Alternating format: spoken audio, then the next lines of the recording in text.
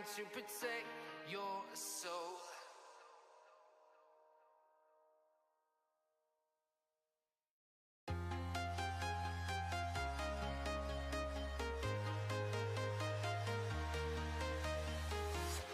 I'm walking alone, the streets are empty.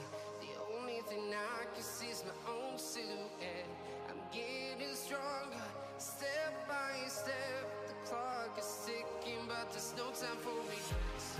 I've been flying from town to town, from London to Taiwan.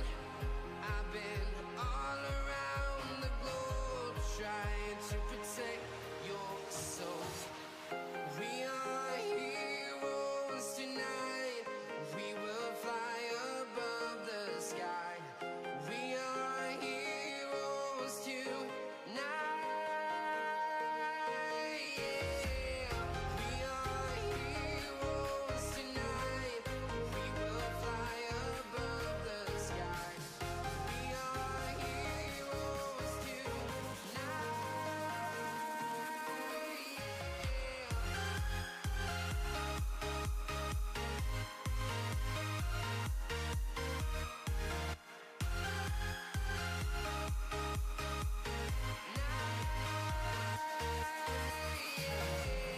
Feel like a dynamite, ready to explode right up in the sky.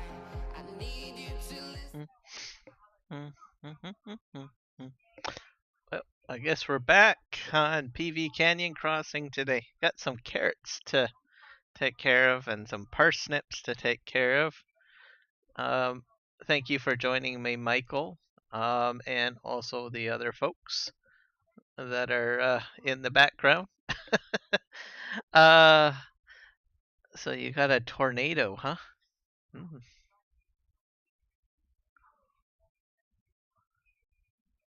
Let's see here.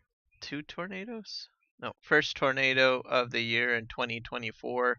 3 tornadoes has touched down in Liverpool, Texas. Forecast temperatures are expected to go as low as 11 degrees Fahrenheit. Oh, wow. That sounds extremely exciting. Also, you guys are on the news. Well, Texas is on the news in Canada. There's a hotel that got blown up in, Fort Worth, Texas? That's all over the news. I don't know what it's all about, but I guess some people got hurt with that. So hopefully everybody recovers and everyone's okay. Myself, I'm a bit better. I had to take my mom out to the city today for an appointment. So outside of town, basically out in Langley or Surrey, which is just on the outskirts of Vancouver. So we got some snowfall, sleet falling. So it kind of made things a little bit interesting because people usually get a little alarmed with the weather, I guess. And it was kind of rainy snow. Not really fun to drive in rainy snow because you don't know if it's going to freeze or if it's just going to be slush. So it's kind of weird, but I made it home okay.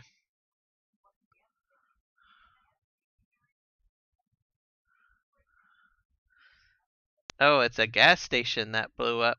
Oh, oh. Well, that's. I heard that it was a hotel. Oh, but it seems to be going like making big news or something. So it was a gas station, huh? Well, that doesn't make much sense. It seems to be that they're making a huge uppity about it. I mean, it is pretty serious, but seems if it hits Canada, then usually it's like something that we usually have to pay attention to. So, um, hmm, getting the news all wrong if it's a gas station and not a hotel. That's I'm confused. Let's just make sure my audio is playing just fine here. Uh,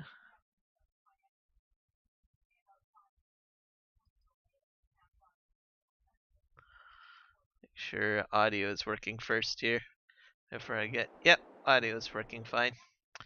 I'm gonna turn my vocal down a little bit so I don't hear myself talk.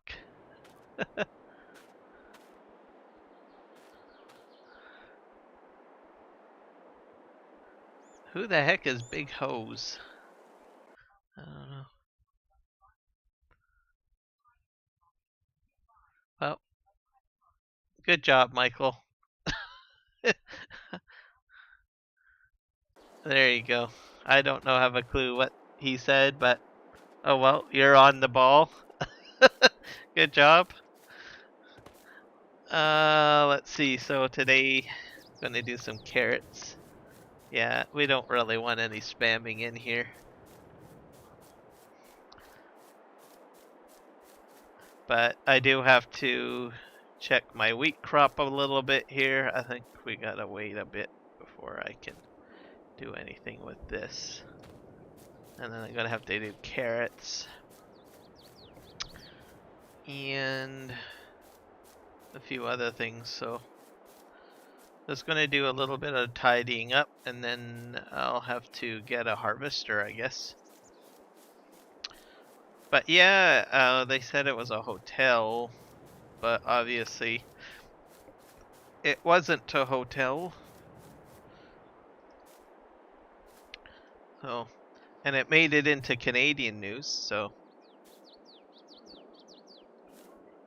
usually I pay attention if it hits Canadian news. It's on like CTV.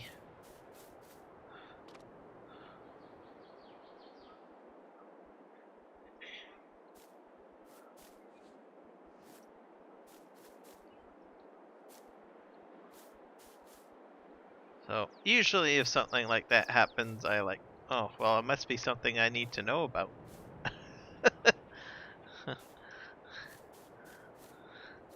Alright, I'm gonna just clean this up and put this in here.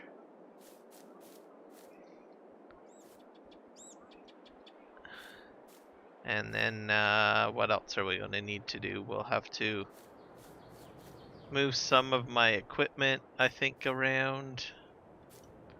Let's see what's in here.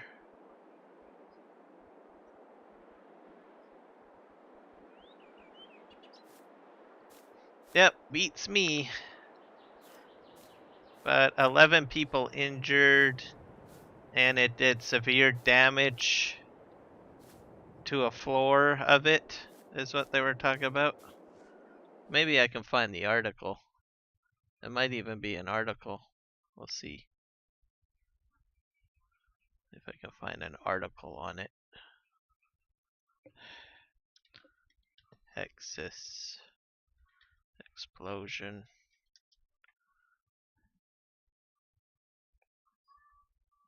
Oh, 21 injured, they're saying now, in the New York Times. So, I guess I'll bring up a, whatever you call it, a browser window so you can see the article.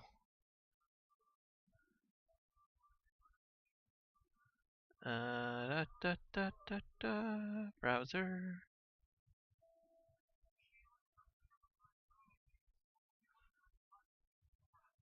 Maybe I should make it an application capture.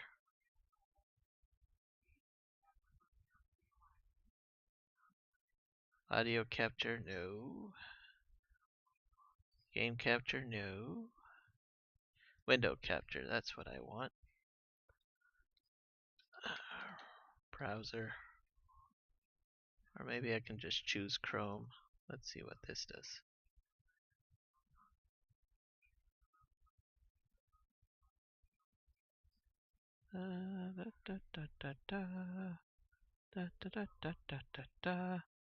So it says 21 injured in explosion at Fort Worth Hotel. explosion likely caused by a gas leak caused substantial damage to the Sandman Signature Hotel in downtown Fort Worth.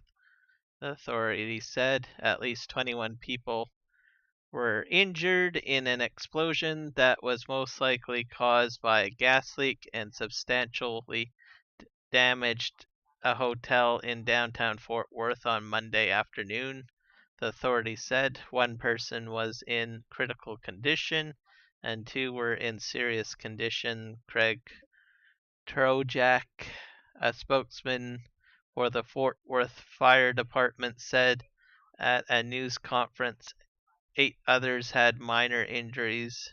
He added the authorities learned about the additional injuries later, including one person who went to hospital on their own.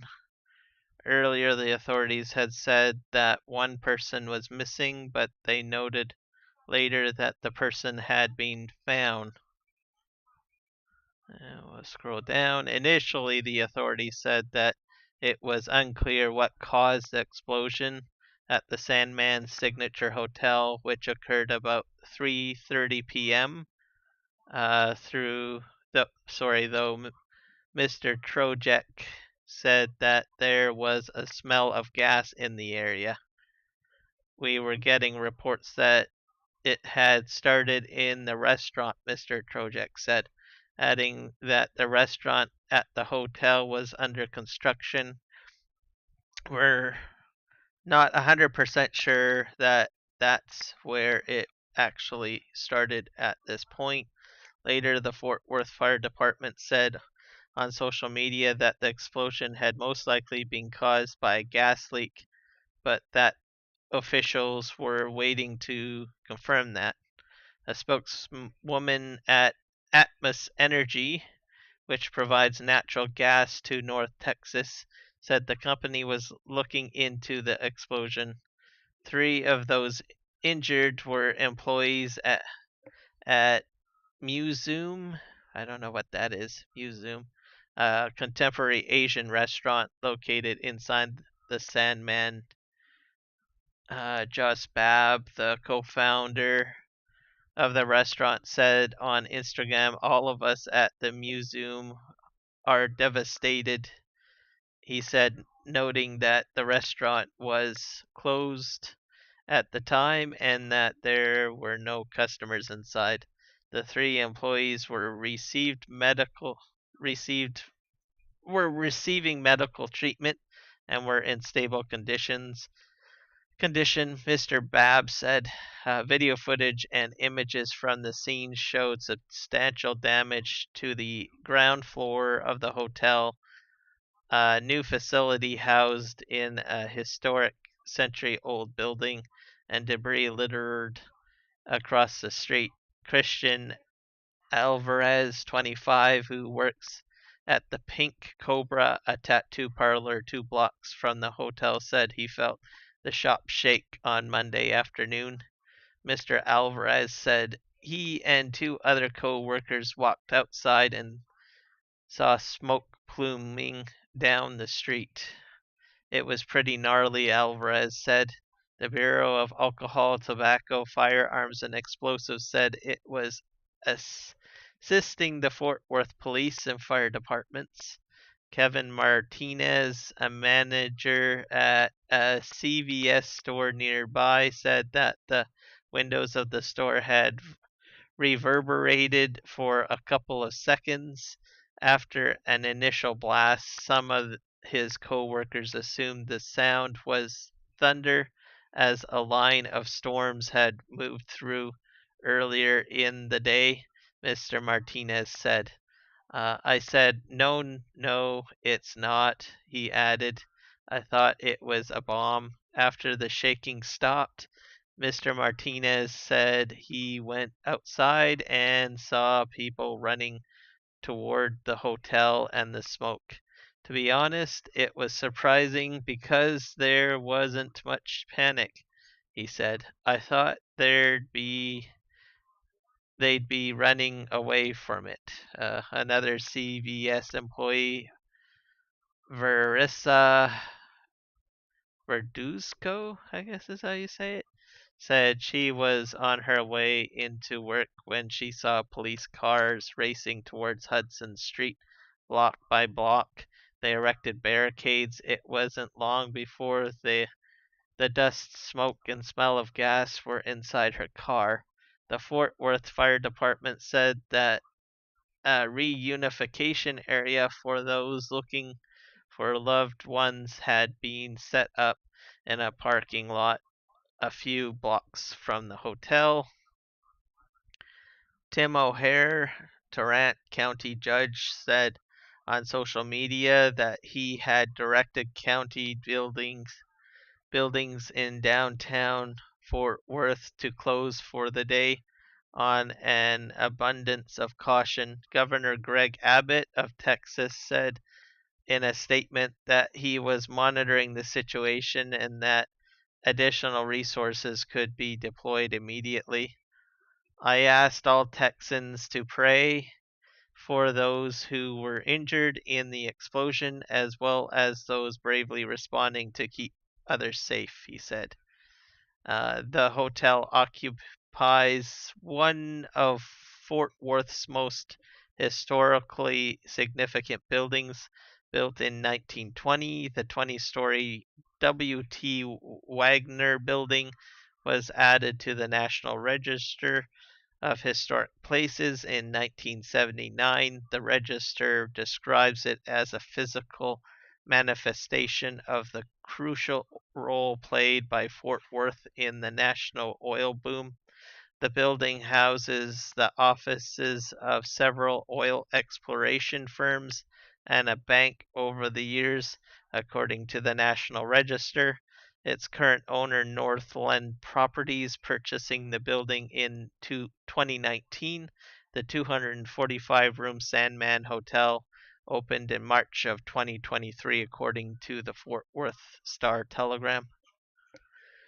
So I guess that's what it's all about, I guess.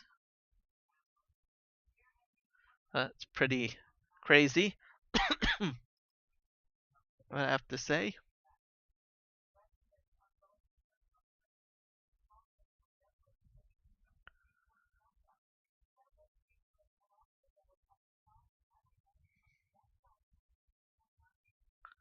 Oh.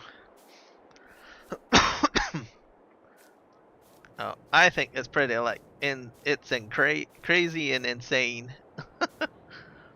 So I'm like, wow. But anyways, it Canadian news, and that's why I saw it.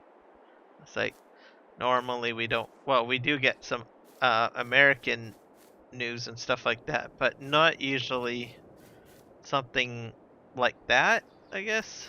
So it kind of piqued my attention. I was like, oh, that's interesting.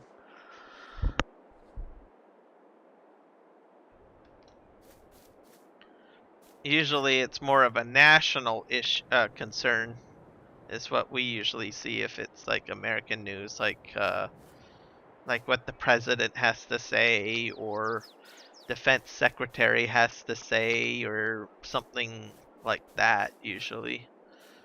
Um, and then if they do mention something like on a like I don't know, a state level or something, usually it's weather.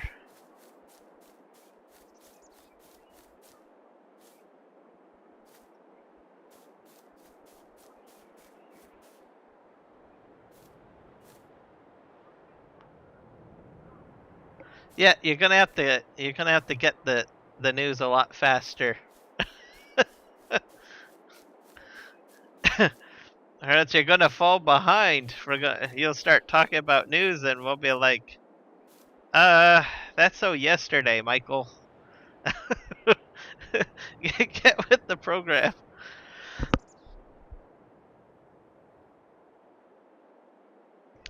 All right, so I think that's taken. Is there water in here? Let's see. Come on, give me the building stats. Guess I'm not that close to the building to see that. Let me go over here. Open. I think it's got enough water in there. Yeah. Alright, so I don't have to worry about this for a good while. I'm just gonna stack this on here. Like that. And it'll slowly go into it as it chews through the stuff. So now we need to clear out the logging equipment out of the area. So I'm gonna move it probably maybe over here. Probably over to the repair shop here. So that I can repair the equipment.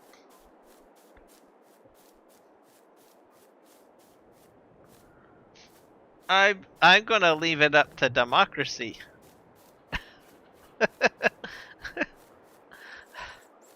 It would be very democratic if I put my own 2 cents on it.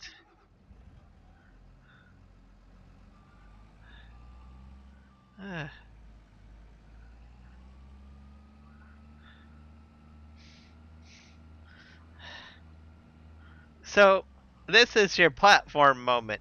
What does and take it note, you're on the record here because you're in the chat. So when you answer this question, it could affect who votes for you. So what as a what do you think the role of a super moderator is, and why do you feel that you would make the best super moderator? Go.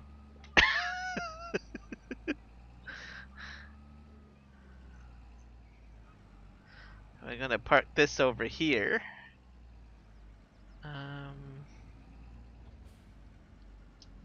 There we go.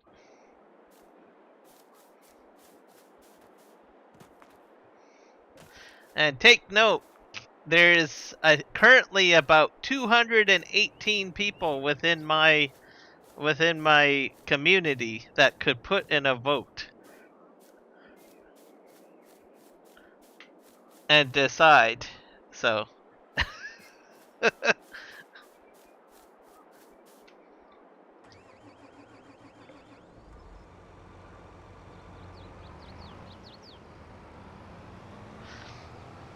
the news, I think probably I got it from CTV, and what they do is they probably listen to US stuff.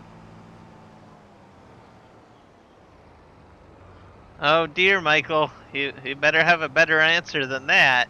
That might affect people's votes. if you want to be a super moderator. I'm just saying. I'm gonna ask Milo Girl the same question. So if you're trying to compete with Milo Girl or Jess, I'm just saying. If you don't give a good answer, that might make your popularity points go down. Or however democracy works.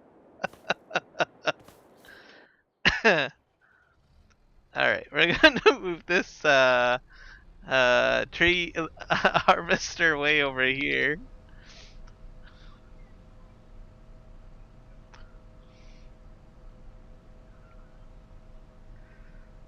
Park it, clear out the area, make sure that it's nice and clean. Do do do do do do do do.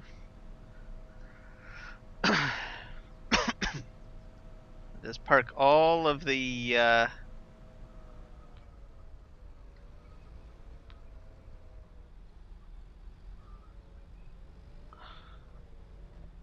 logging equipment over here for now. I'm gonna need the transport truck to move the next piece of equipment.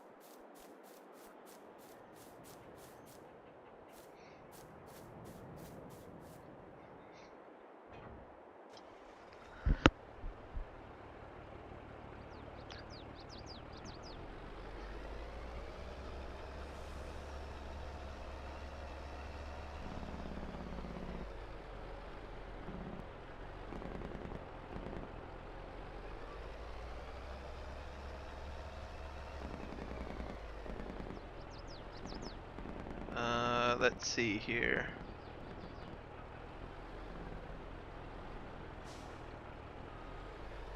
I'm gonna back this up, connect it. Did you see how fast I responded to spamming? Yep, you did. You did respond really quickly. That's very impressive.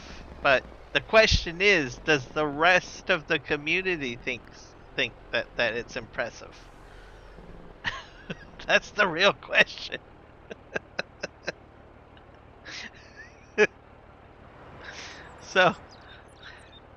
So evading the question by just pointing out a couple of steps that you did on this particular stream may not sway people. People might think you're avoiding the question. I'm just saying that. I'm just pointing that out. I'm trying to help you out here, Michael.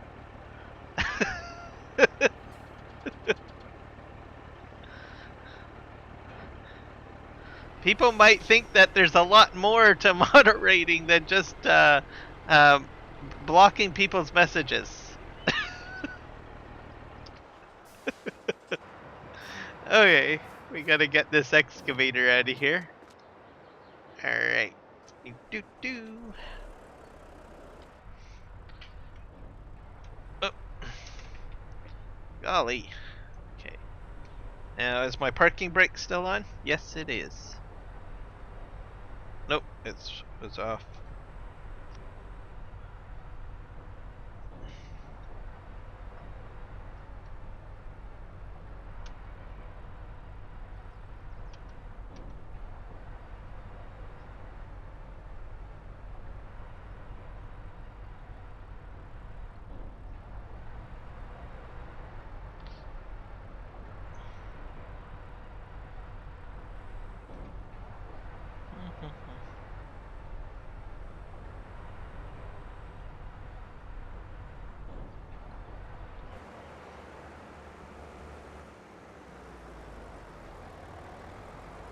My pedals don't seem to be working at the moment. I don't know why.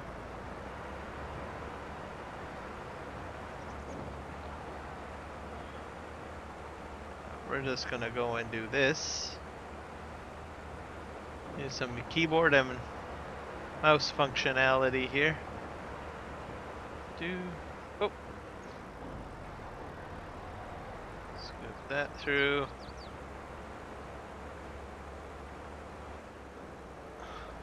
This guy needs some repairs for sure. And probably a fuel up.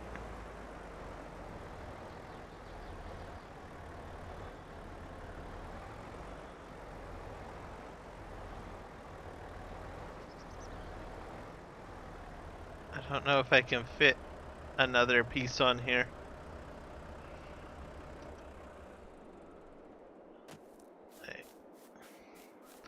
I'm gonna put this guy on there too.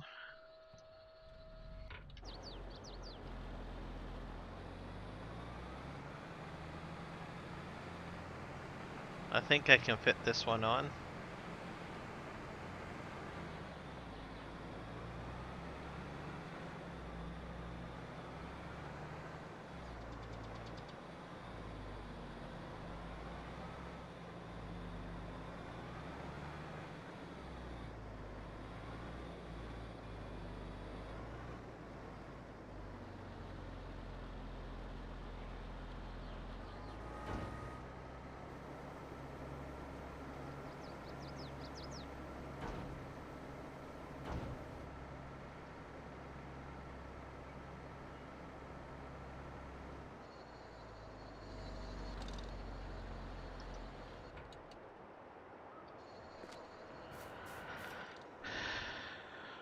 Alright, let's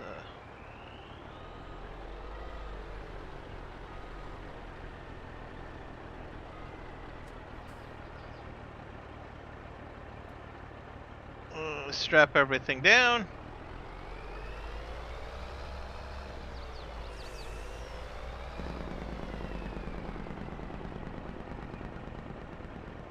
Put one up there.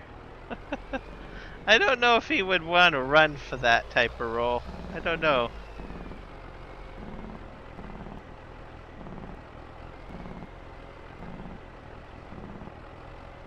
maybe you should ask him on the next stream to see if he would appreciate being running for candidacy as a super moderator.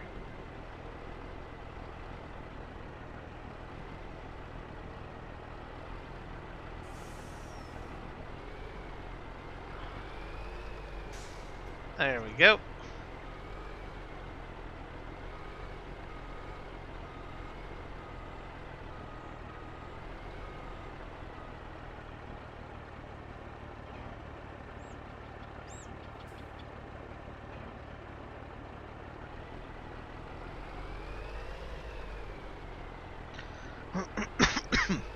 So I'm gonna park this over here. For all I know, maybe he might say yes. Or he might say no. It's hard to say. Detach tool is not available, allowed in this state. Gotcha. So, we'll leave that truck alone. There is another task that we need to do. But I need my other truck to do that. Because I have some gravel that I need to pick up and move.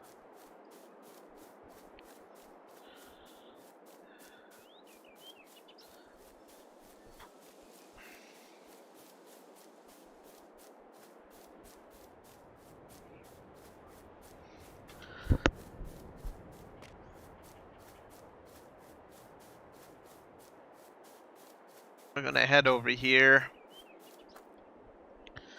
I'm gonna fill this up with gravel. Looks like I got some sugar beets in here. I think I might have to dump this like on the ground here.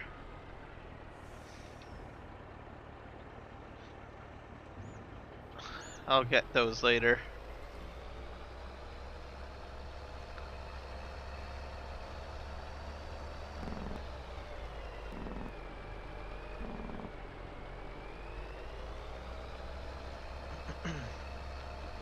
We'll have to do some rock bashing to clear some stones off the property. So that's why I'm moving this down here.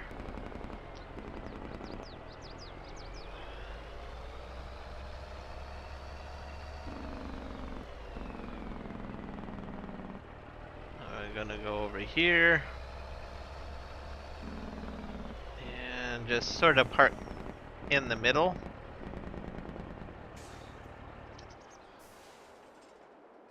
Go. I have to take my rock basher machine. I get about, I want to say maybe 20. Yeah, I don't think my pedals are working.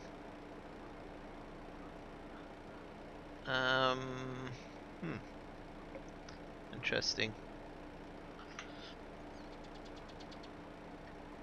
I'll have to do it with keyboard and mouse, I guess, this episode.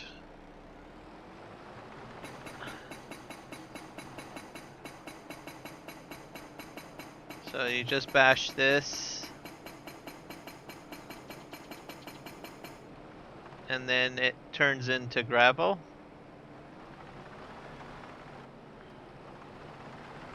And I think I have, where's another one that I need to bash? Over here.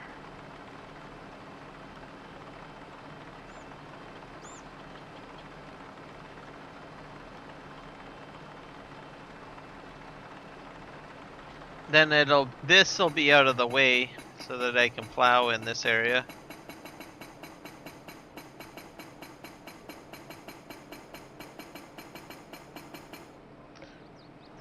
Yep, indeed.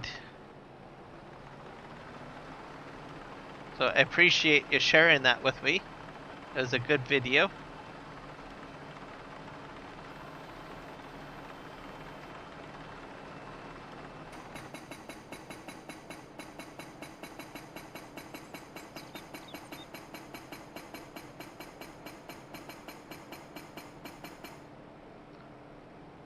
And there we go. So I'll have 3 piles of gravel that I'll have to move. I'm just gonna take this Kubota out of here. Actually, I could probably park it in the forest. I think probably the next area where I might need this is probably way over here. Because there's like, what do you call it? Another rock pile over here. I'll just park it sort of like in the middle here. Actually, maybe I better bring it back over here. Because I think this area is where I'm going to start logging next. Just to give you guys an idea.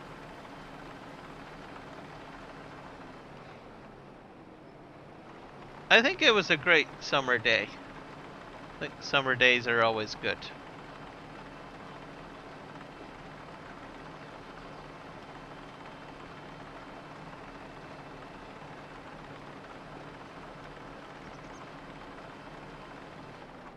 Okay, I think that's going to be a good spot to park that, I think. Da da da da da. Let's just jump in here and we better move this out of the way too.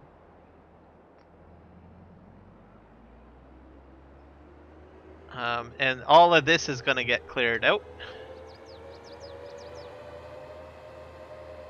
Move this over here. I'm running out of space over here too, by the way. That could end up being problematic.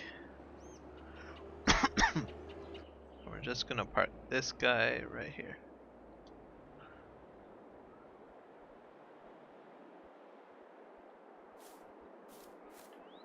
Yep, I guess it's just the regular Tuesday for Texas, I guess.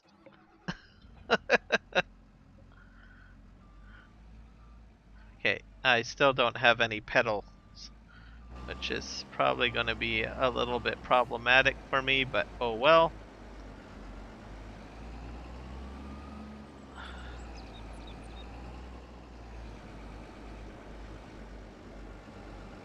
I think I know why it's doing it. I had to charge my Garmin and I have a few extra devices connected that I normally don't have connected, and that's probably why my pedals are not kicking in. So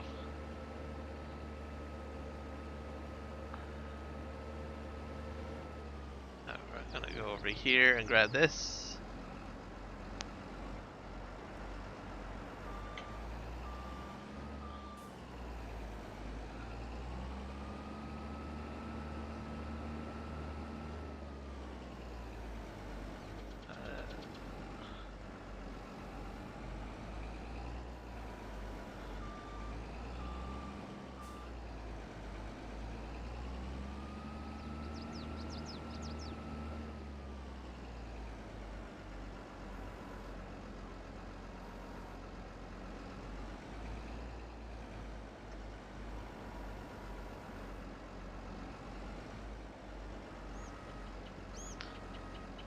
I'm just glad that I have a high dump.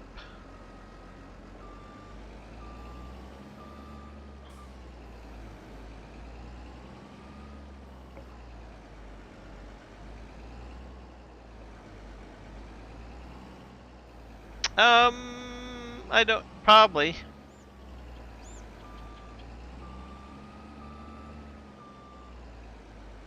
Most likely. But hey, it's a typical nice sunny day in Texas, you said.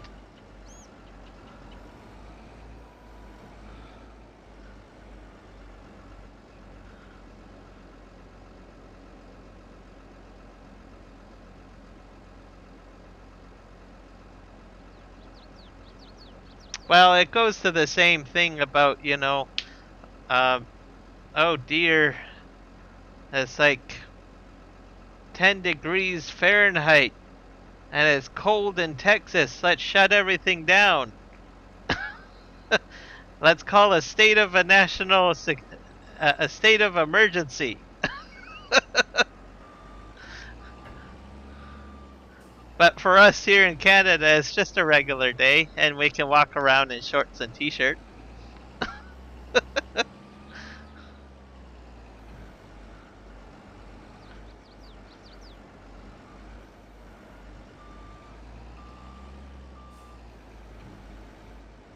like today, for instance, we have a little bit of snow just coming down.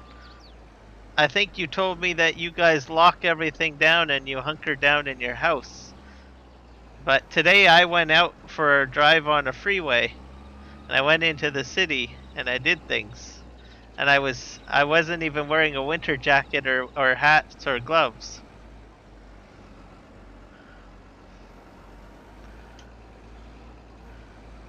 I had a t-shirt, jeans, and I think probably what do you call it? Like a kind of jogging coat or a tracksuit top. That was about it.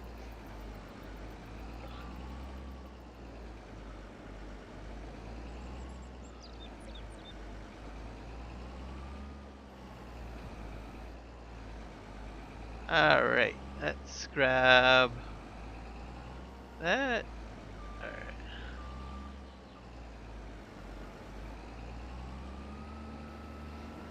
I'll grab that.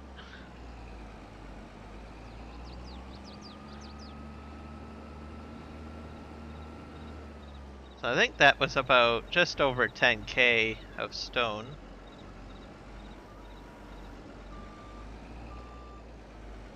And I've got 2 more piles to clean up. And then I'll have to look at doing the carrots. Well, I actually have to sell some lumber, to tell you the truth.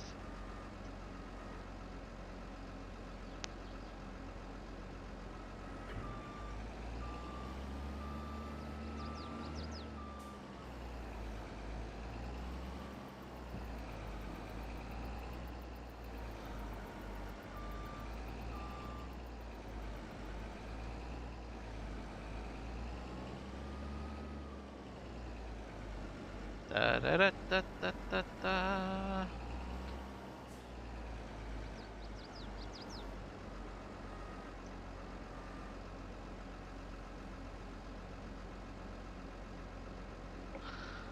da. Yep, we do.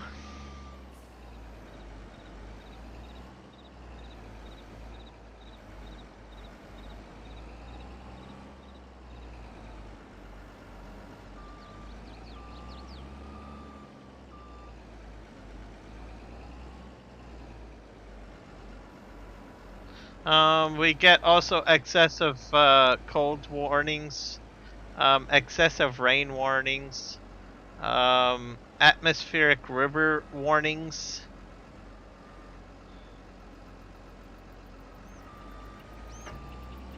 Those are all sorts of things that we get.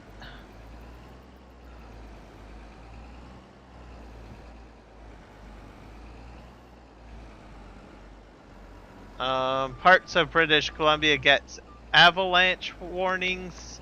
We also get earthquake warnings. Not so much tornado warnings.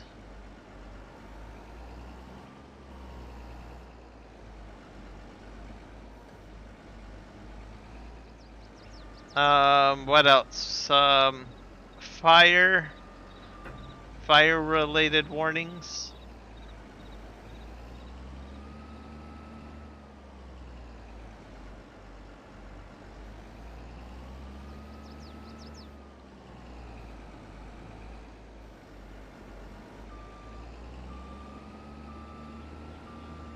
Okay, this is the last pile I have to clean up. And then this area will be cleared for plowing at some point, which will be good.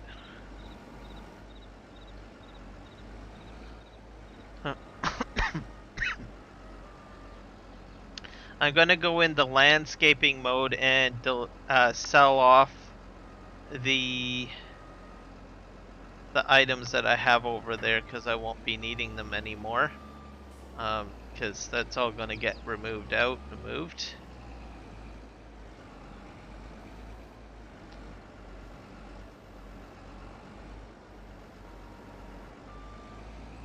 So that'll be the plan.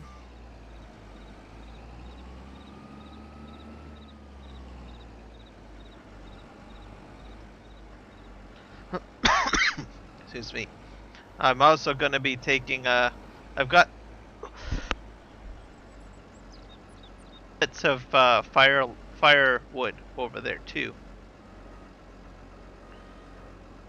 So I will be, when I go down to the lumber yard, I will be taking those with me to sell because I have the sell point over by the lumber yard. So that's sort of the plan, I guess you could say.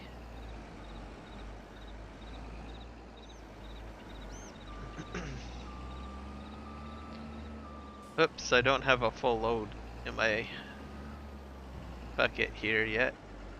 Can I get it all? It's about 86. And this gravel is stuff you don't want to throw away. There is productions that will use it, so I don't really have, well, I have a production down, but I don't have all the recipe items to do anything with it, so I've been just dumping it in front of the cement factory. What I need is sand, is what I really need, so I'm gonna buy the property with that big mountain and start terraforming it and turning it into sand. So then you'll start seeing mining, I guess, on the map.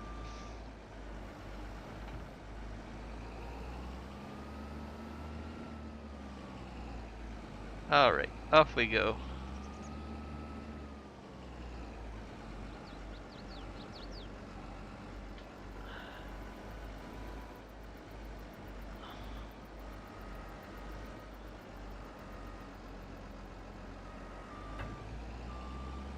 Alright, we're gonna take this back over to the repair shop. All of my logging equipment needs to be repaired. Most of it anyways.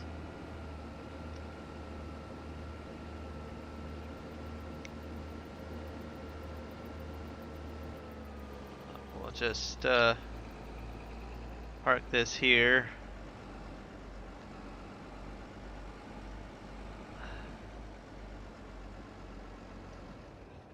That works out great.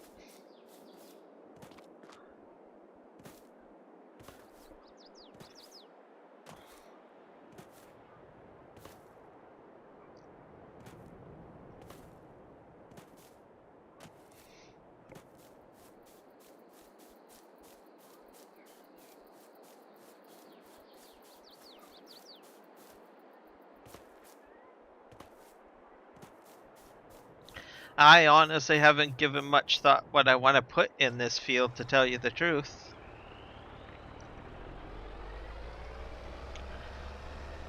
Oh, it's quite a bit of space. I'm thinking I might want to put another grain field in here. I'll have to think on it. So I've got about 44,000 liters of stone in here.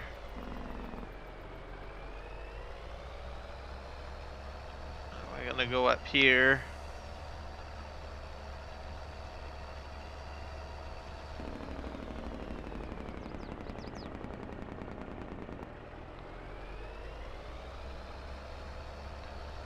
So I already have like a large pile of stone right there, as you can see. So I've been just kind of dumping it here.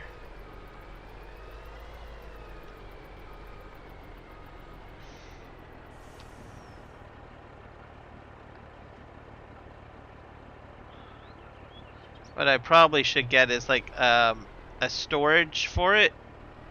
That's probably what I should consider doing. Okay.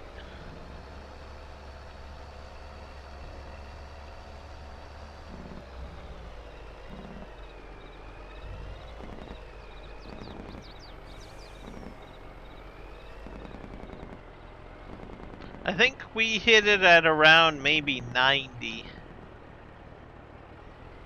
That's what I think we usually have ours show up at, if I'm not mistaken. In British Columbia. I can't speak for the rest of Canada.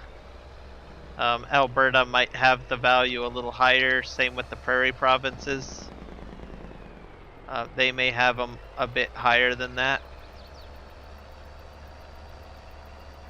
Okay, we're gonna go ahead and head over here and pick up the flat deck trailer.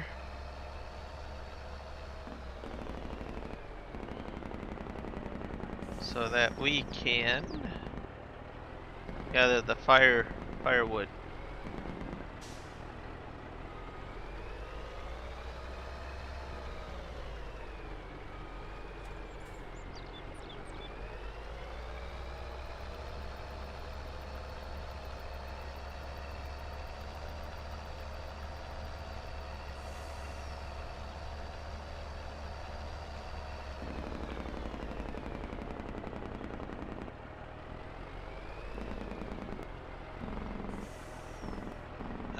Let's, whoa, that was close.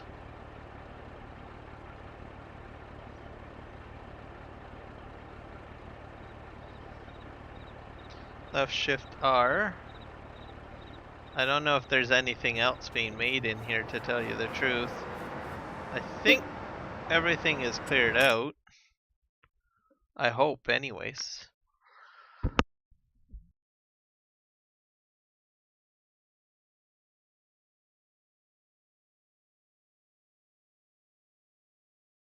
You mean two different numbers?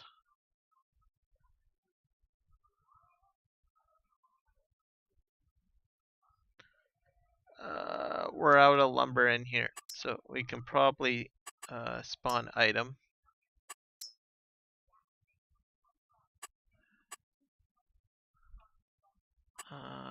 Spawn.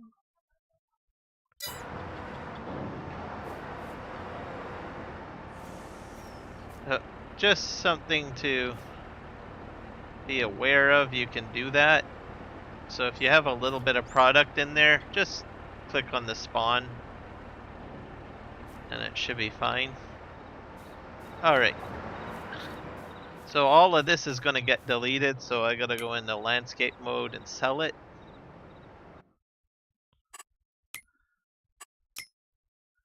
Construction, select. So, because this is all going to get rebuilt somewhere else where it's more practical. So I'm going to get 40k back. That's nice. This I don't know if I can get. Oh, I'm getting money back for that.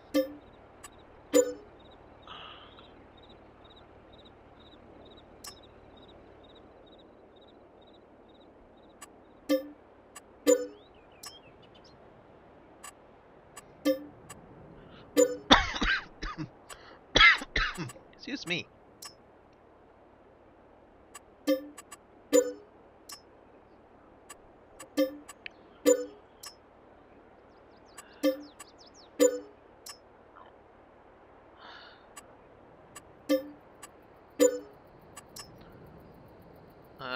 Man, I put a lot down.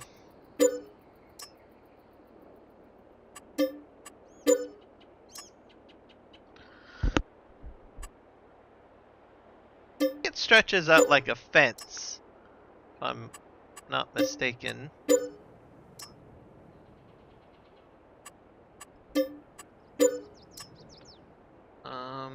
So that takes care of that area. I guess there's one log and some little bits. That's fine. It's not going to affect me too much. And then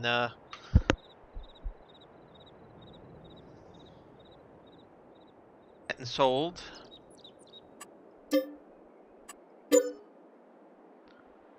That's about 4,500 right there. So not bad. And then this will all get plowed pretty much. So I need to strap down that one pallet. There's a few more pallets over here that fell off not too long ago.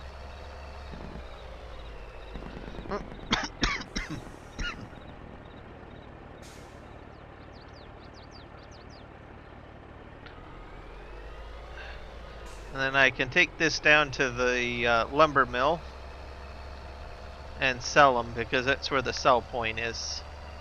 So I strategically did that because then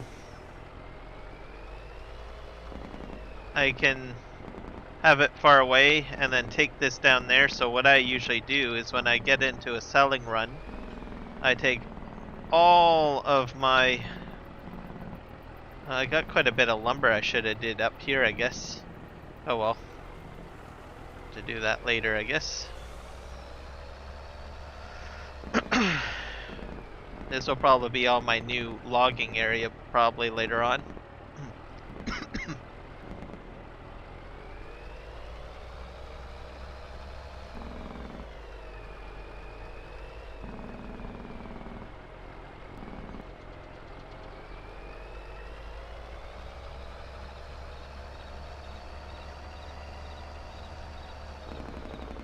Yep. Basically, how I think they determine excessive heat warnings is if you start getting deaths. And usually that's based on anyone that is like health-wise vulnerable. So the sick or elderly. So that sets basically, I think, our heat warning system. So we basically base it on the I guess the most vulnerable people within our population, and that's how we set the warning, I believe.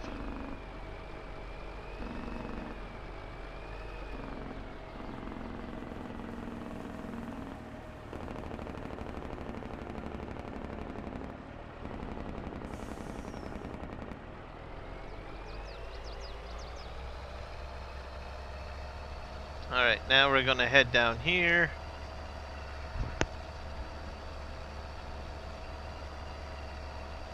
Field to the left of me, wouldn't that be nice to harvest? That would be really cool.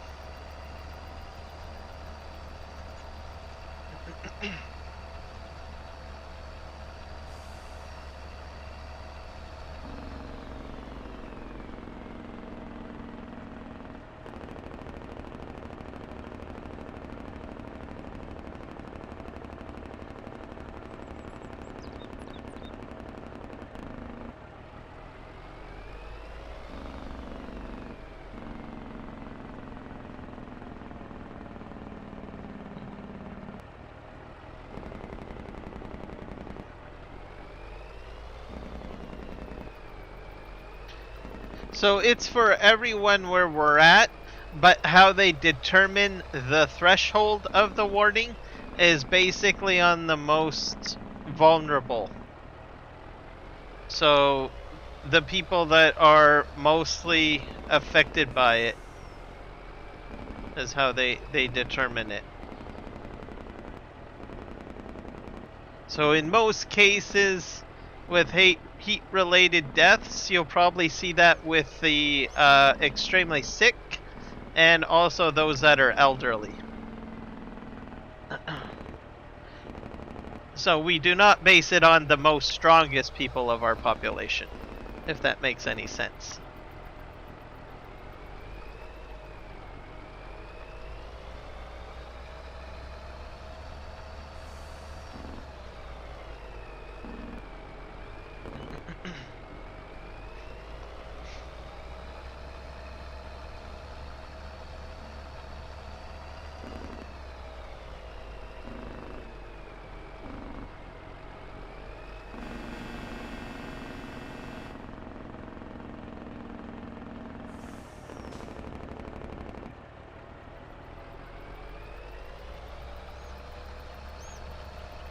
Alright, we're gonna head this way.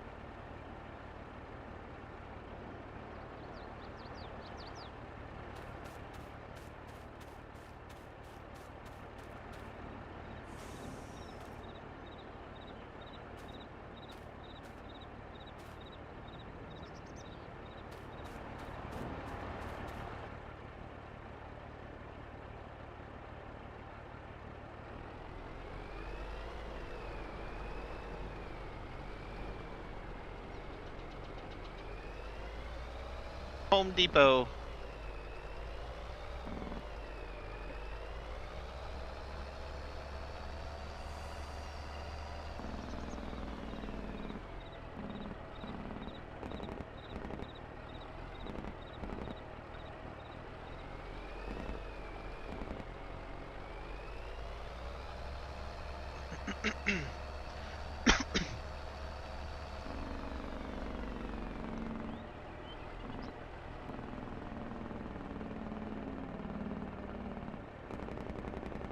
Ooh.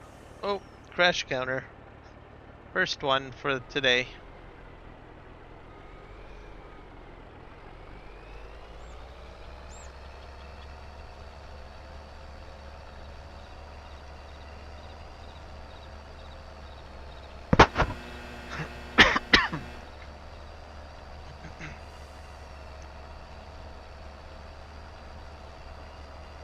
So I imagine I will probably get about $75,000 for this load.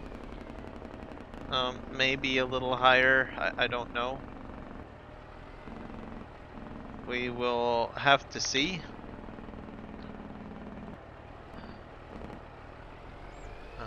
And then I have to buy a harvester. So that'll be next.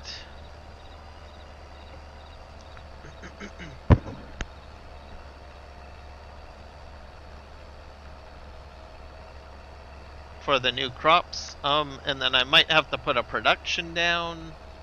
So there's quite a few things. Either that, I'm gonna have to dump the crops on the ground. So lots of stuff to think about and do.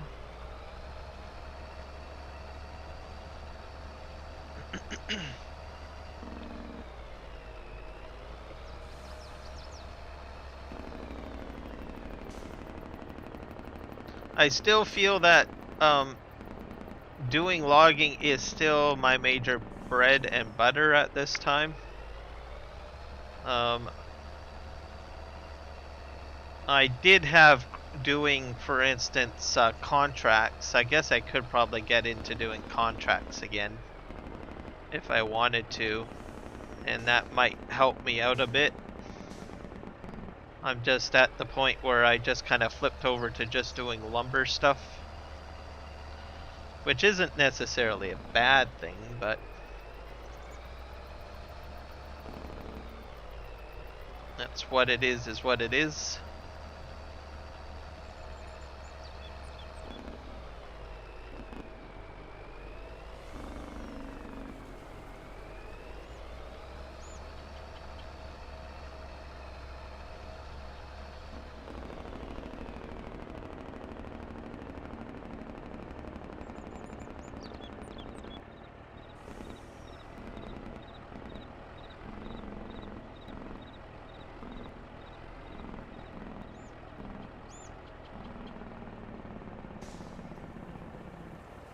Just turn in here. Da, da, da, da, da.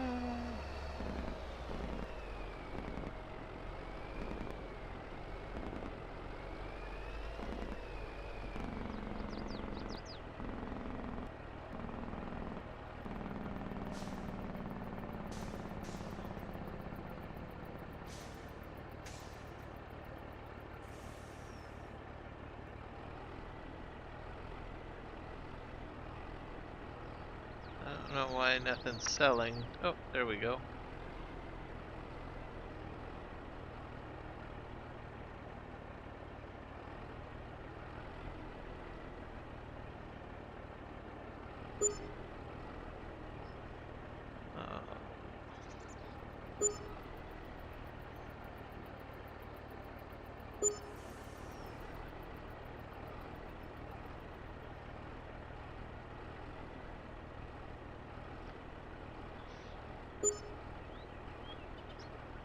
Quite a bit of money. I'm up to, oh.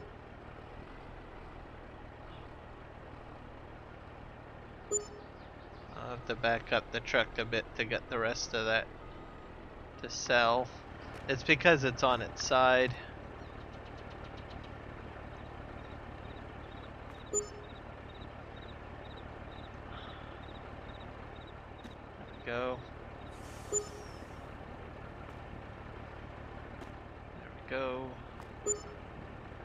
Oops.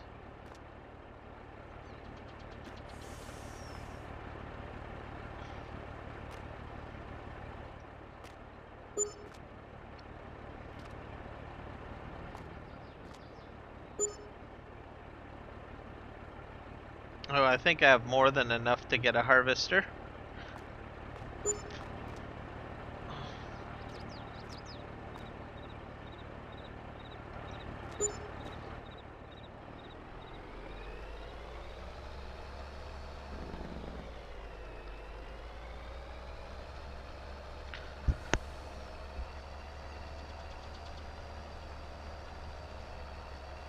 I'm gonna head back to the farm.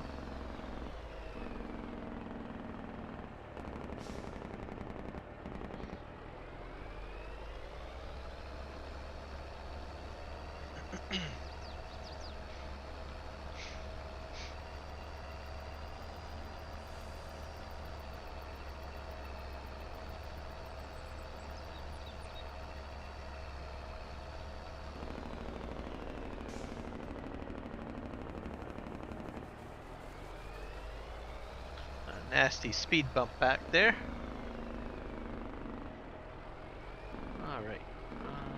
Turn right.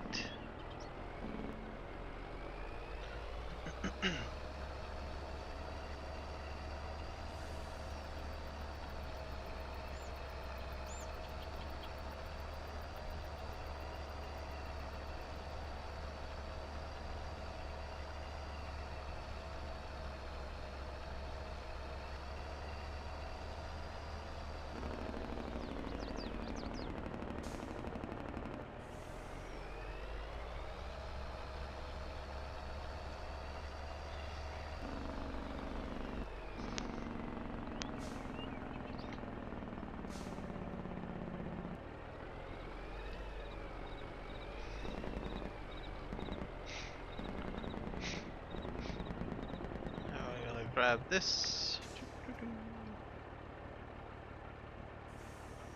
And that sends it back in there. Having like pallets sitting around and stuff like that tends to slow stuff down a bit, so I like to try to do my best to keep the pallets cleaned up as best I can. Okay, now I need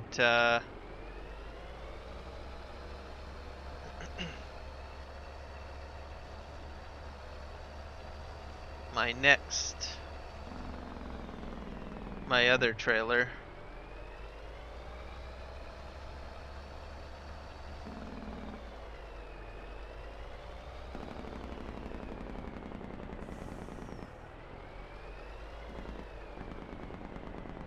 I think we'll just park this guy like right here for now. We'll have to unload this trailer. Whoops, I need to unstrap. I wonder if I can hit L.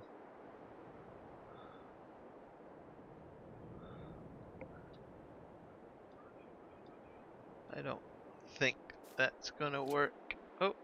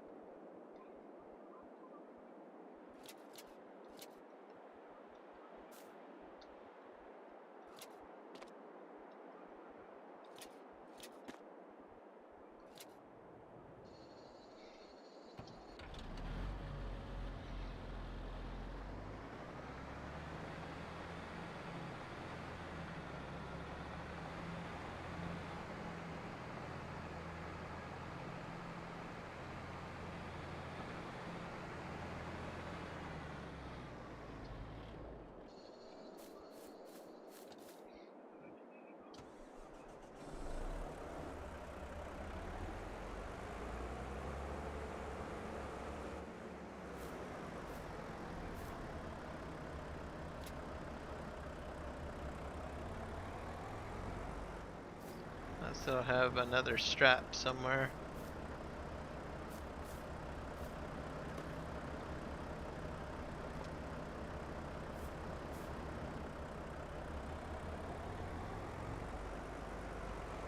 Oh, there you are.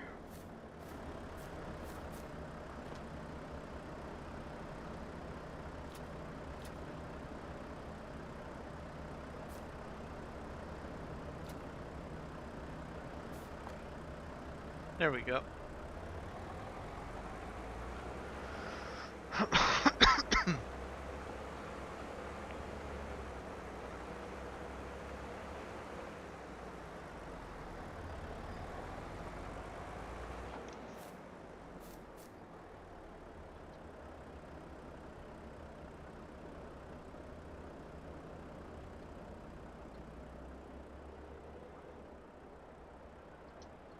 Put that there.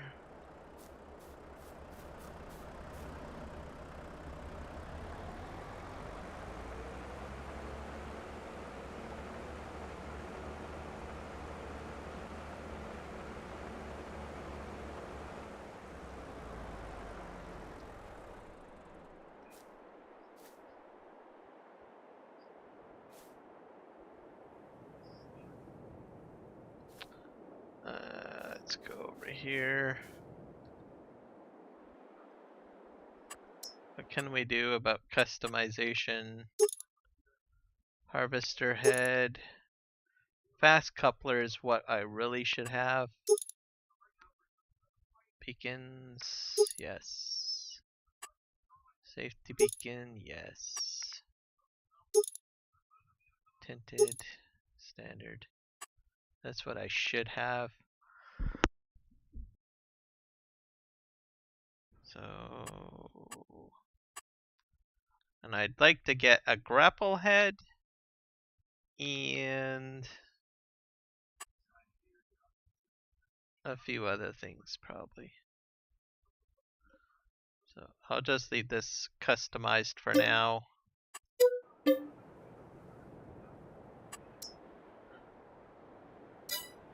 And that should do it. And then I'll upgrade. I'll buy the grapples and all of that another time. I need a harvester now. What's on sale? Nothing. Nothing. Well, there's things on sale, but nothing that I need. Let's see.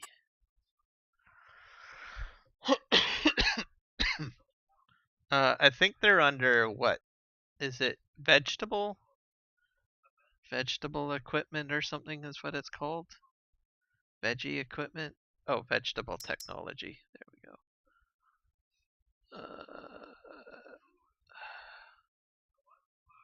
We have all these. So these are the cheaper options. What about the big guy? What does the big guy cost?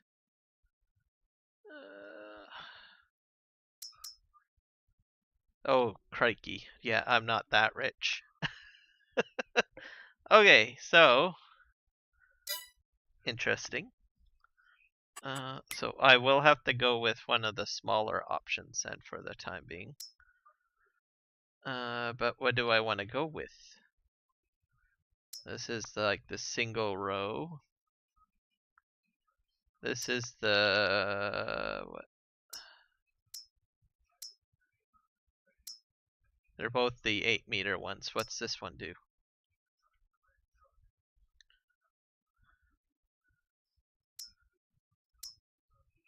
This one has what?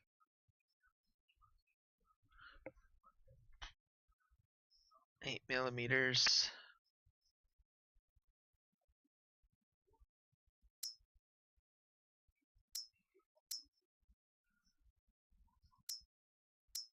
So that one's wider. This one dumps to the ground too, I think, and does 2 rows, I think. And what does this one?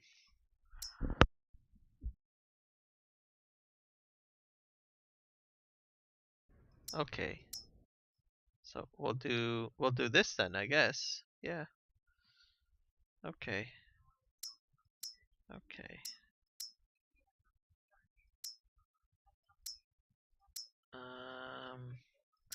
I'll do the one that this one here, I think. Customize. What can I customize on it? So I'll buy this one, I guess. it looks like it'll dump to ground, which is fine by me. So I'll buy that. That was very loud. And then I have $304 left. Let's look at mowing equipment. Oh, these are still pretty expensive, these guys. Swather. I was gonna try to get a big M chrome, but doesn't look like it's going to allow me to do that because I don't have enough money for it yet. So, all in good time, my friends, all in good time. So, I still have to put down a production to do something with the crop that I'm going to be harvesting. So, all good. I do have, I guess I could probably have sold my mowing kit that I have right now, but I think it'll be pretty tight. So I don't think I'm going to do that. So I'll just wait till I have more money, I think. That's what I need to do. I'm going to back this up.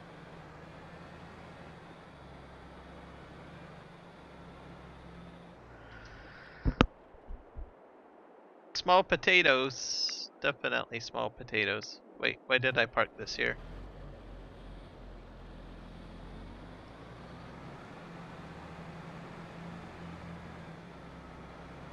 So I don't really think I need the flat deck if I'm going to just use a tractor, right? Yeah, I don't need this. I can just drive down there with a tractor and haul it back.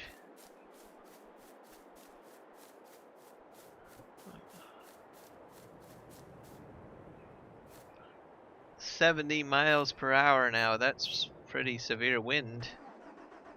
Maybe you guys might get even more of a tornado situation if it's that bad."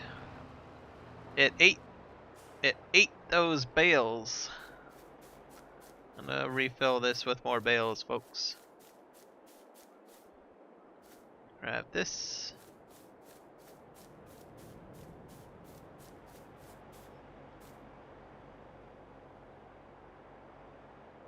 And push that out of the way. I'll grab one more bale. I've been streaming for about an hour and 27 minutes. And it took in those bales. There we go. We're gonna head back into town. We'll take a boat ride to go pick up our harvester. And then we're gonna set it up to dump to ground is what the plan is. Almost knocked you on the ground. Yeah, I bet. Just gotta make sure you're not carrying a like a kite with you or a sail of some sorts, because you might go flying.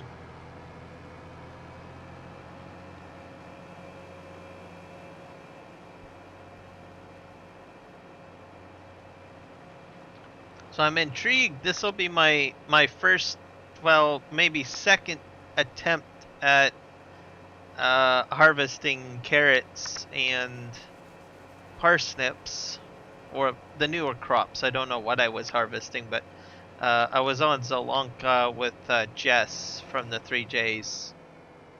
So I was kind of helping her with that on one of her live streams. Can't remember what we were harvesting, but I know that we were using the new tech.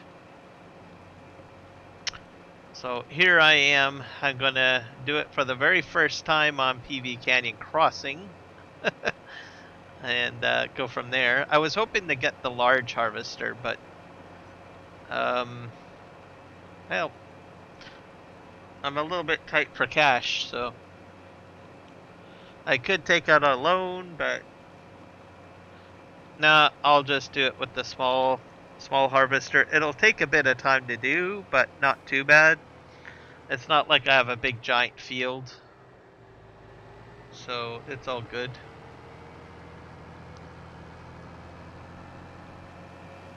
I don't know what kind of factory I'm gonna put down,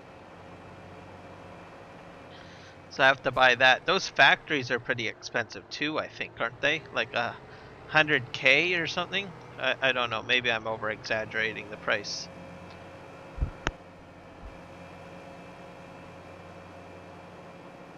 Hope I get a lot of carrots or parsnips or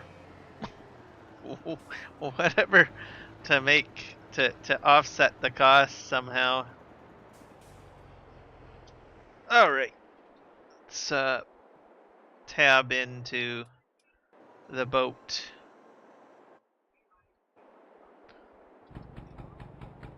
Sorry, folks. I know you guys don't really like the boat noise. I've been a good boy for the past, like, what, 4 or 5 streams, and I haven't had to take a boat ride for a very long time, so it's been well over a month. So you guys gotta cut me some slack on the annoying boat noise.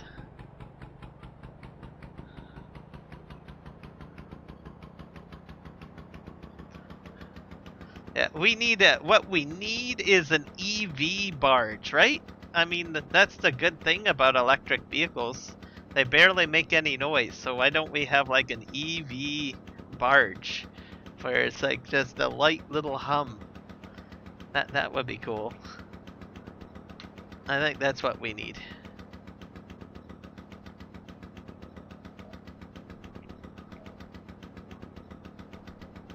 It'll be good for the environment of PV Canyon Crossing. Have an EV barge. That's my theory on it. Maybe it's a little insane, but oh well. And, so we'll get to where we're going pretty quick here. I just have to go around the bend. And then I still have to do the return trip. And then I can promise you guys you won't have to worry about this noisy racket. No EV, no, that's horrible.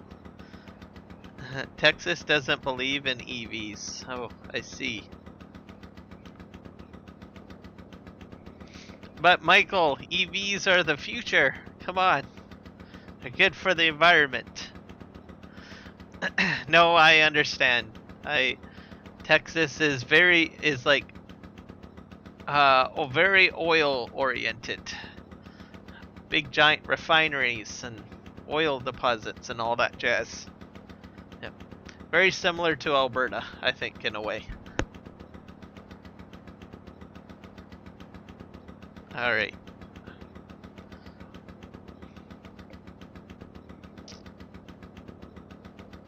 I haven't been on this side of the map in a very long time, so I'm kind of intrigued to see what we get. If there's anything different. I don't think there is anything different, really, since the last time I was over here.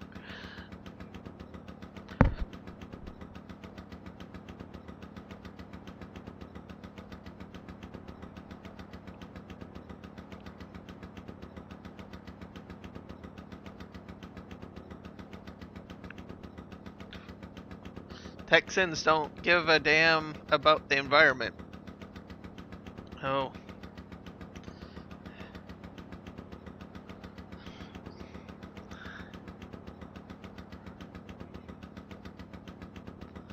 I guess that might be true. I don't know.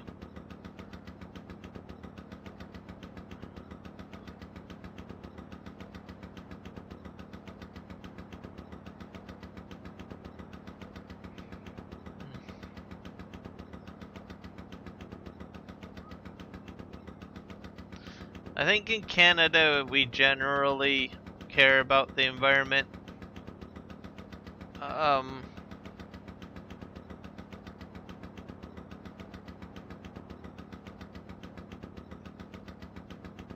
And the impact that it might have. Some Canadians might not.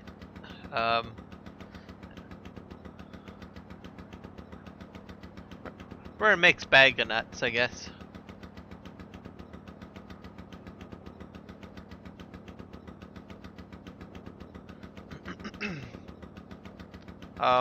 But I think there's a much larger dynamic to it, though. Other than just the environment. I also believe that it has to do with other aspects within the solar system.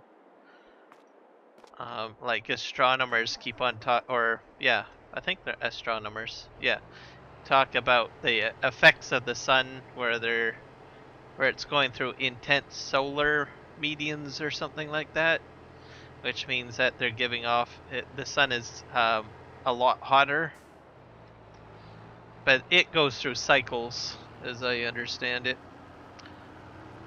All right, we are. Oh yeah, I got all this stuff over here. I bet you that's all ready to be sold. Yeah, it's silage, all right. I'm just gonna have to sell this. I wish I had a trailer over here, and I forgot about these being here. So I'm just gonna have to sell this one at a time.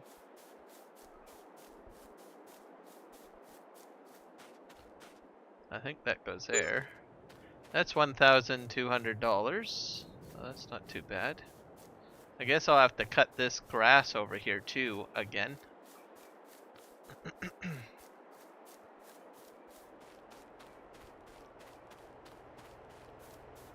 I'll turn off the engine.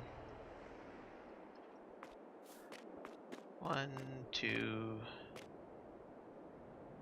1, 2, 3, 4, 5, 6, 7, 8, 9, 10, 12, 13, 26, 27 bales. So probably around what, 40 grand?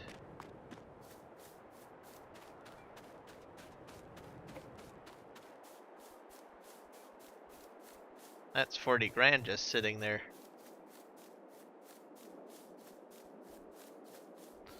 I have to cut the grass over here too, I guess.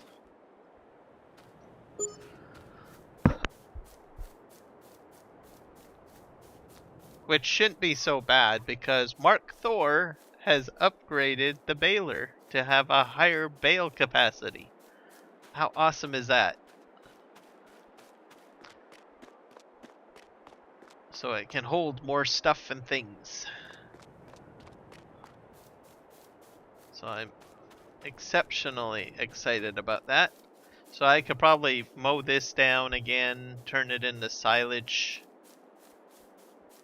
and I'll have another 40 grand just sitting here, fermenting.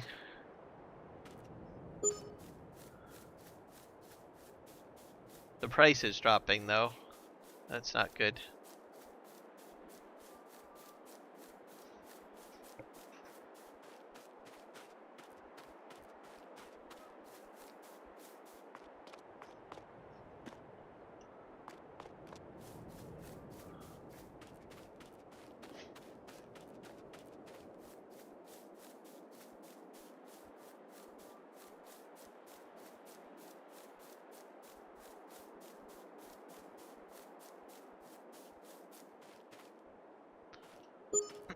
But I hope to get one of the Krone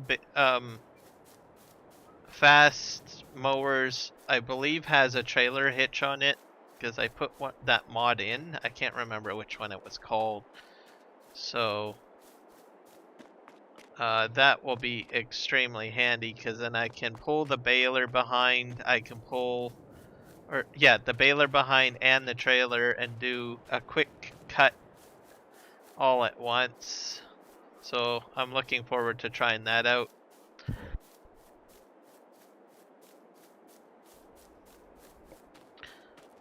And I'll have to sell my current mowing kit. So I'll have to keep that in mind.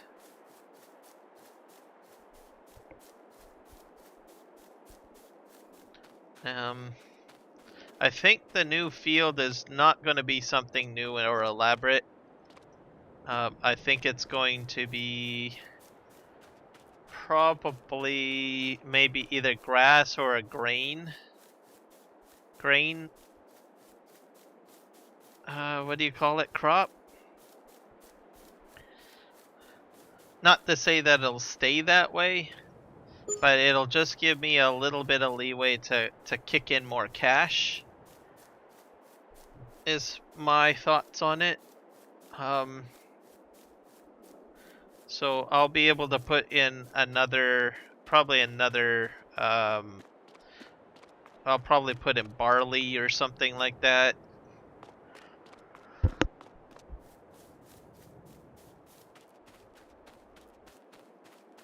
I thought about doing like maybe sugar beets or something like that, but that would mean another expensive harvester. So I think what I'll do is I'll just use the new field for something else like barley or something that's going to allow me to give a little bit of a cooldown where I can retain some cash somehow or bring in more cash to buy more expensive equipment.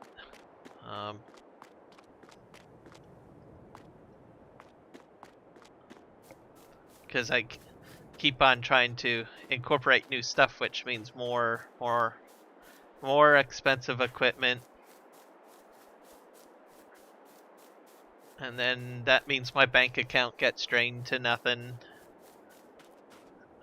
My logging equipment is really good right now. Mind you, I do have to upgrade the grapple on that, so I'll have to buy the grapple, and I'll have to buy the header.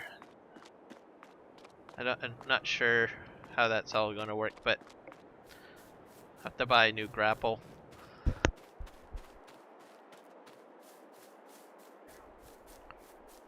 Oh boy, that's a lot of snow. That's about, what would you say, about an inch, half an inch of snow on the ground, folks. So, yeah, it's really coming down. I did not expect that. So, that's half an inch of snow is on the ground right now. In Chilliwack, British Columbia, in case people want to know where I live. So, Juan and Jess, if you're watching, the Fraser Valley has snow. Just to let you guys know, so I think you said that you have to make a return trip down here, especially through the Coquihalla. So let's keep that in mind.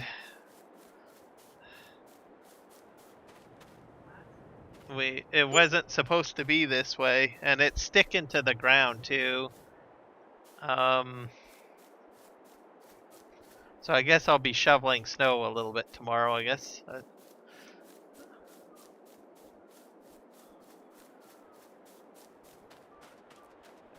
I brought in my, I have basically a, what do you call it? An ice clearer.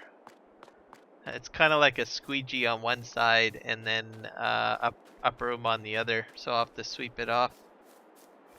You're in a sandstorm? Well, I'm in a snowstorm. So, and it's piling up. So I have to go to work in the morning, so I'll have to remember to wake up just a little bit earlier so that I can clear the snow away. Snow remains powdery and not frozen. It's an easy thing to clear off. And it's also good to have like minus 40 degrees Celsius wiper fluid, because that helps you out too. And then you clear off your vehicle and you drive to work. But you have to do a really good job at clearing your vehicle. If you don't do that, you could potentially do damage to another person's vehicle, and that's not a good thing. And you could be held liable for that.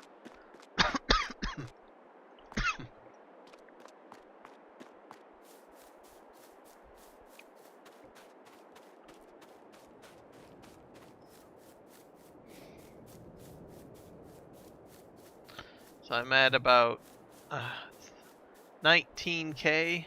I probably could have done this a lot better. Maybe I should have rented a trailer or something. Actually, next time I'm just going to dump it right next to the... I'll put it next to the sell point next time. That's what I should have did. I'll remember that next time when I cut the grass over here.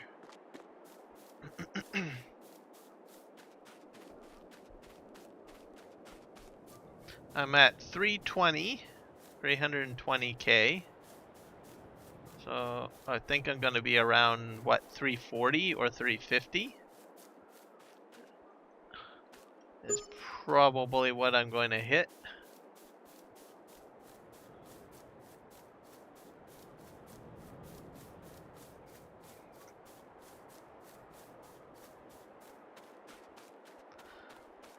Hello, Kai Fire. Welcome. You don't know how to feel about sandstorms.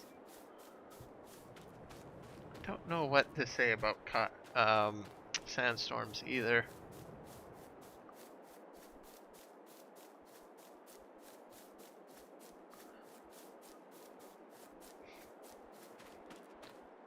I've actually never been in one, but I think it would be concerning because, well, it's very abrasive, it's sand, and you don't really want to get it in your eyes, and you probably don't want it scratching your skin. It probably does a lot of damage to, like, homes or vehicles. Like, it could probably scratch your paint, maybe. If you get a lot of sand dumped in a spot, maybe it's in your lawn, and then you got sand in your lawn, that might not be a very good thing either.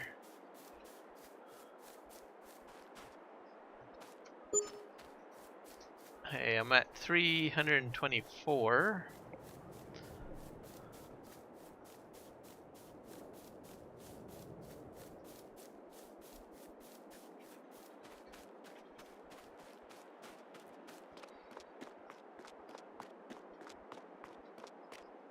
I got only a few more to do here. I'm just gonna sell it.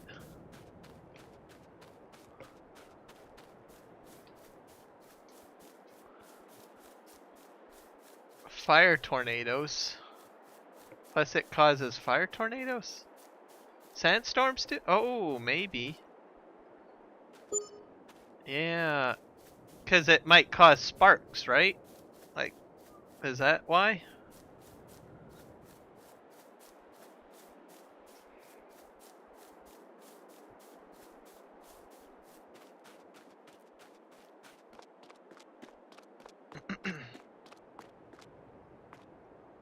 That's a good question.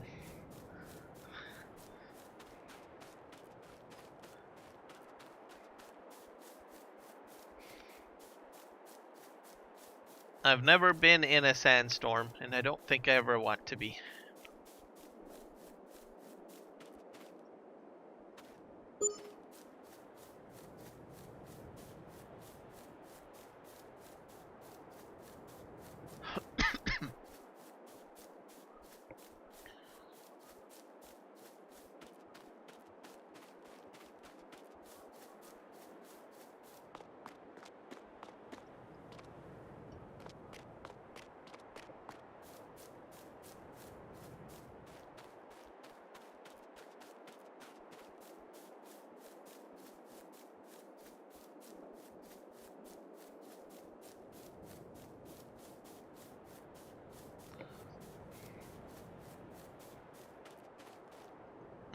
I could see that. It would be harder to breathe too. Jupiter the planet. That's quite far away, Jupiter.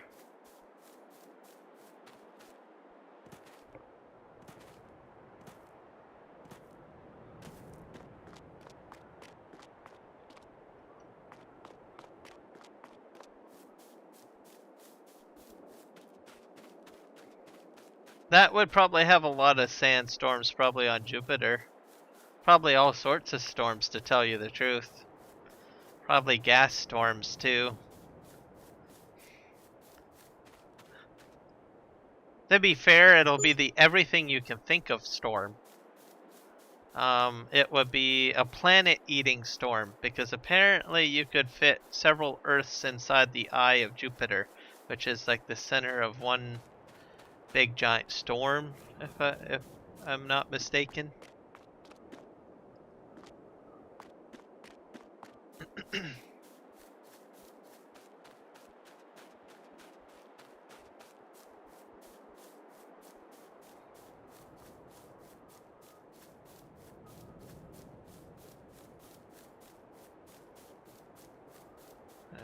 put that there.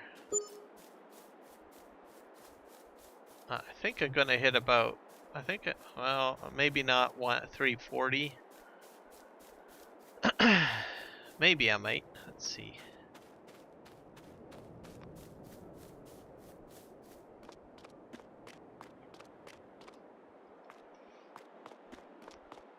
Let's make sure you have your broom ready, Michael.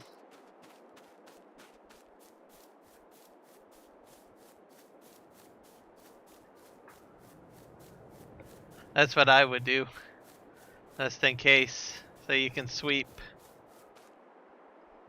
You can have you'll have your broom ready. I'll have my my snow shovel ready.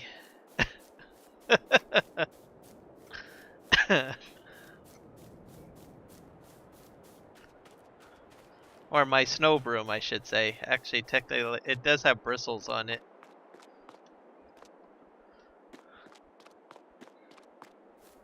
Just do a quick sweep here and there, and then it's all done. I don't think I'll hit 40k. Maybe, I don't know. We'll see. 340. Welcome, Nick.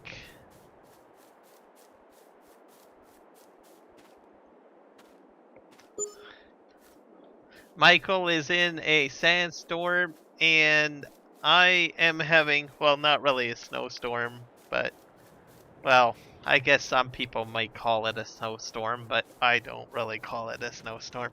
I'm in the middle of a snowfall.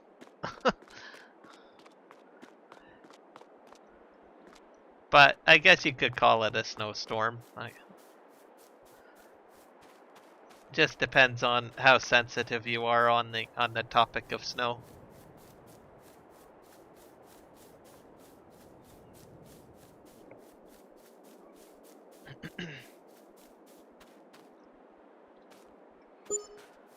It's starting to get dark on the map here. Okay, I've got only a few more bales to sell, and then I can pick up the harvester and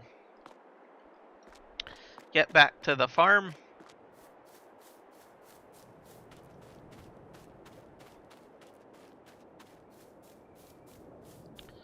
And then next time when I cut the grass over here, I'm just gonna park the bales closer to the sell point, because I don't know why I put them over there.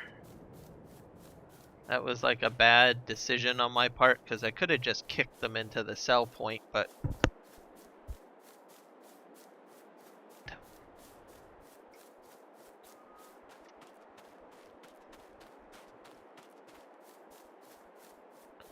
in 20 hours. Huh. Well, my snowfall probably will end before that, I think. I don't know. I think it might snow overnight, but by morning it'll probably be fine. I'll just have to sweep the snow off. That's all that's really required.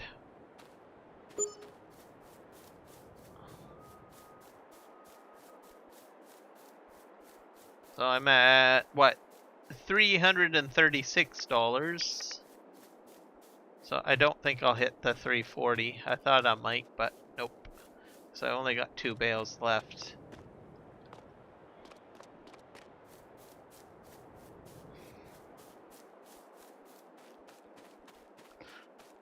No, you just wash. Oh, that kind of sucks.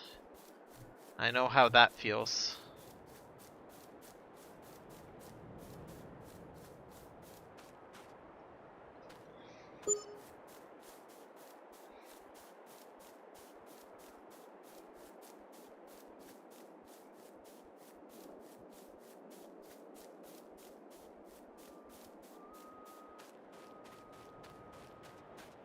Oh, and Nick, I did catch your video on the video cards, so I liked that video too. And then the power cable connectors is another item that I think people should know about, especially with the newer graphics cards that, or the more powerful graphics cards, because the it some people shove them into the card the wrong way, and then they damage the cable, or they damage the card too. I've heard and seen people do that.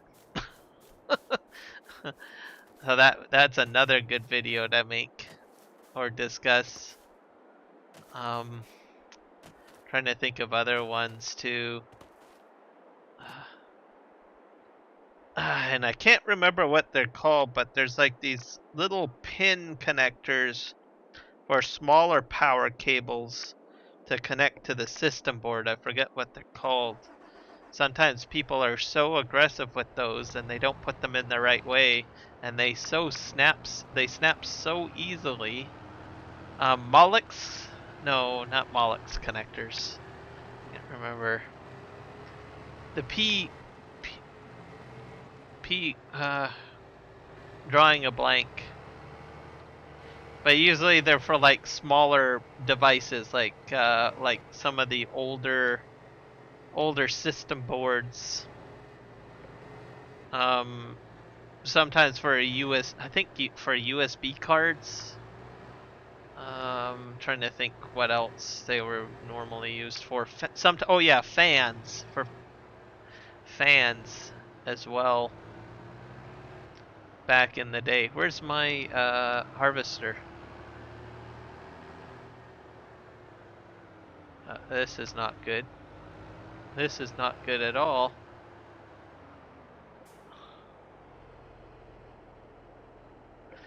Yes, those. That's what I'm trying to talk about. Yeah.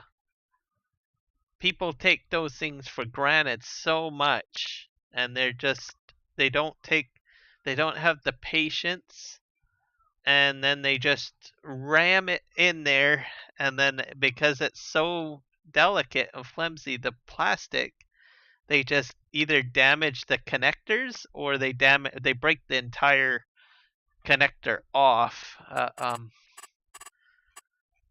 And then that's a brand new system board right there, unless you're proficient at soldering or something like that, right? Um,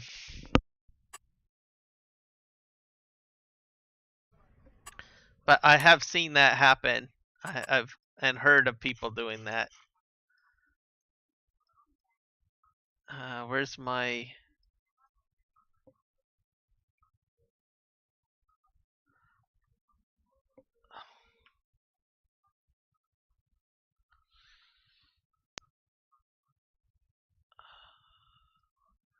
I need to find my equipment.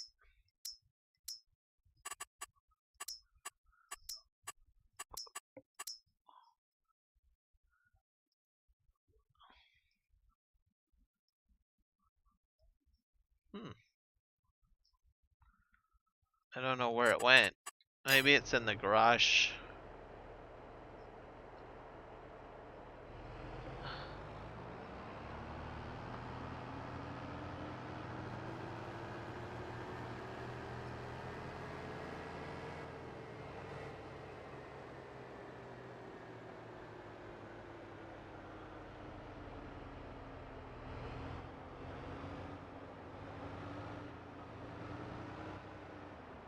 Yeah, I'm generally the same way. And sometimes I'll take out the instructions as well, just to look at them, just to be on the safe side. And then I just ease myself into it.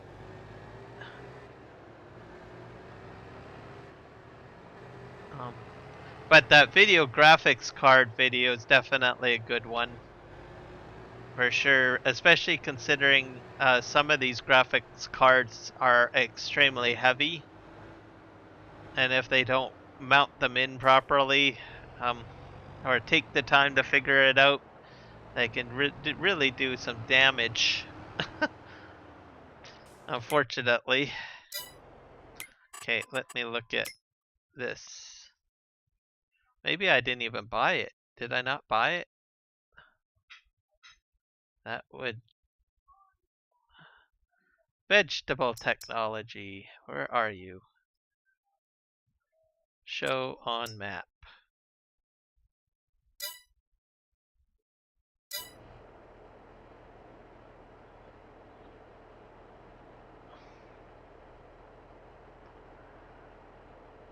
Oh, it's way at... Oh my gosh. I have to go all the way back up north, folks. Before I do that, I'm just gonna tab.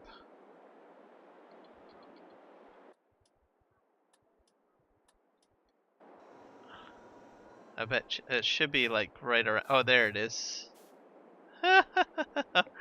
Oh my god. Alright, fine. Fine, be that way.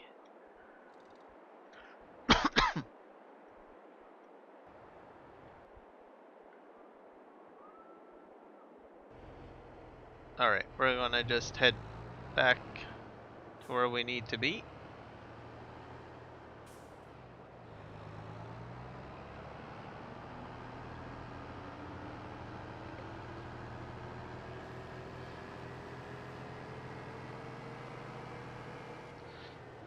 Maybe I should buy something that can hold the crop too.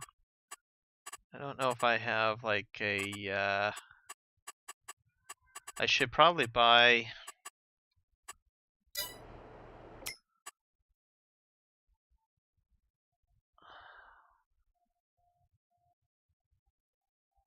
Let's see if I need a special trailer for holding all of that crop.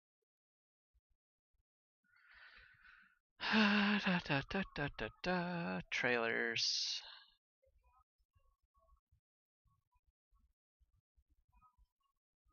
Where's the trailers?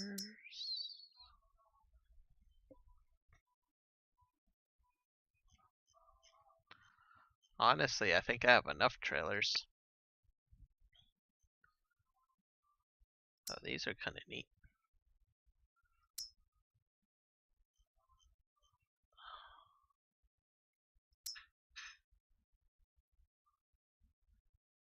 I don't know if Mark Thor's trailer will actually hold the new crops. Let's see.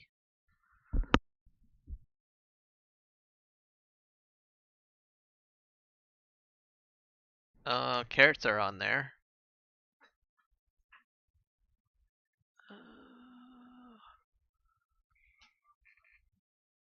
Yeah, beets are on there as well. So I'm going to assume yes. So I should be fine. We're going to just head back up north.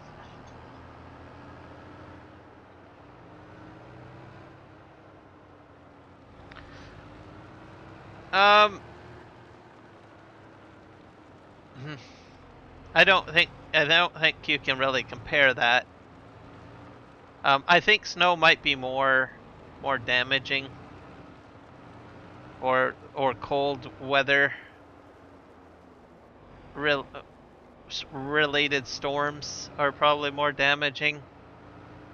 I mean, if you go like, for instance, to like the Great Lakes, you could end up with like 2 foot of ice on your car, and it could damage your paint job and just ruin everything on your vehicle.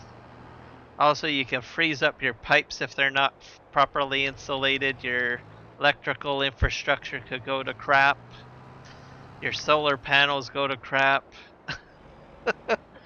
All sorts of stuff. Plus, it's more prone to cause probably accidents, maybe. But at the same token, I think probably sandstorm's pretty bad too. But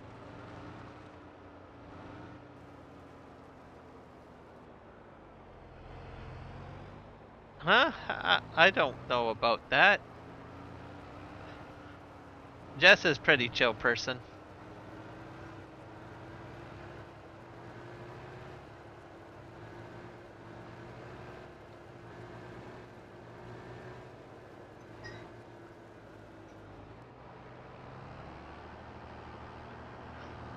I've never actually seen Jess get mad, to tell you the truth, myself.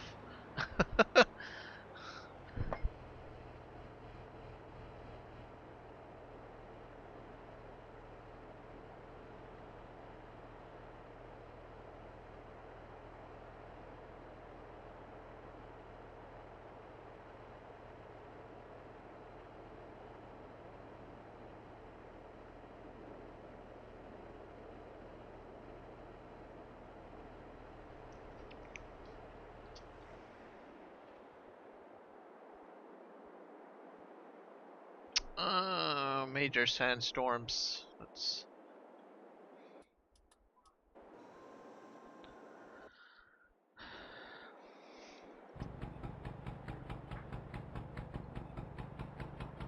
But I don't think you can really compare weather with weather, really.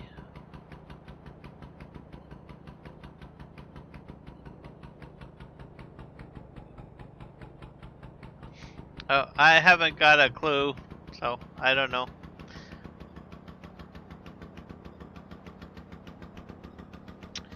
But you can ask her if she had an issue, but I don't think so.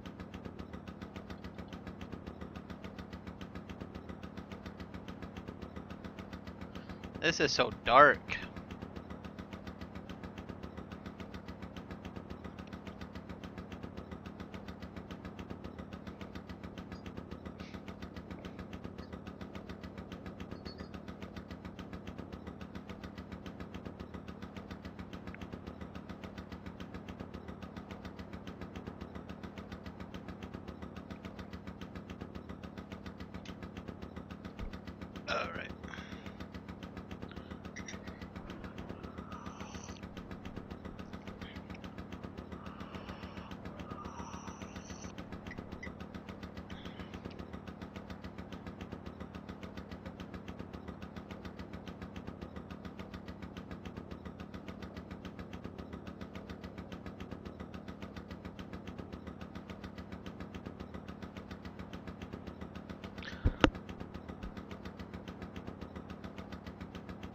Major sandstorm lasts for 7 to 15 days.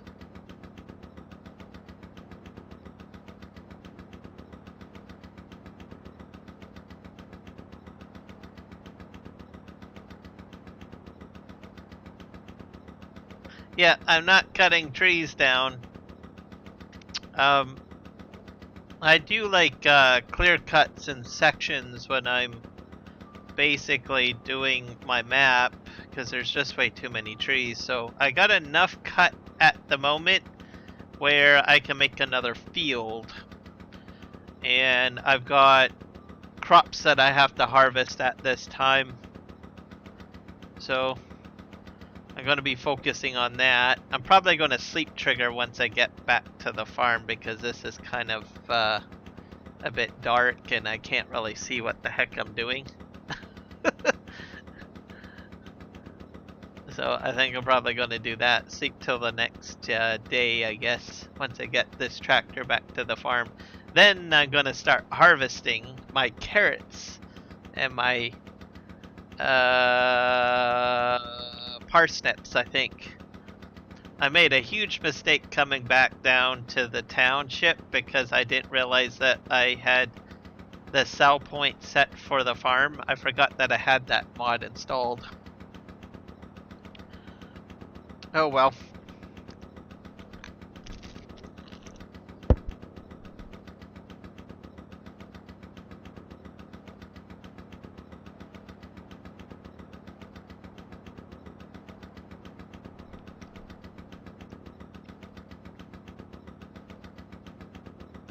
So we'll just see how it goes here once I get back.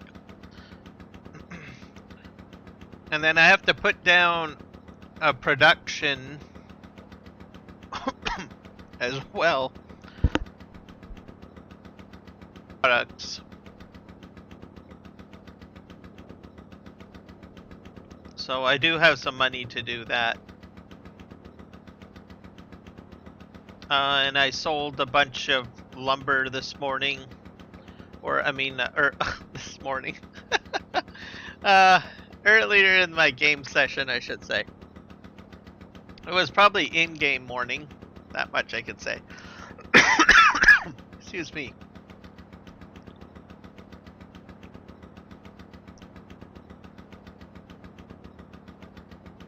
I'm gonna reverse up my tractor off of here. That was a bit crazy. There we go. I'm just happy that this tractor drives real quick.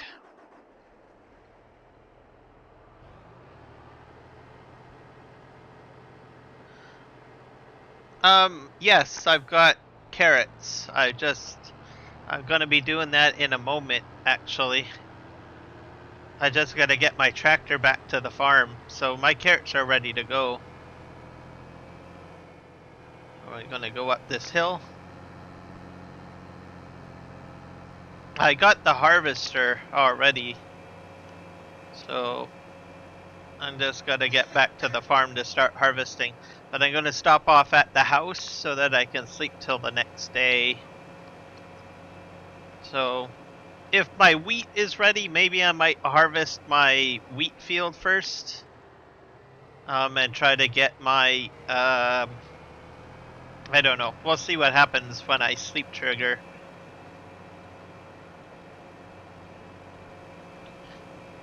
Because I can harvest my my field real quick, generally.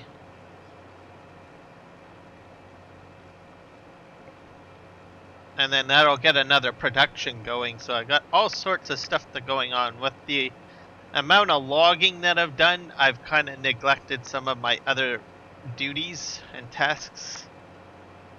So it's I've got jobs piling up basically. So I've got to start backing off on the logging, but there's plenty of wood already inside the what do you call it, the lumber mill.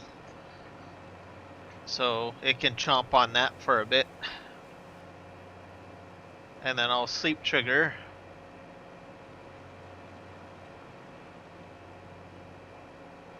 I sold my platform where I was like sorting the wood. All of that's been sold. So a lot of stuff I've done this already at the beginning of the stream. In preparation. Plus I'll have to plow the new area. I'll reverse this up. This is my most nice and shiny tractor. The other ones are all silver. The paint has worn off on them.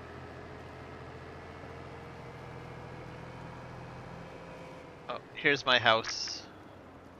Let's just park you there. We're gonna sleep trigger. There we go. I imagine I might have to do the wheat field first. We'll see. But I have a large combine to do that, so that will go quick. Alright, here we go.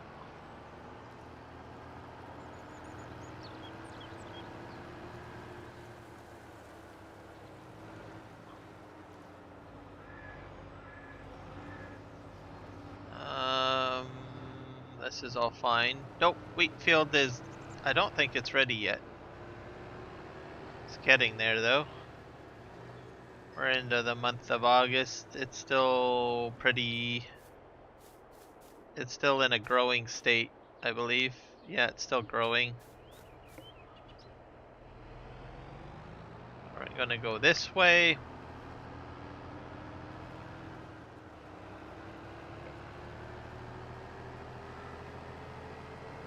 And we're gonna just, maybe my radishes might be, or my, oh, wow.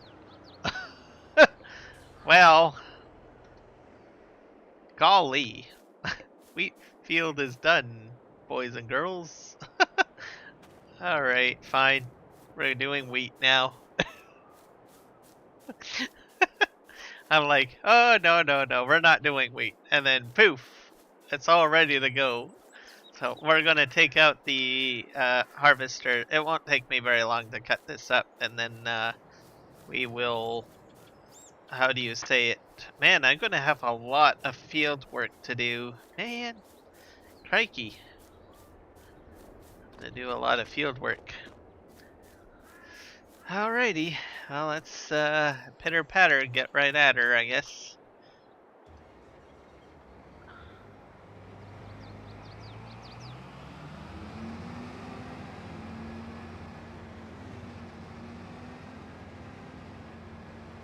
We're gonna get this Canadian-based harvester on the go.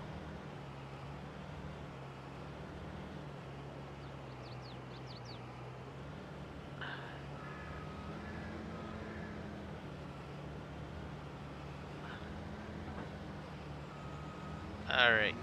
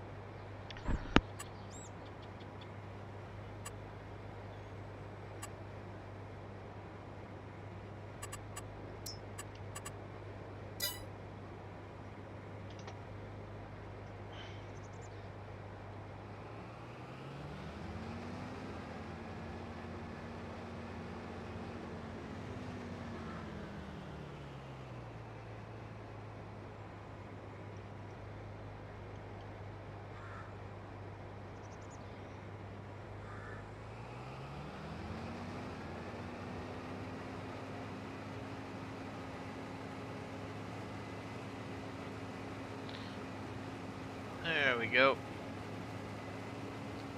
I just cut into this.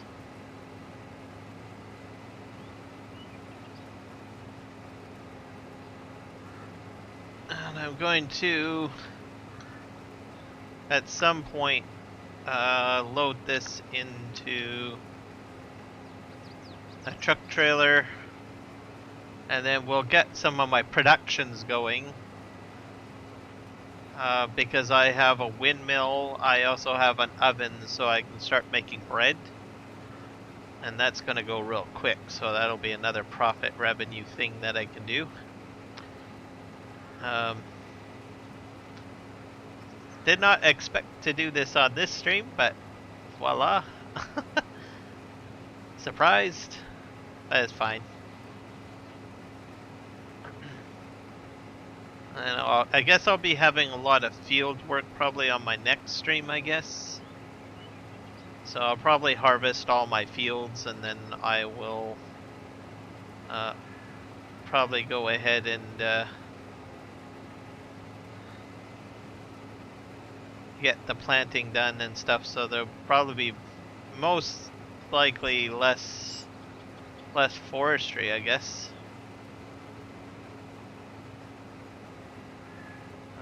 I'm gonna have to hit those trees, I think.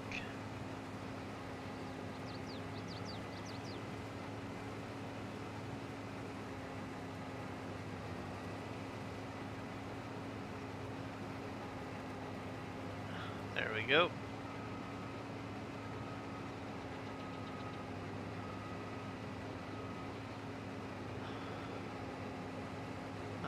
just to outline here.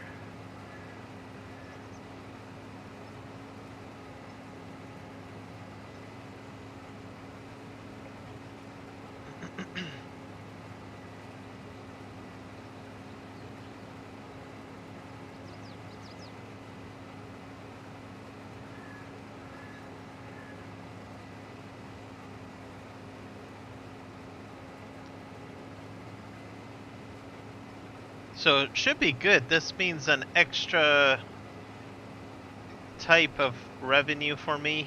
So I'll have bread to sell, I guess. So that'll be really cool. Another way to make money. I've got the bread production already put down, so it's about time that I start getting that moving. As well as the windmill, of course, to make the flour. Now that's something new that I haven't done on the map yet. I don't think I got any more donations yet. I got about 4 from yesterday's stream. And I checked throughout the day. I haven't checked recently, so I will have to check again. I'm going to be doing a major stream in February. Oops.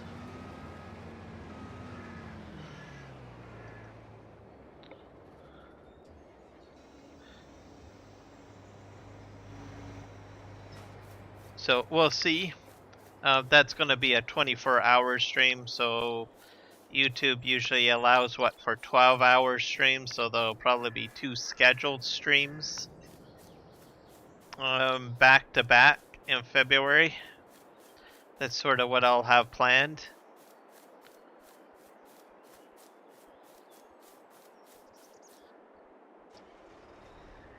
I'm not sure what else might be on the docket. Juan and Jess might have another stream. Potentially, we'll have to see. Depends on their schedule.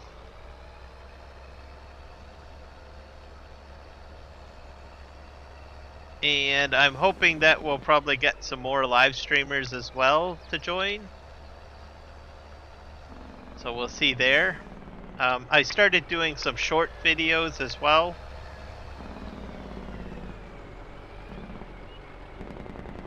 So that's underway. I think I've already got a truck and trailer over here.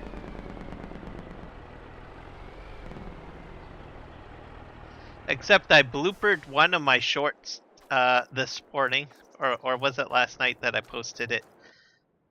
Because I put that question answer thing on the front of it by accident. I hit it and I thought it would go away, but it never did. So, oh well. I was thinking of taking it down and redoing it, and I thought, it's fine. It's a mistake. I'll just remember for next time. That was my excavator blooper from the live stream. And then I put up a second one from the live stream too, I think. So I'll probably do some more shorts because they seem to be interesting.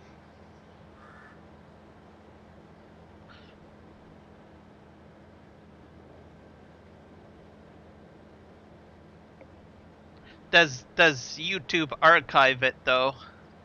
Because supposedly they may not necessarily archive. If it's a high definition stream. So I do high definition. So I don't do 1080p. I do high definition at 60 frames per second. And I've read somewhere that they won't archive that past 12 hours. Potentially.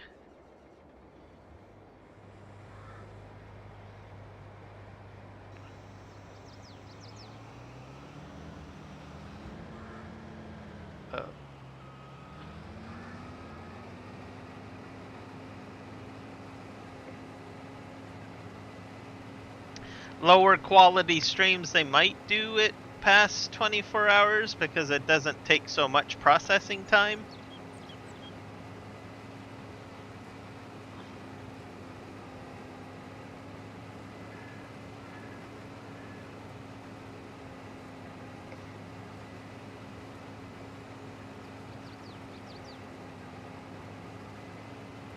Oh. Well, I'm gonna, just to be safe, I'm just gonna do two 12-hour streams. Is probably what I'm gonna do. And schedule them one after another. Might give myself about maybe a 10-minute break. That way what I can do is I can power down my computer, reboot it, refresh everything. Reload the games. Switch the games.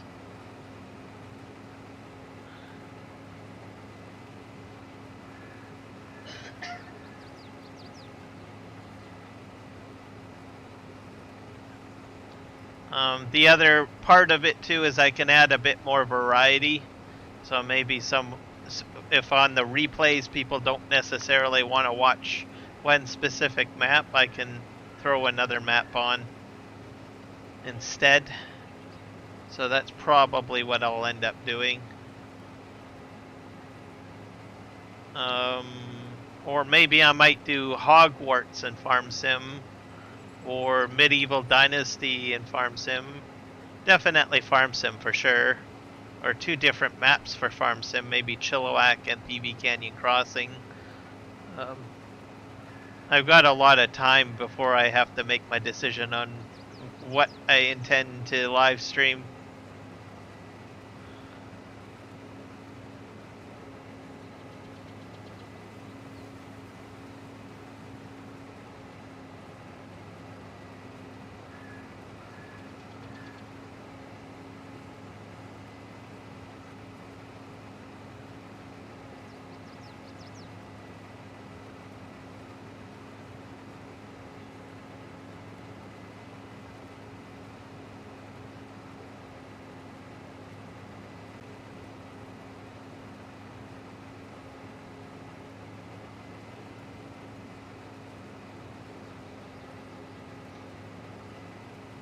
Oh, this will give me a load of straw to work with as well. So that'll be good. Harvesting. I'm just gonna stop here. And we'll reverse. We're gonna do another, I think, headland here.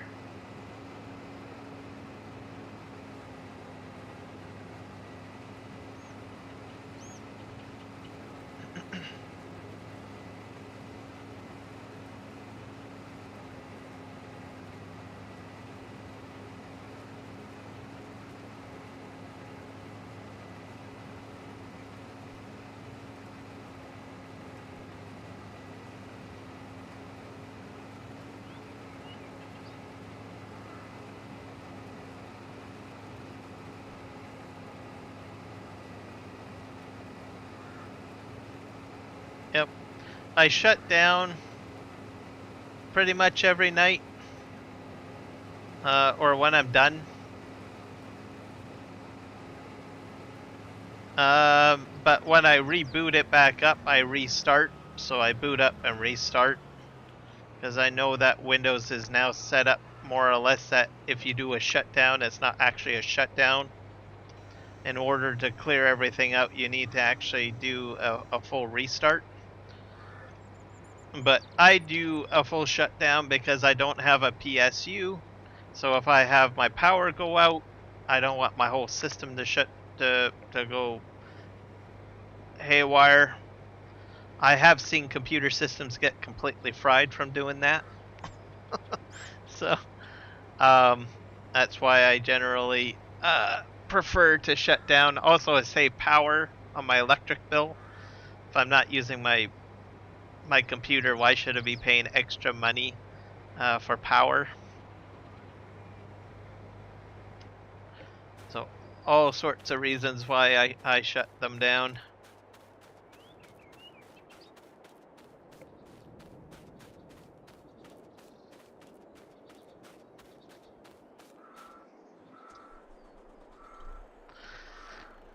But I always power up, then restart right away, so that I can clear out the cache and anything that might be still in memory.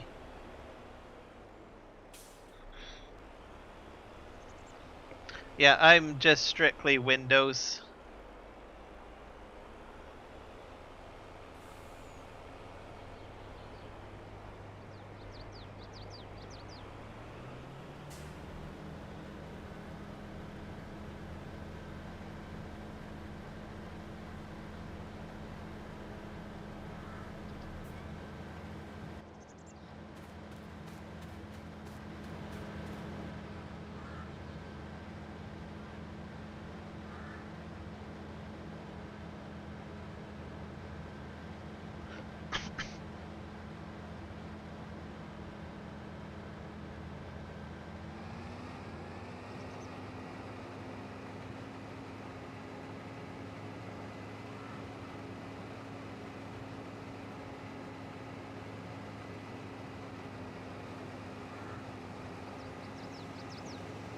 Alright, off we go.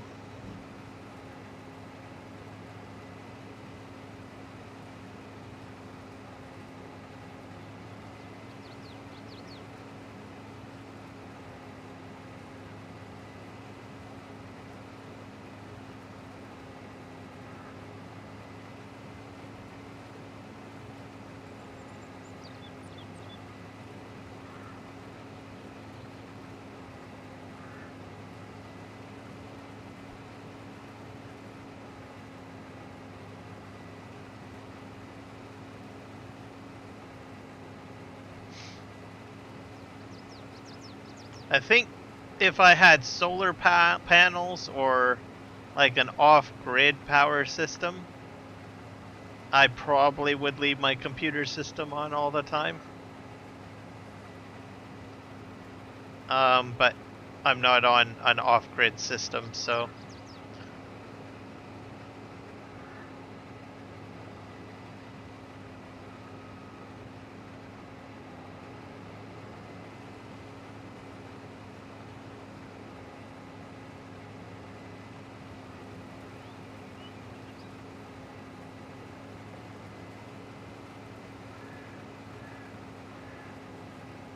And we have smart meters that are basically connected to our homes in BC.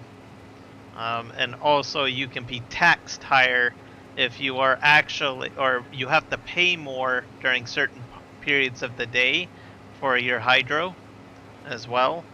So usually during certain peak hours, it's better to have your PC off instead of, utilizing all the energy, or else you could end up with a very expensive electric bill.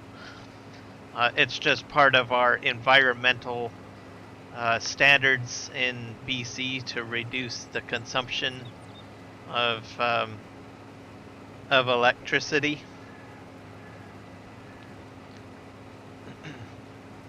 I don't think I want to end up with a $2,000 electric bill at the end of the month when I could have it really, really low, right?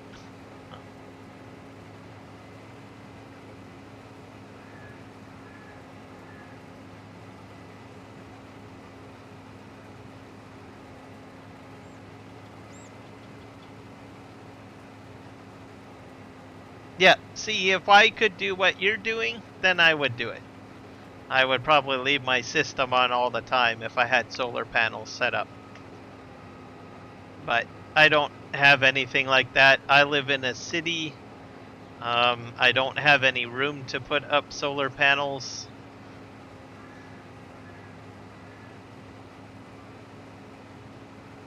I'm in a, what do you call it, a multi-living unit. So it's like an apartment. It's apartment, right? So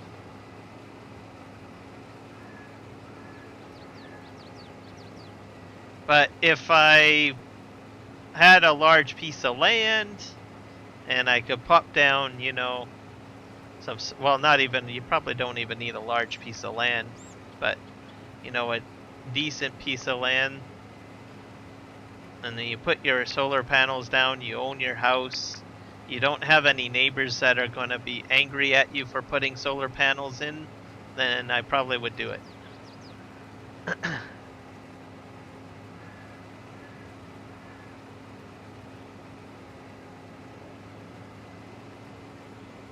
But where I live, it's not an option.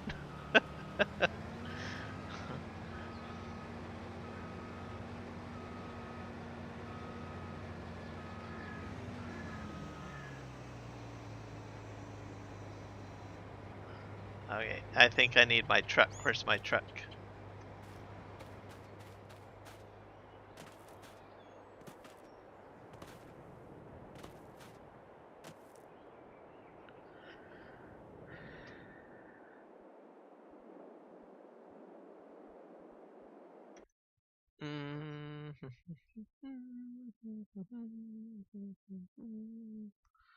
Let's see.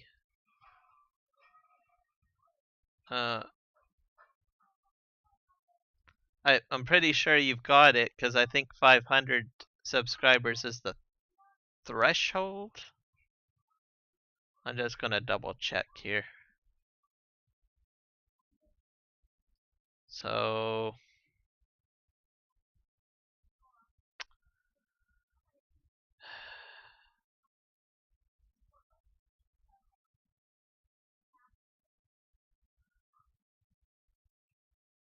tier 1 is let me see. You need 500 subscribers, 3 videos uploaded within the last 90 days, which I imagine you already have.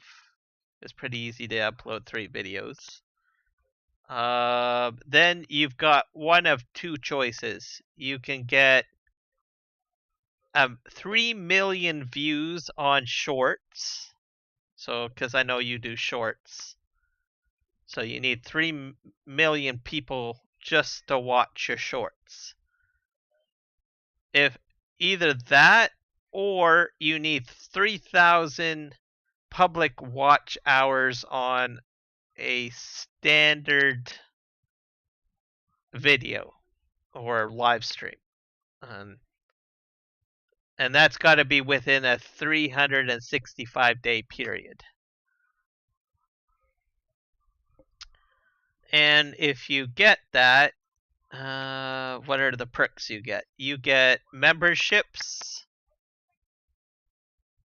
So join other successful creators who earn monthly revenue with membership. So you'd have to set up a membership program probably.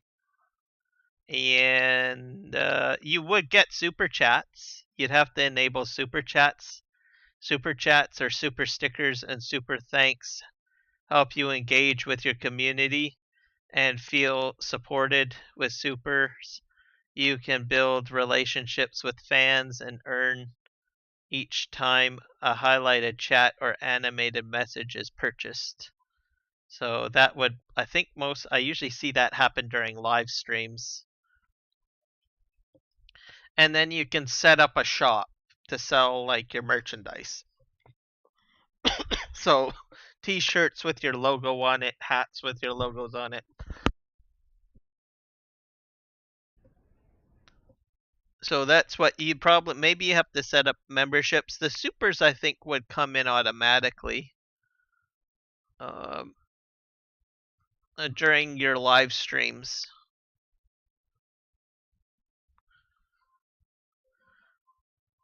And then you'll get ad revenue when you go for tier 2 level, which means so you should be able to get ad revenue. You said you have 1,000 subscribers, so you would be getting ad revenue, but you need one of 2 things: 4,000 view hours on a standard video, or up to 10 million views alone on your shorts. So if you're just doing shorts, you need 10 million views to hit that. for the ad revenue.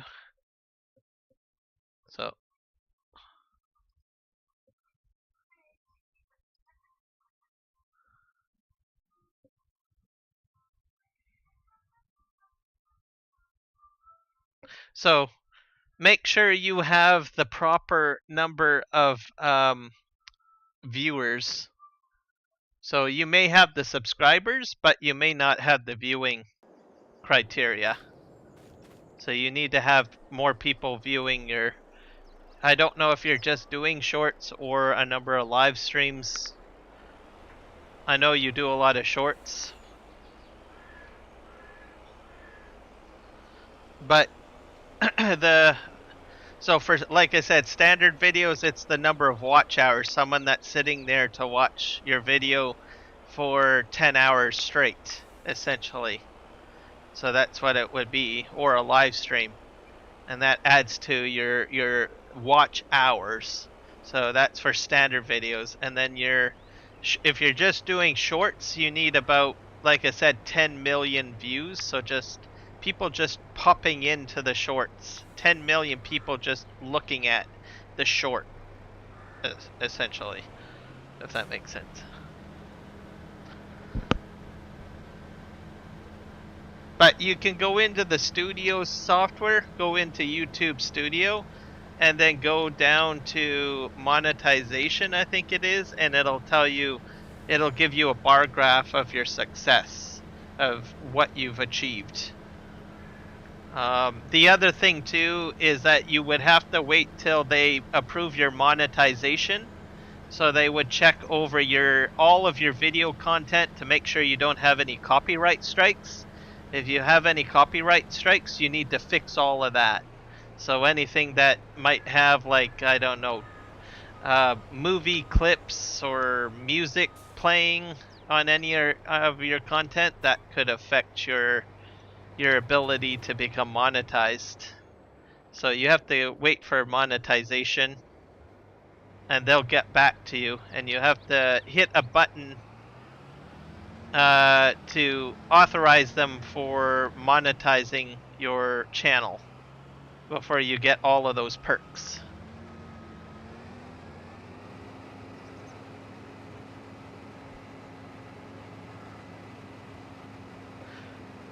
$200K, you need up into the millions.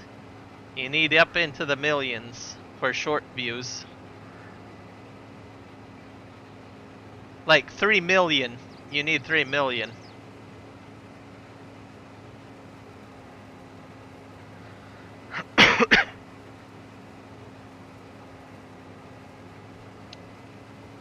And then if you're going for tier 2, Nick, you need 10 million views. For shorts. Yeah.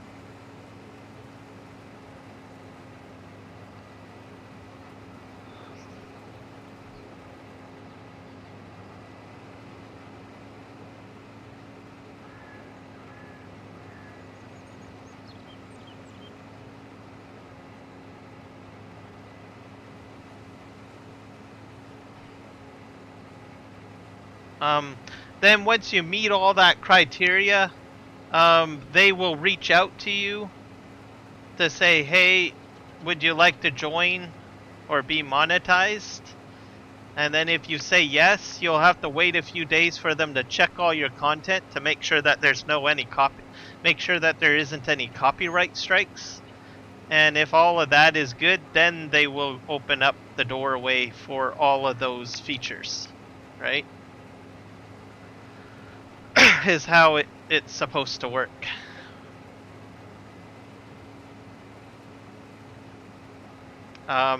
If they deny you, you'll have to make corrections to your channel, delete videos. That can be a bit concerning because if a video has the vast majority of your requirements, you may have to go up the ladder again if you delete out a video. So in some cases, you might end up having to start from scratch if all of your videos are copyright infringed.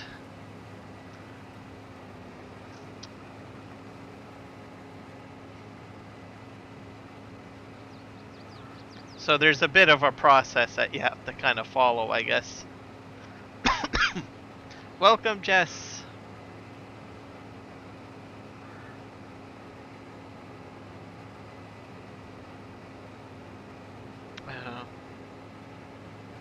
At least that's what I've read. Jess, one of your channels is monetized, isn't it? Like, or Juan's is? The trucking channel is monetized, if I'm not mistaken, isn't it?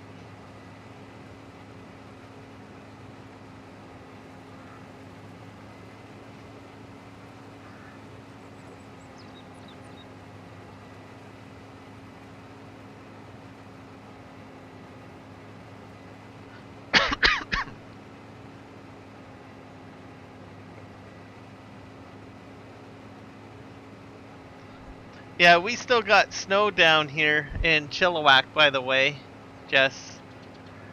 We've got like about maybe an inch of snow. So I'm just gonna let you know that, and because I think you said you guys are probably heading down here again. Okay, so it is monetized, the trucking channel. So when you got that channel monetized, like as soon as you hit the goals, you didn't get all the switches turned on. You had to go through a process, right? Like an application process. How long did it take for you guys to get all the bells and whistles for that channel, would you say? Like the super chats and I don't know, whatever else you get.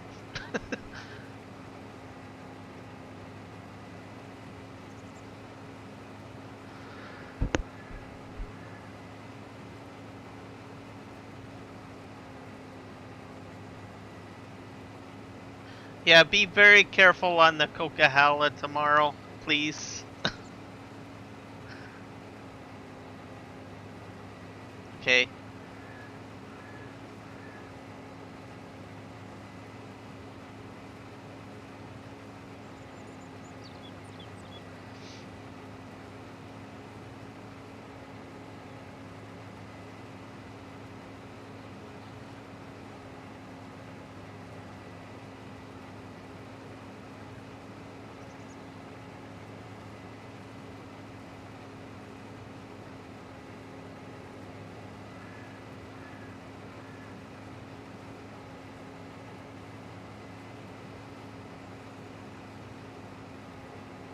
Yeah, so you're gonna have to go through the approval process first, Nick. By the sounds of it. So they're gonna have to, you'll have to apply, and then once they're done their work checking your channel, then you'll get access to the cool stuff.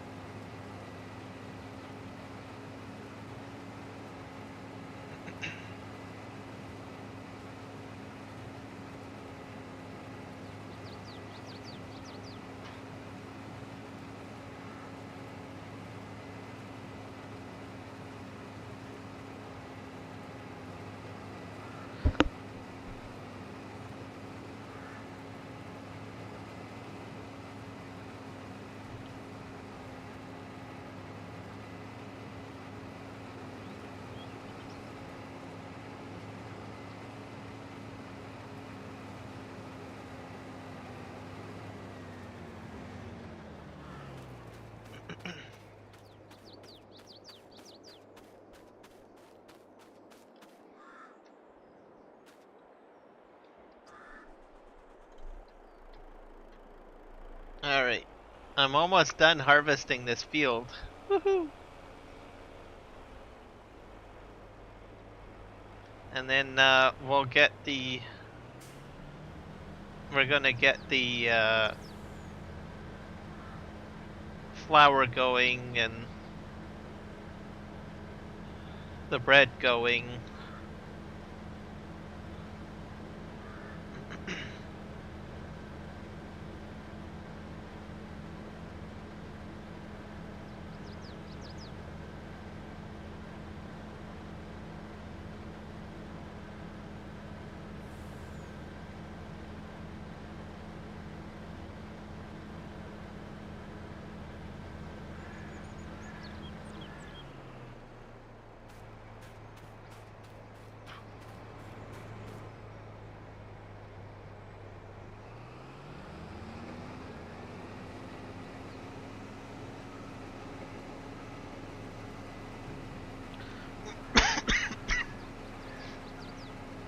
Excuse me.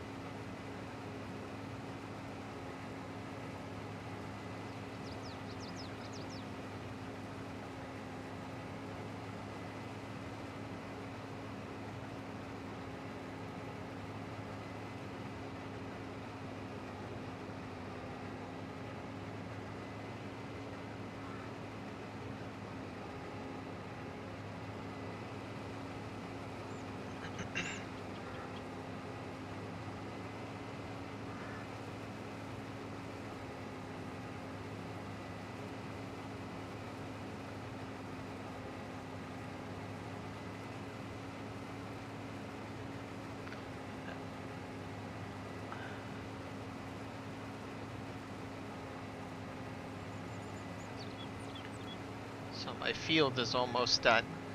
And then I'll take the entire truckload to the windmill. It's kind of a neat windmill because it actually spins around. And I'll show you guys the oven. It spits out flour pretty quick too. So I might actually start baking bread real quick. And then we'll be able to move into carrot harvesting, I guess. Don't think I really want to bale this straw. I might leave this, all of the field cleanup to maybe another stream unless I have more time. But I really want to try to get the carrots out of the ground, and so it's going to be more of a harvesting stream, I think. And then I'll do all the prep, the field prep stuff maybe on another stream, unless I have time at the end of my stream. We'll see. Just depends on how late I want to. I don't have the big carrot harvester, so I don't know how long it's going to take me to do the carrots and parsnips, so I'd rather get into getting those out of the ground and then see how much time I have left to maybe do baling or what have you.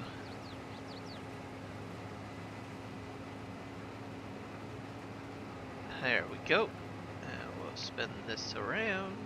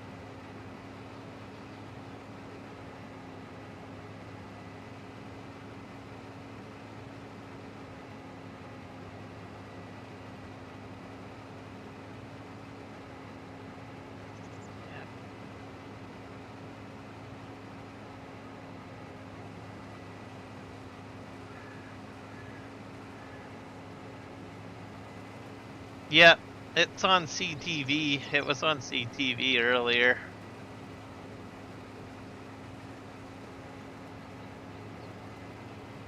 And then I found out about it and I was like, oh boy, something. It's very odd to get it on Canadian news. British Columbia.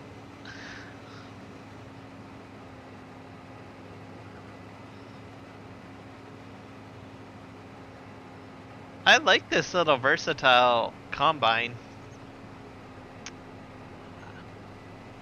But I want to see more versatile equipment added to the game. Or modded or something. That would be cool.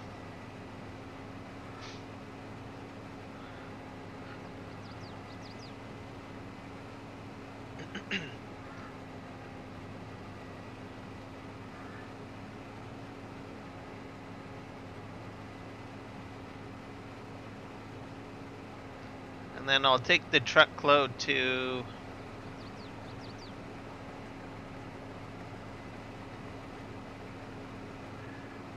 where I have to take it.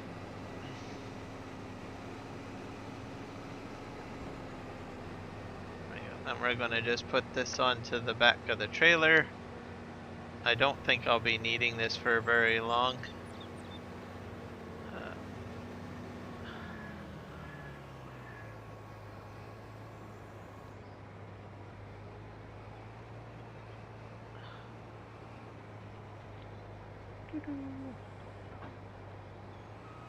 I hope it snaps. Yep, it snapped. There. That field is done. I've been itching to try this out for quite a while. So I just have to get him some more fields to use.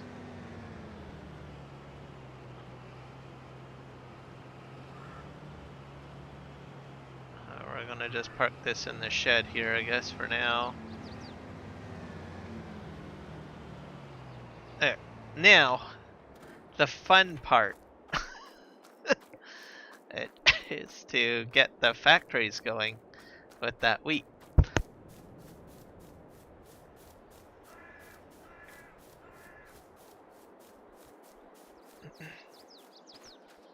Now you guys will be able to see the windmill spin.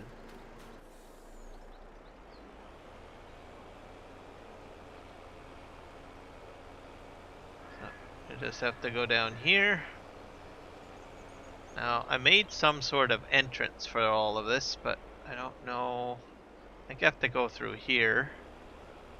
I've got about 58,000 liters of wheat. Here we go. Yeah. So this is my windmill. So you can see it's not turning right now. But once I get the factory going, boy oh boy, it's going to be spinning. So this is like my dump trigger right here.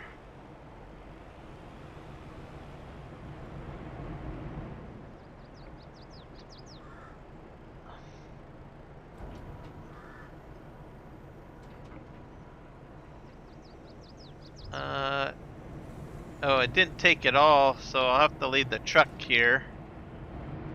It doesn't have a lot of space in it, so just keep that in mind. So we're gonna have to turn this on. There's a little SGA logo for this. So we open up the production. This is a modded mill, so it can take it can do wheat, flour, oat, barley, sorghum, rice flour, potato starch, flour, cornmeal. So I can put corn in here to do cornmeal if I want. But I only have wheat and it's holding 25,000, so we're gonna go ahead and activate this. And then you see the windmill is now turning.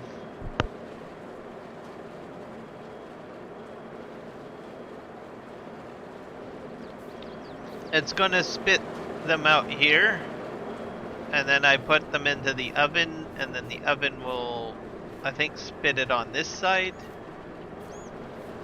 the bread, and then I can sell the bread at some point. So really awesome. Okay, so it's going to take some time for it to do whatever it's going to do. So we might as well try out carrots, I guess. Oh.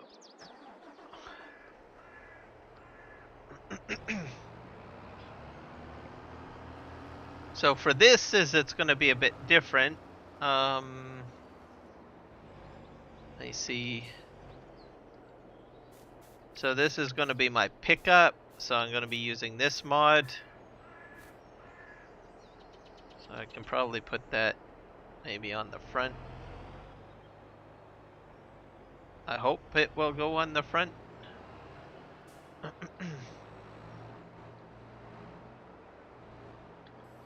Yeah, there we go. So ground pickup, so I would do that a little later, I guess.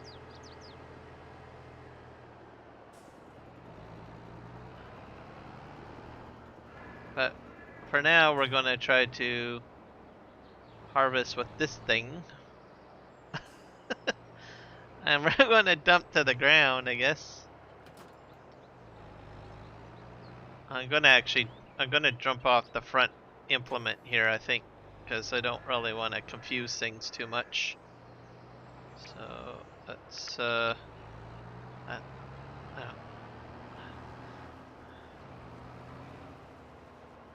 alright. Let's see here. I don't know if this, I have to unfold it, I think, pipe out.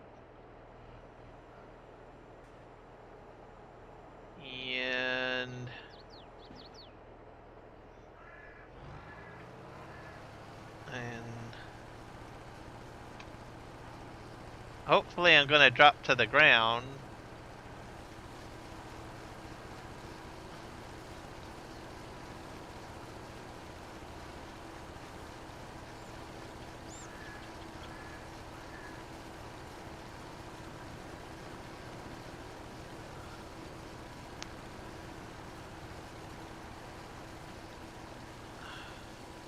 You drop into ground? Oh dear. There we go. Drop to ground.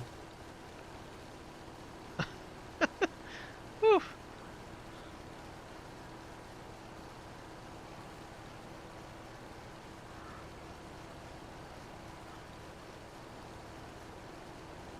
I got trees in the way too, which I'll probably have to move out of the way. Let me do that right now.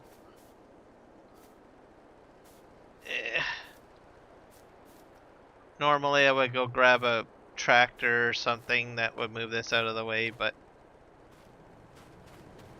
oh well. I'm using Superman strength here. There we go.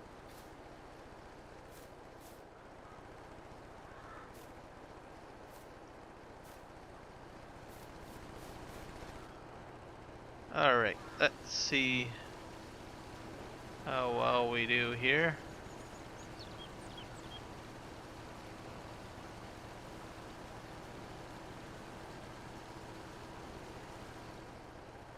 Oh, that's going to go into the trees, isn't it? Dang it! I didn't think about that. Let's just push this really out of the way.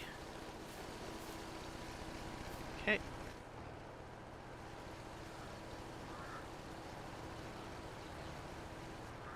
I need to move this one too, I think.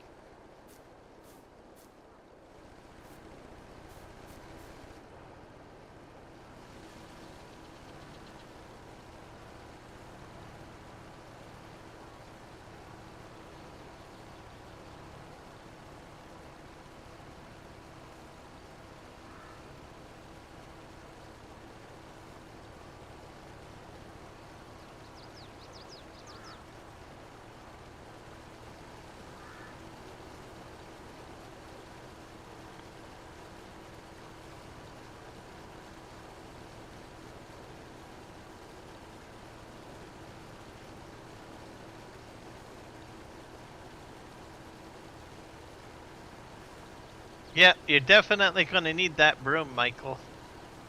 I think so.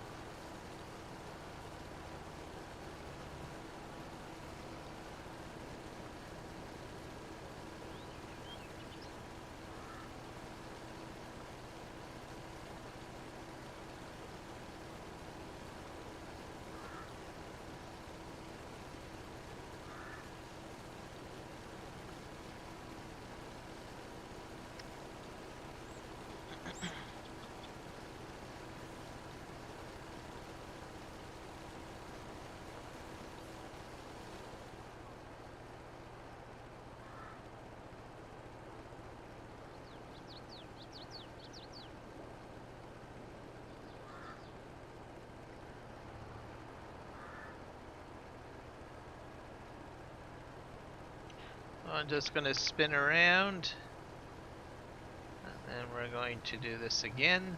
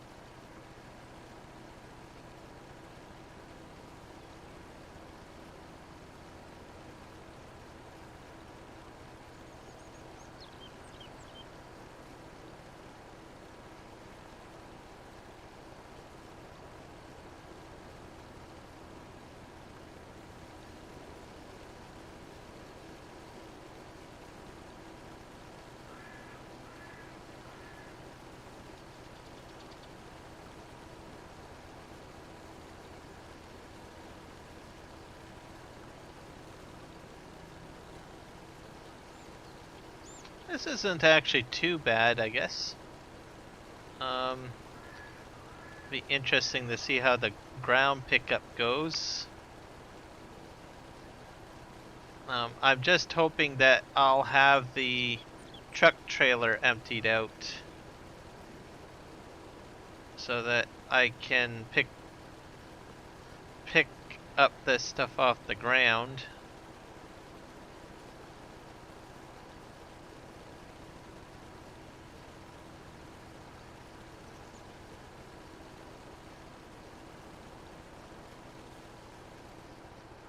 I'm just gonna try. There's gonna be a huge pile probably right here, because I'm gonna just stop at the end like this, so that most of it is at least in one area. And we'll just spin around here.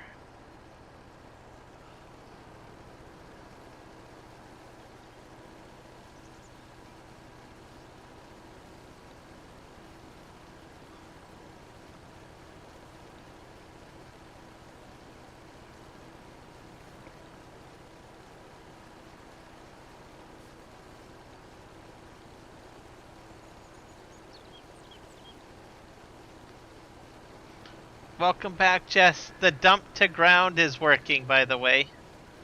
I've been dumping to the ground. So, because I own all of the property, it's actually working right now. So, in case you're wondering, I'm harvesting my, I don't know what this is. Something. I planted all 3 crops, so I didn't really pay attention to what this crop specifically is, but anyways, it's working. It's doing what I need it to do. Because I think we had conversations on whether this would work or not, and it is working. Only problem is you can't, well, you can see it now on the green part on the grass.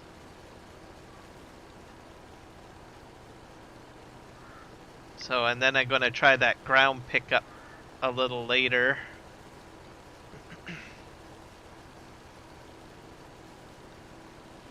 So I'm really excited that this is happening.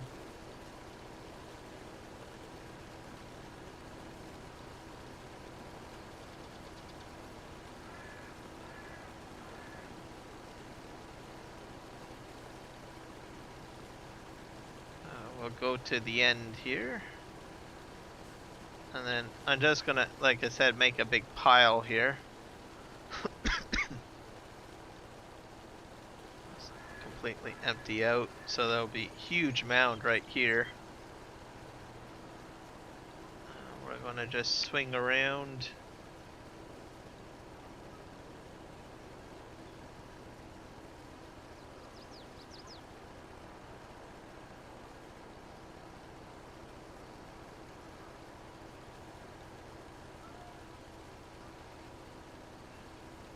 I don't know what factory I'm going to put down for this stuff. I'll have to look. I don't even know what the right one is or the best one to go with is. I think there's a soup factory.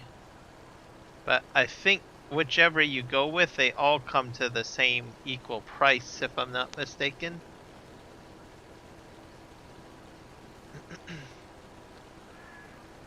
At least that's what some people had said. I don't know how true that is.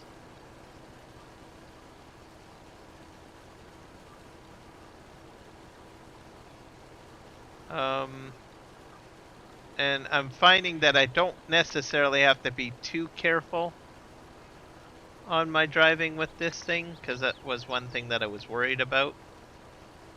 But I think for the, well, I mean, you gotta be within reason, I guess, but I mean, I'm just chomping along here, so it seems to have a very good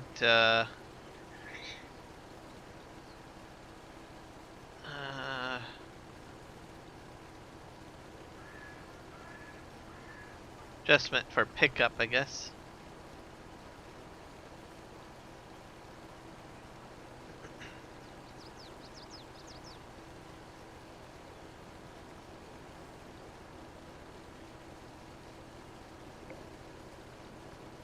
Yeah, we'll make it to the end. Do do do do do.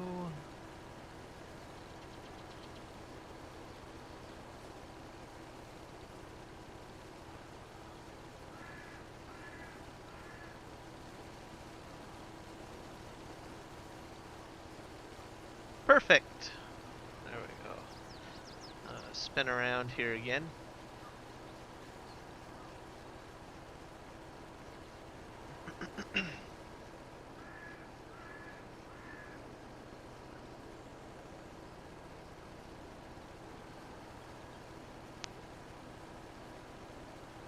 And I'm just doing the headlands basically.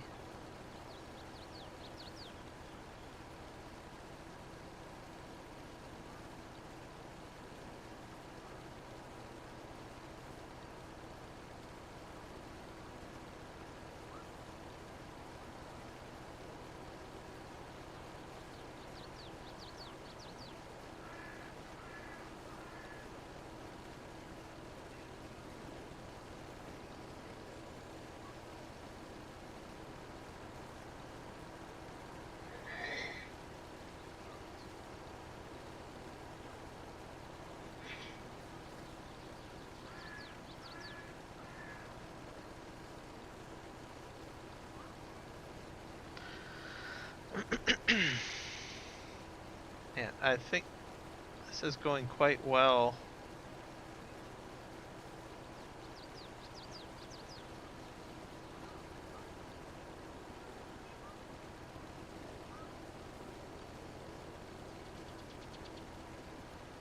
Very nicely.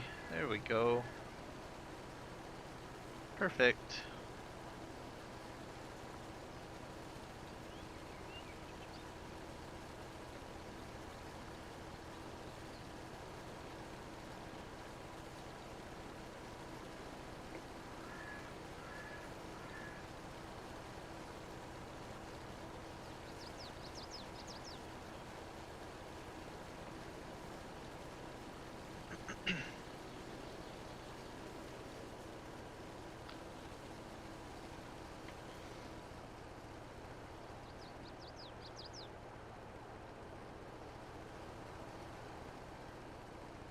There we go.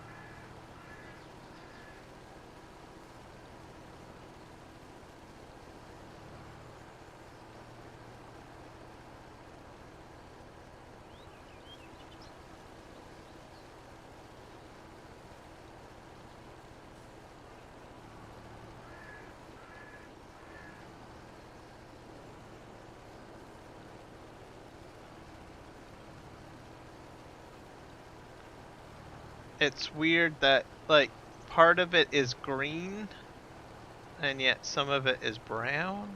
It's kinda interesting.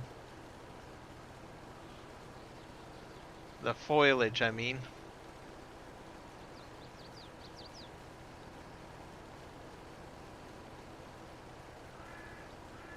larger fields of this, I don't think I would want to do it this way all the time, but for the small fields that I have, I think I figured I would give this a shot.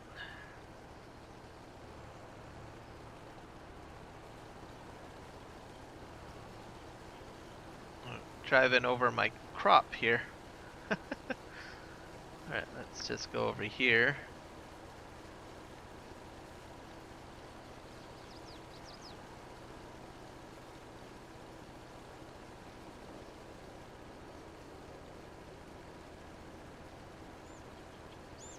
Very cool.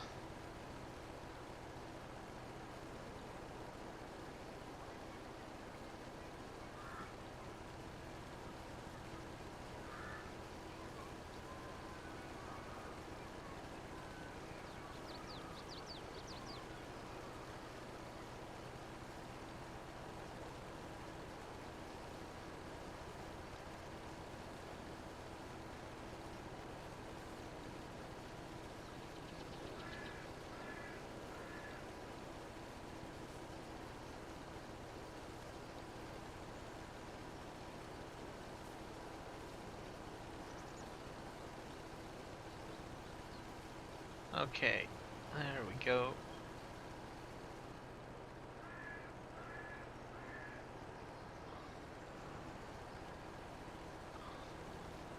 I think I might just do this now. It's just easier to kind of go around in a circle.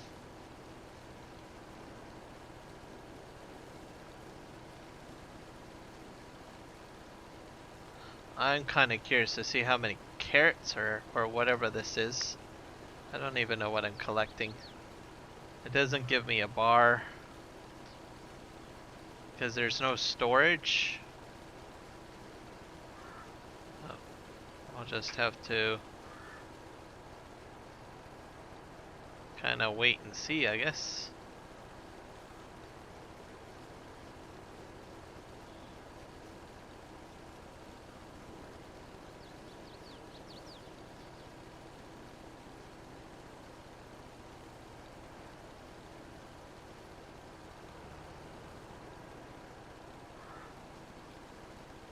Cut in here. This is like exciting. I don't know. I know it sounds weird to say that, but like, holy crow. Well, I've just done so much logging, so finally actually having like my own fields for the first time and getting my own crops for the first time is kind of exhilarating a little bit. Like, finally, it's happening. All that painstaking logging has paid off. It's not a huge field or anything, but look what I've done so far. I've done wheat, and now I'm doing whatever this stuff is on the ground. I don't think they're carrots, because I think they're the red beets, if I'm not mistaken. Run that over. That's my seed, by the way.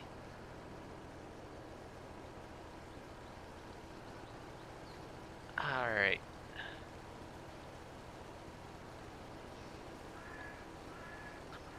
And I'll have to figure out how to put a factory down for this. That's why I didn't bother plowing yet over there, because I don't know if I have enough room to put one down where I want to put it down. So that's sort of why I just did what I did.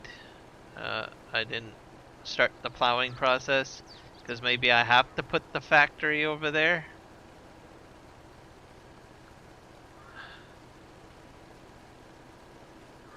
So I'll have the room.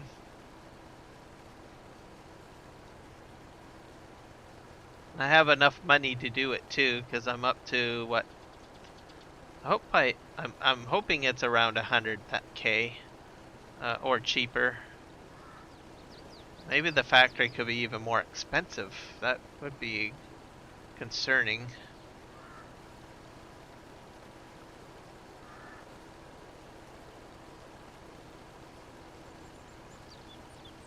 I don't know.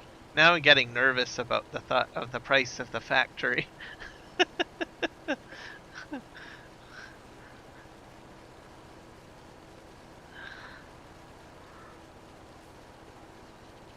I don't even know what factory I'm going to get.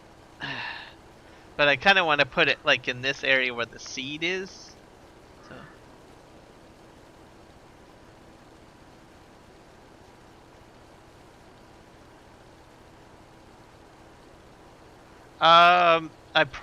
No, I probably didn't.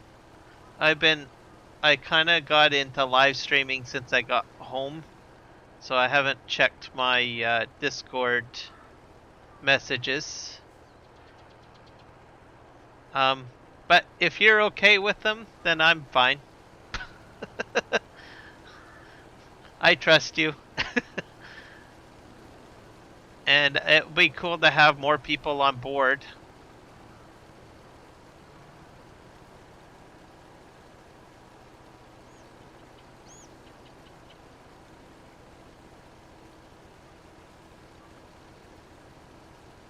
Yep, I'd like to see the team grow.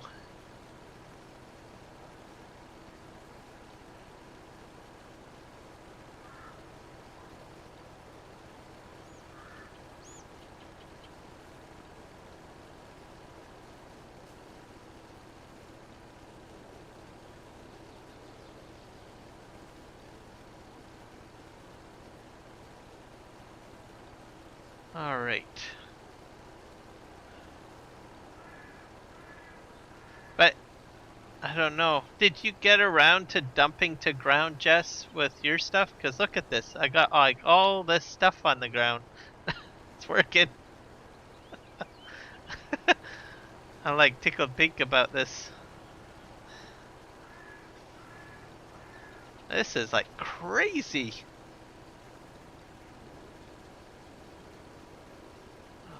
It's working out just the way I intended to. Mind you, I wanted the larger harvester, but that thing is so expensive.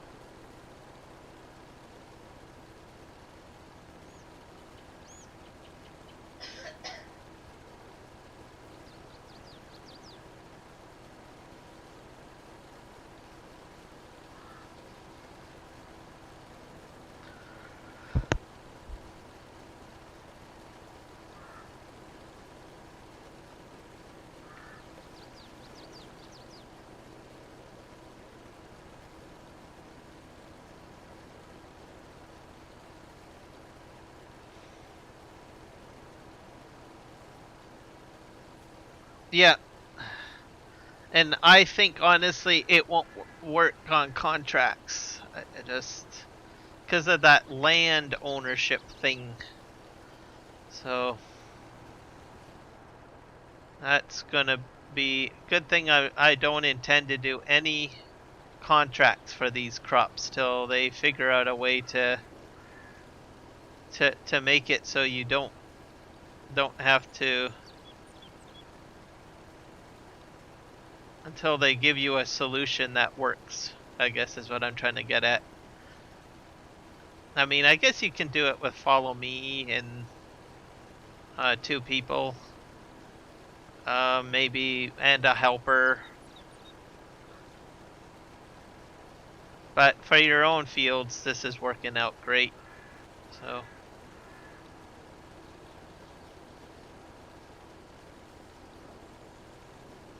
I'm happy. And then I'm going to try that pickup thing because I have the pickup mod, so I'm going to be doing that once I get this finished, I guess. And then I'll probably put a factory down before I do the next crop, because I think all 3 of my crops for this is ready to go.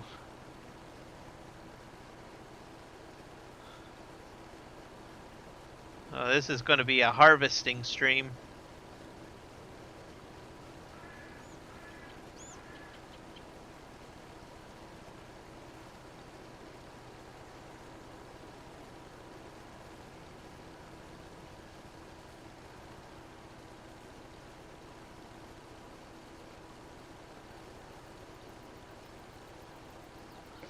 So soup is better, and that's the one that takes like all 3 crops, I think, isn't it? So I'm gonna go with your judgment on the soup because it feels like that is what I heard too. So I'm just gonna go with that and put the soup factory down. I don't know how large it is. I'm hoping to put it close to like right in behind where I am right now, but if I don't have space, I still have that whole clear cut area that I can put it as well. So like I was going to plow that up and then I thought, maybe I better hold off because I don't know how big these factories are. So using my noggin.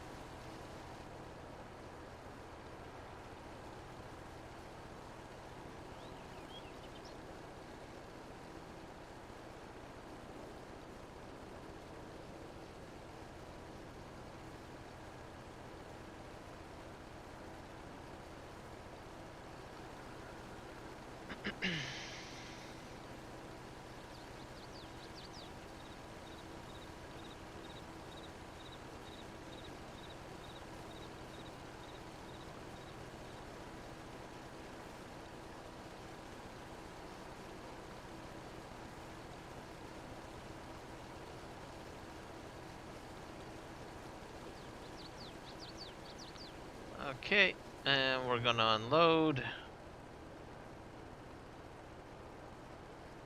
Perfecto. There we go. And we'll spin around.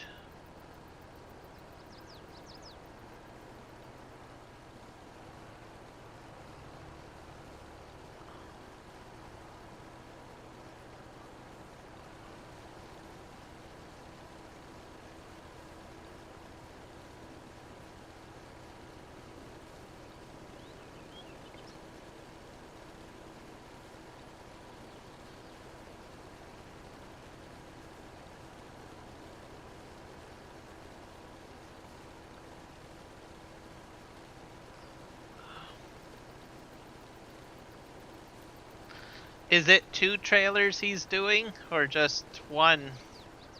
Hopefully it's only 1.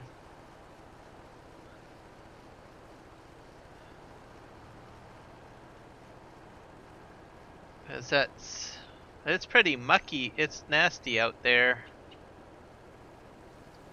And hopefully he's all bundled up with a hat at least, or rain gear.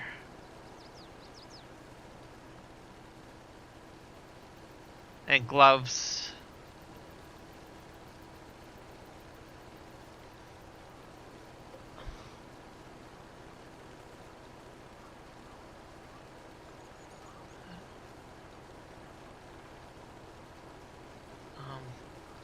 But when I was coming back into Chilliwack from my trip into the city, I did see sand trucks on the side ramps waiting.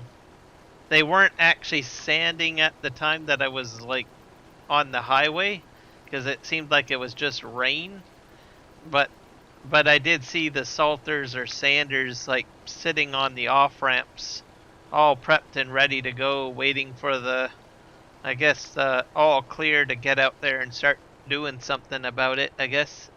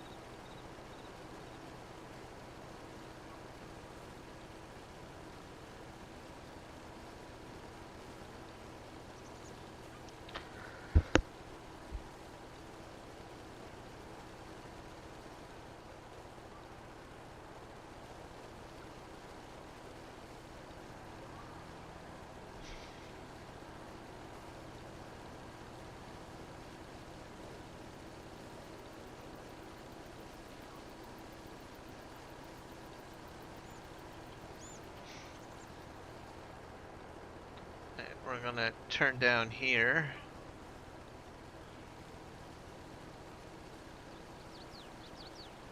There we go.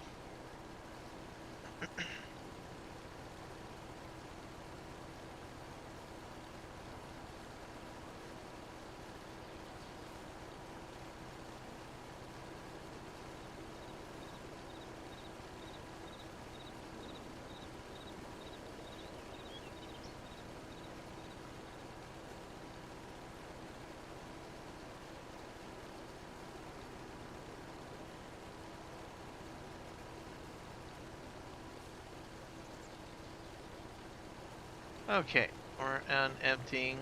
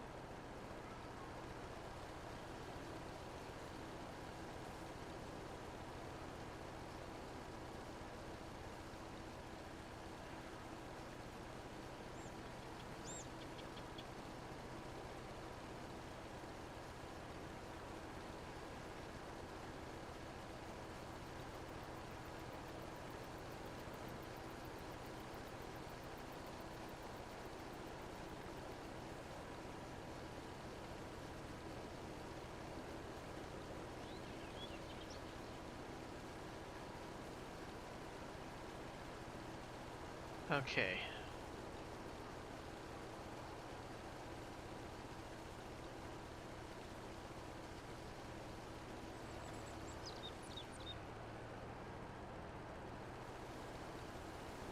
So maybe doing this is a little bit messy, but it's all good. I probably wouldn't do it, like, make sure you paint the edge of your field. Like, especially if you're colorblind or have poor eyesight or something, like this just the forest or whatnot seems to blend the colors the same. So just note that if you're dumping to ground, you might want to make sure that you have colors that work best for you.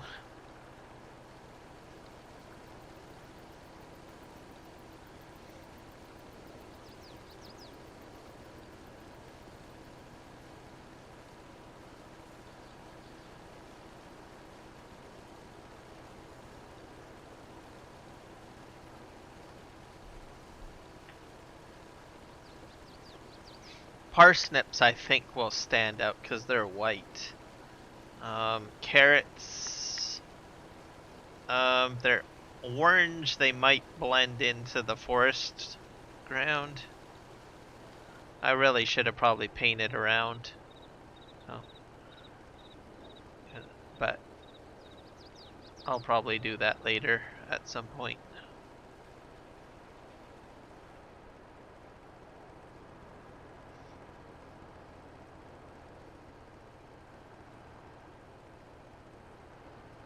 So the soup is better? The soup factory?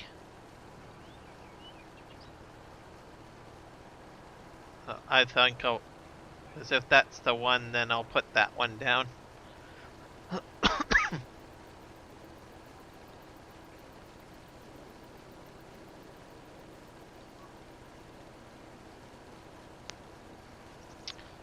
then, or are you talking about Juan and my concerns? Hopefully that's all good for him too.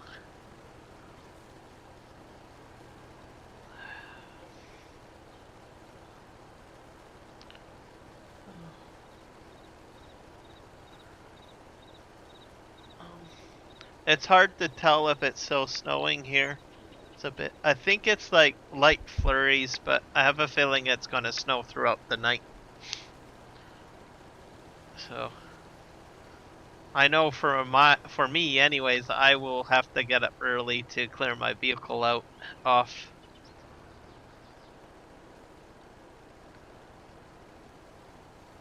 sure it's nice and beautiful.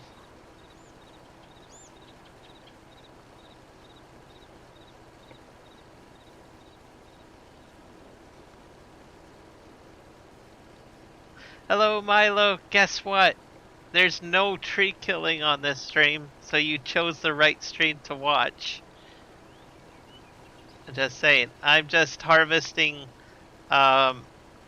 red beets and parsnips and carrots this stream.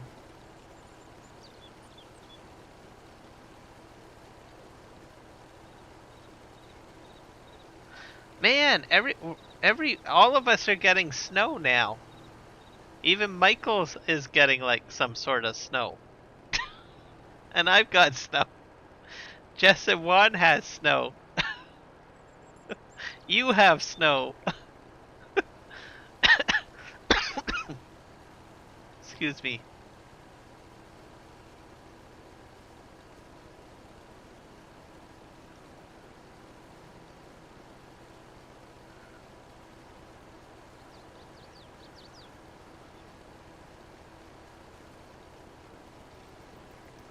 Yep. No mini tree killings.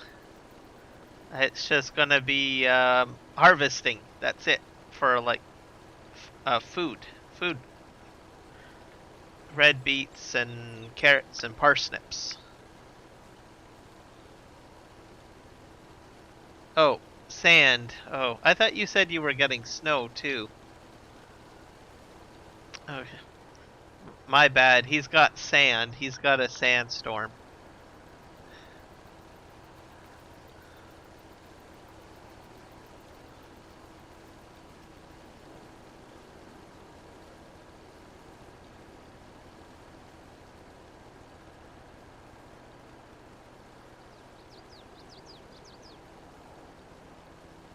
Alright.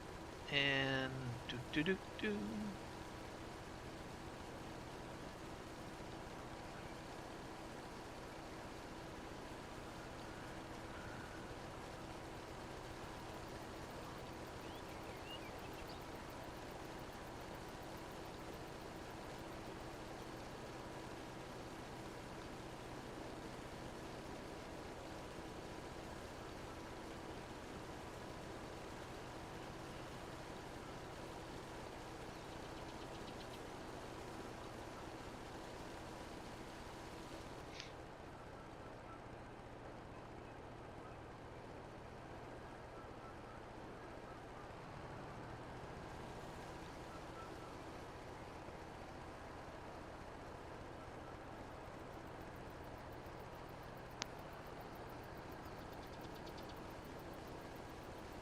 Sleep gives you slightly more profit, but honestly, close to canned, you can do triple soup as well.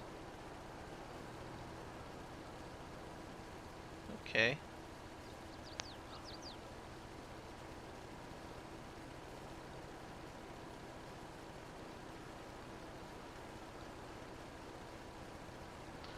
So I'll do the soup factory, I think is what I'll do. I'll probably put down the other ones if I get like larger fields or something like that. Or if I got too much product. I'll have to see.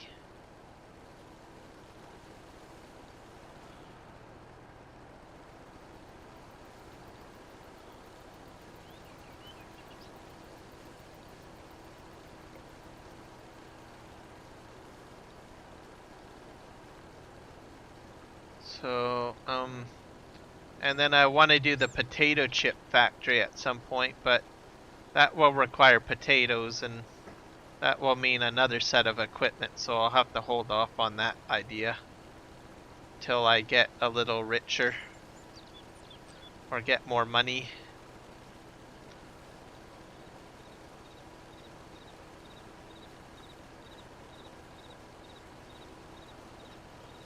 Da da da da da da da da.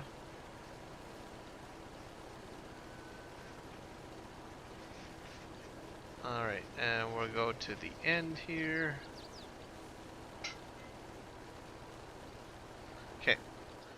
Oh, since Milo Girl is here, I want to show her the mini windmill spinning. See? I got the mini windmill spinning. And it's gonna make flour, and then I'm gonna put the flour into the mini oven to make bread. I hope that I'm spawning my flour though. I don't know if that's happening. Oh yeah, it's not spawning.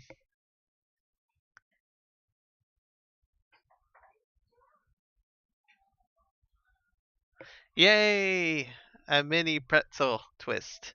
Thank you. My flour's not coming out. That's a problem. Change output. Spawning. So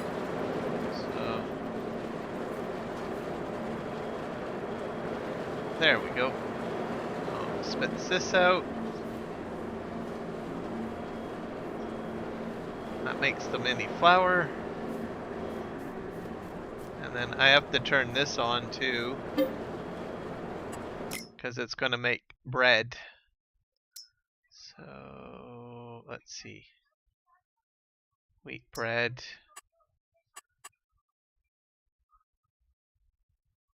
Yeah. And then we need to spawn that out, I think. Change output to spawning. There. I should have did that earlier. My bad. Let's see if I can dump the rest of this in there. Nope. So, wait.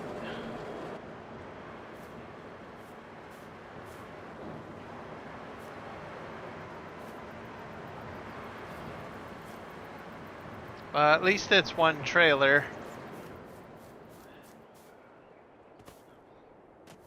But yeah, soaking wet is not good. Hopefully the cab of the truck is warm and he can get warm real quick. I hope.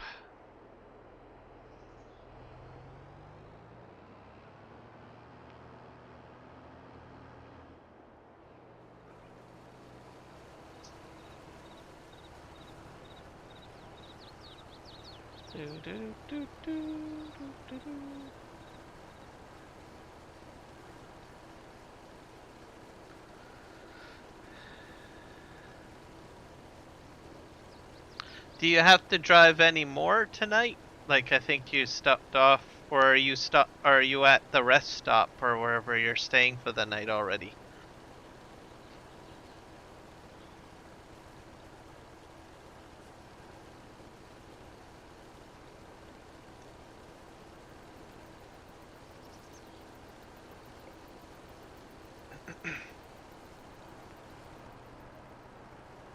As I know it's only about 9, so I don't know if you're going any further to somewhere.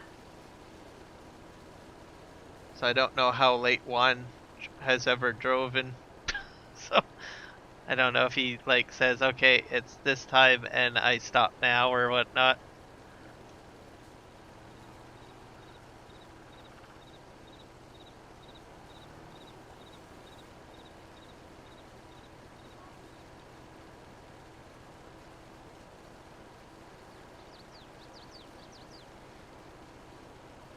Yep, I enjoy the snow. The powdered snow I like. I don't like the heavy, wet snow or ice snow. Those variations are a bit of an annoyance. But the light fluffy stuff is better, because then I can easily clear my vehicle a little easier or quicker.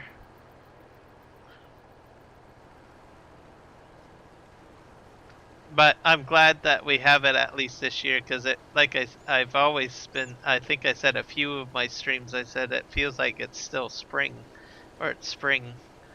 So getting at least some snow for the year is good.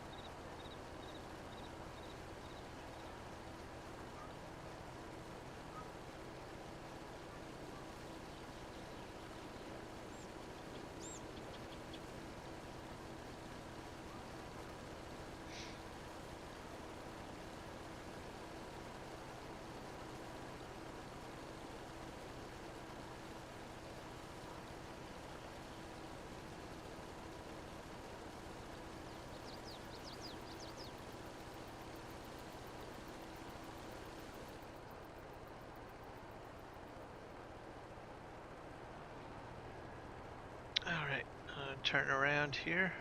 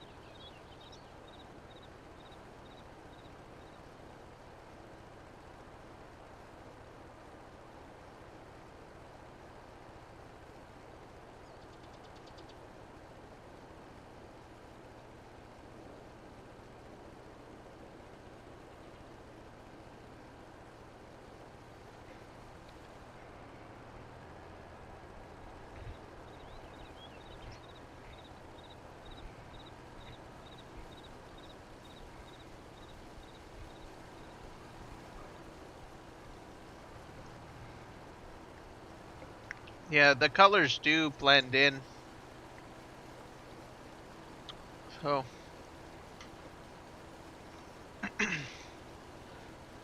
figured I would mention that.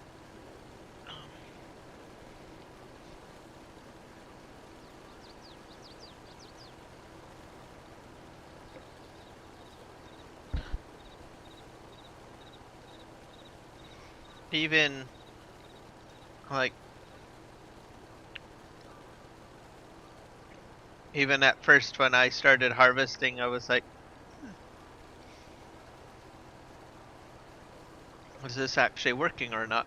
But it's there. I can sort of see it.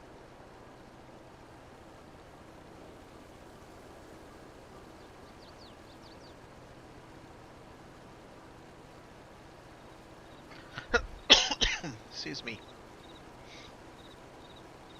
But dumping on the field, it shows up quite nicely.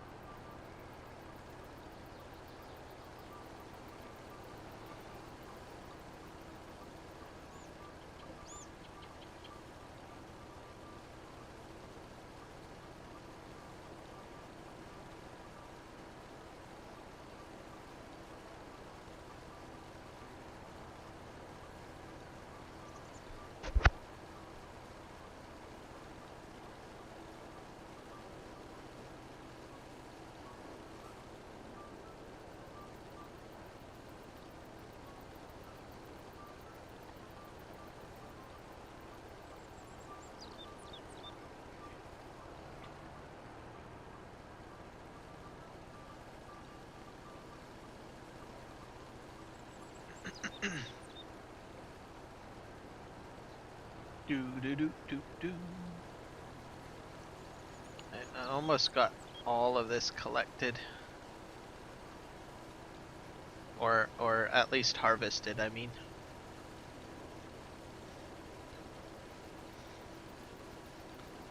And then I will, once it's down, I'll try to see about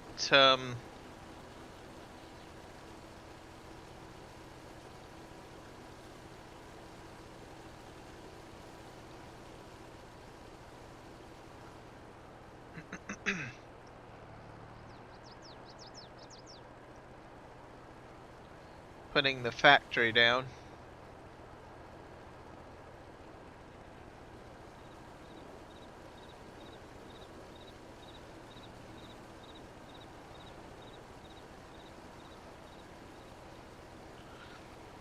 I just wondered, like, how many carrots I got. It looks like, or I mean, this is red beets. Sorry.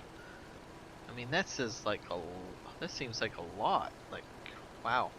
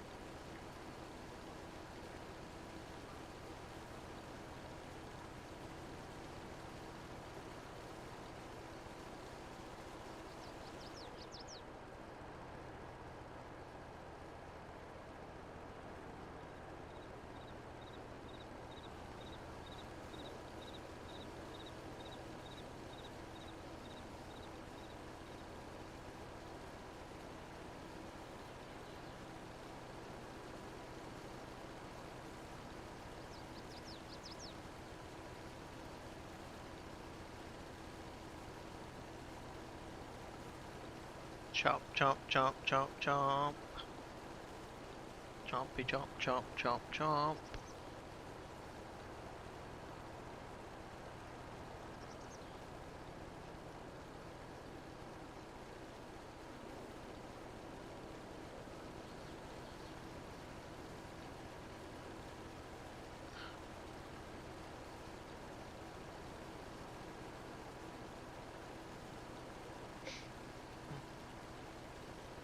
Yeah, I just actually had a bowl of chicken noodle soup. But it's not homemade. It's Lipton's chicken noodle.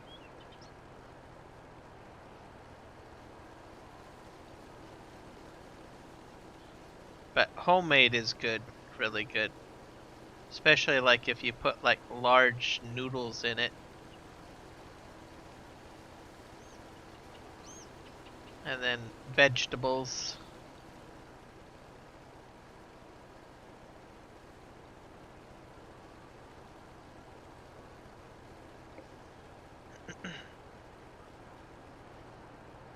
Perfect weather for chicken noodle soup. If it's snowing.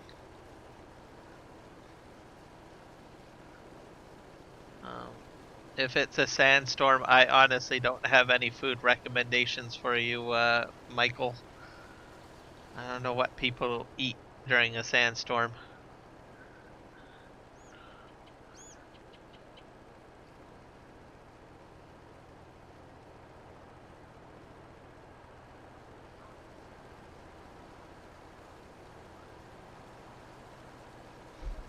I wonder if people actually think of food during a sandstorm. Probably not.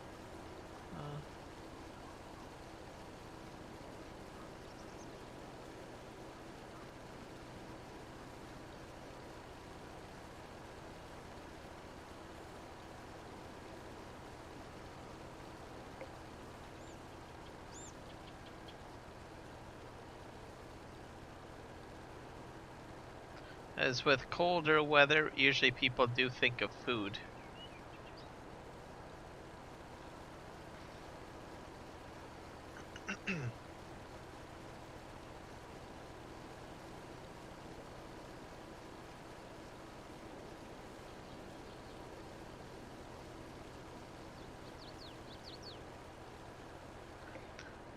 Thank you, Michael. Yep, stay safe, man. Oh, think of inhaler. Yeah, that would be true. Or allergy medication. Because you're correct. Everything is in that sandstorm. That could trigger allergies.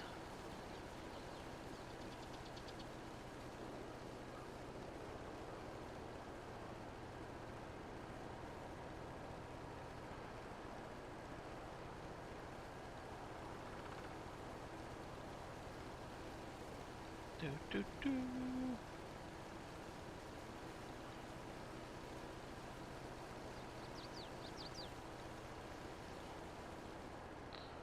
So the red beets are almost done. I just got a little bit left to do.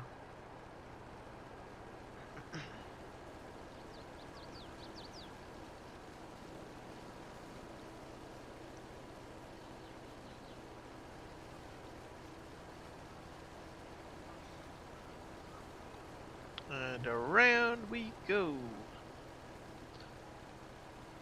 Where it stops, nobody knows.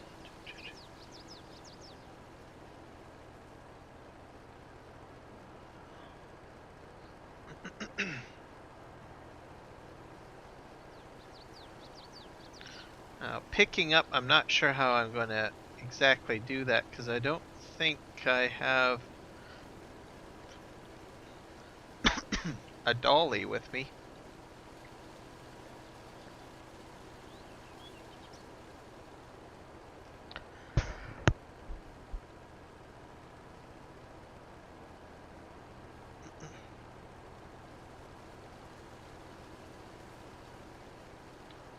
Alright, let's go this way.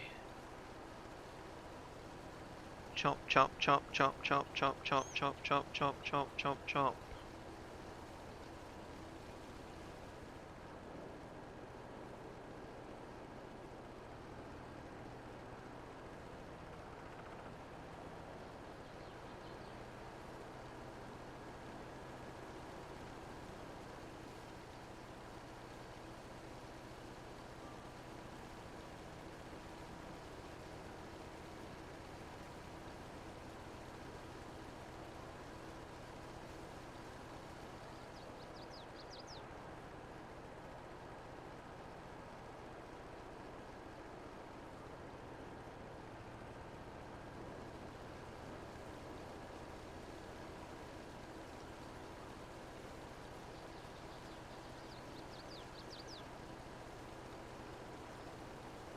And right through here we go. I got one more row to do, guys, on this. Well, actually, it's not even a row, I don't think. It's like...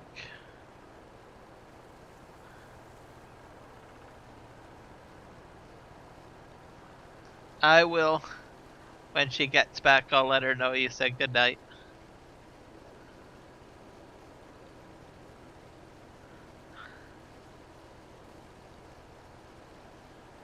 A chomp chomp video? I'll have to check that out.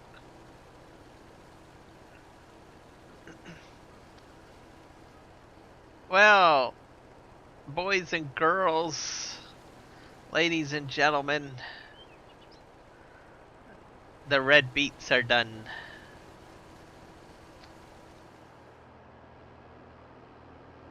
Oh, that's going a little quick. Now I gotta figure out how am I going to. I made my tractor dirty again.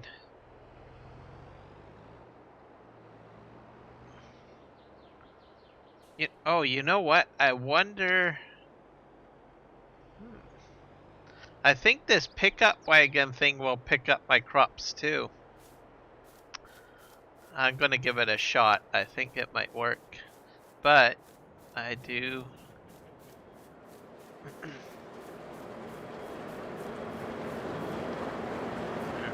My flower's coming out.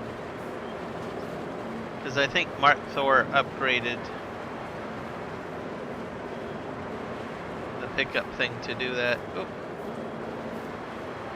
Another flower. It really makes a lot of flour quick.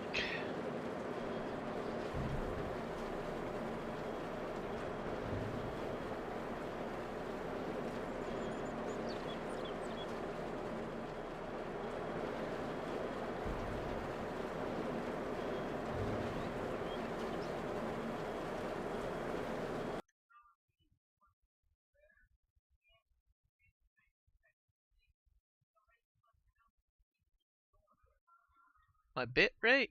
Let's see.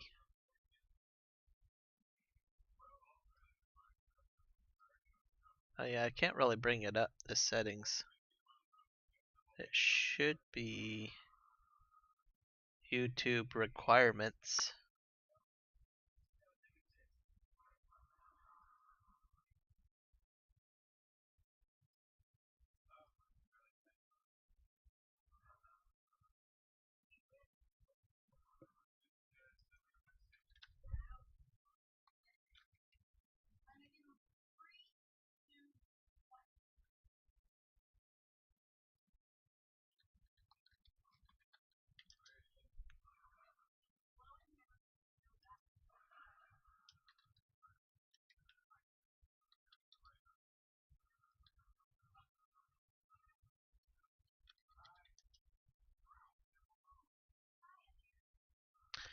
I am set at 50 megabits per second currently.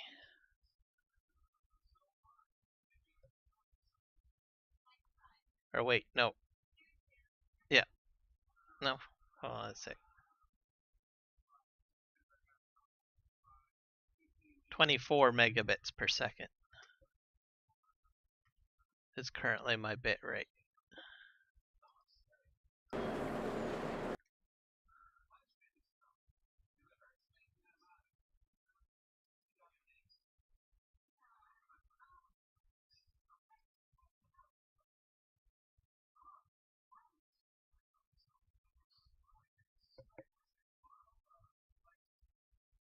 And I'm also streaming to support closed captioning as well on my video.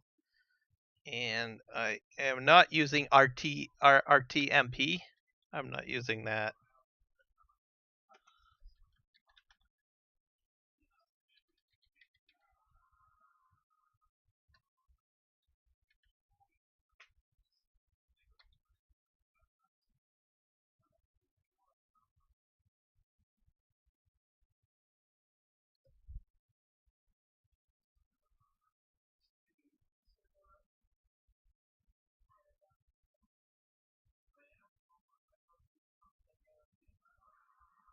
So you're probably going to see at least a latency delay with my stream.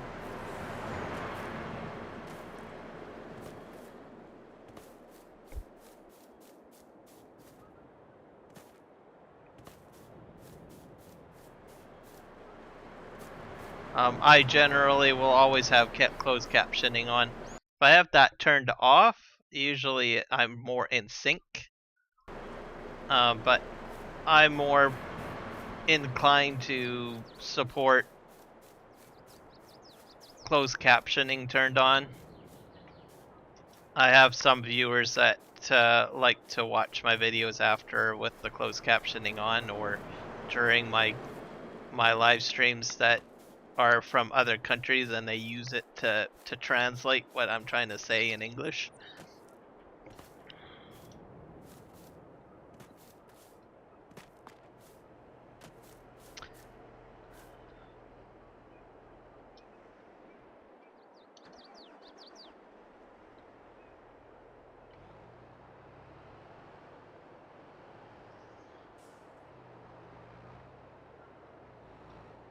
Let's try this out. Let's see if this will pick up.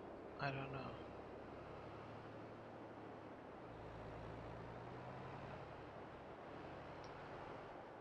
I think this will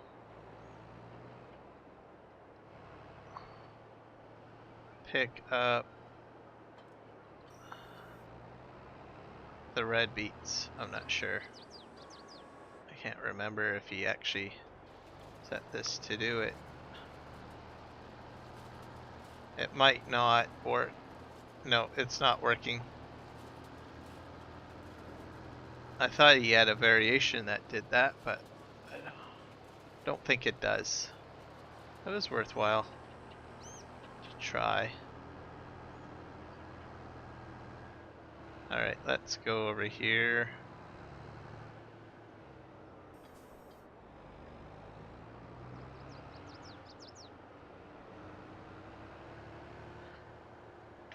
Da da da da.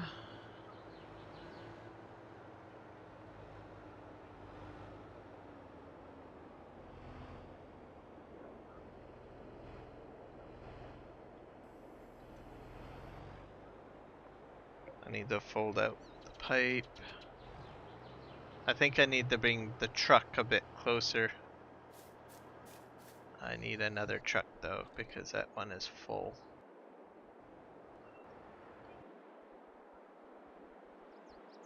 I'll use this truck here. How's your soup, Milo girl?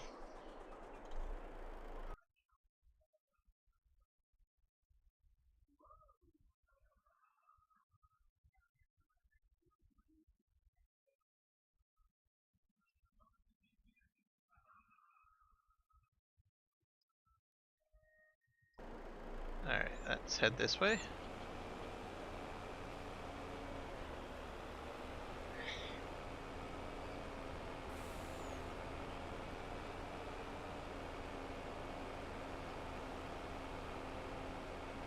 Actually, you know what? I might actually buy a dolly, because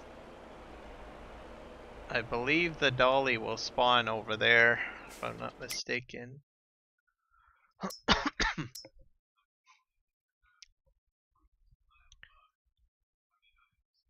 Let's just go with maybe Mario 2 combination. Let's just buy that one. Customize. Oh, that looks a bit large. Buy this one. I think it, I'm hoping it delivered it over here. Yep, it did.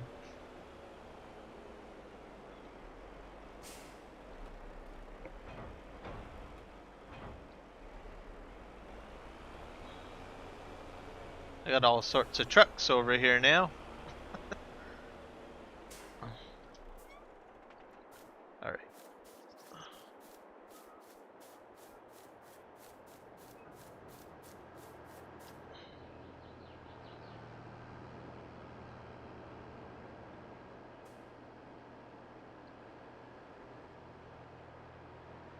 Da da da da.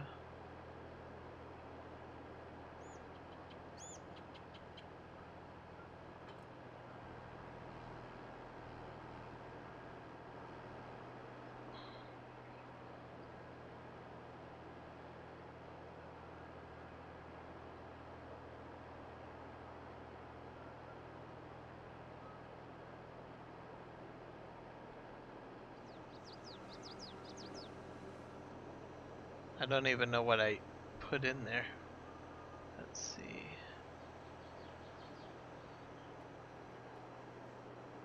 Oh, that was wood chips. That is not good.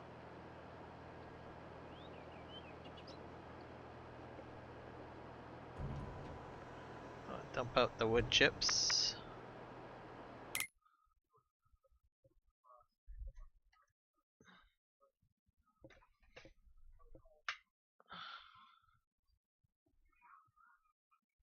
There's a mini on my mini screen. What's that?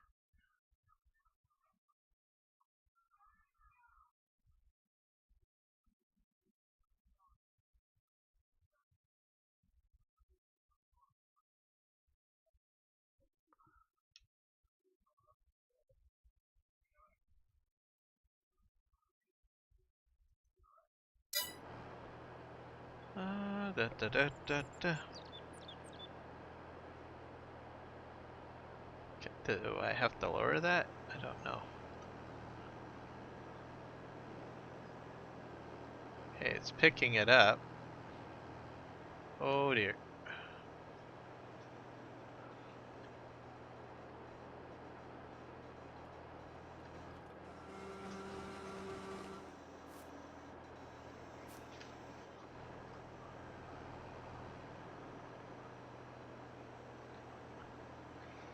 I don't think it likes this too much. My keyboard is just locked up for some reason. Weird. I hope I don't have a mod conflict of some sorts. Let me just save the game and I'll reload and see what happens.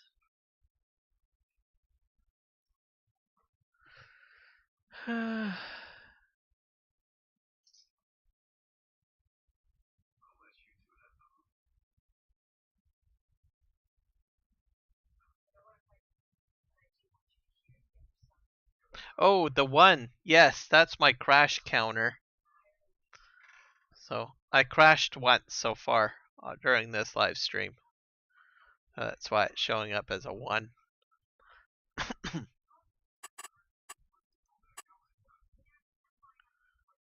I'm going to just reload because something is seriously going a little weird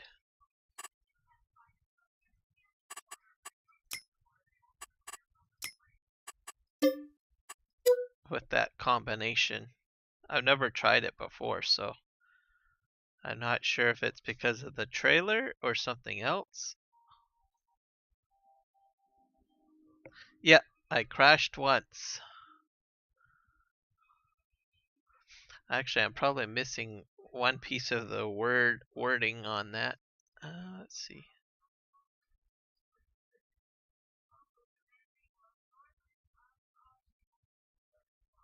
Let's put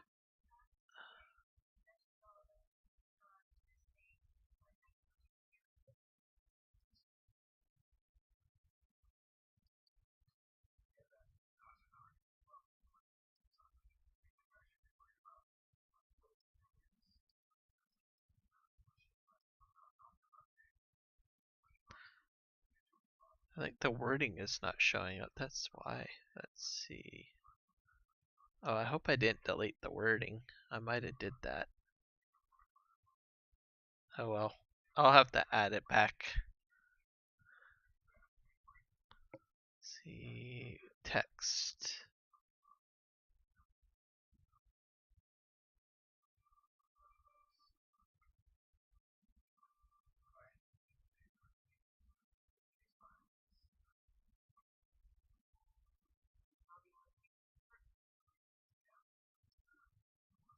Images, media, source, browser, window, game capture, application, audio. Need a text option.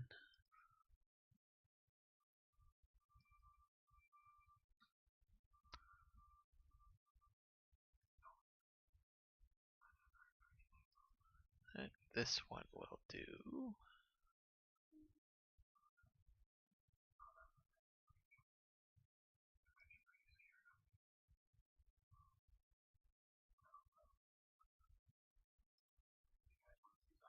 I'll leave it as Arial for now.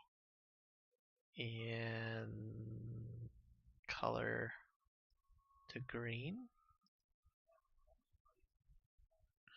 Outline. Do I have an outline? Where's the outline?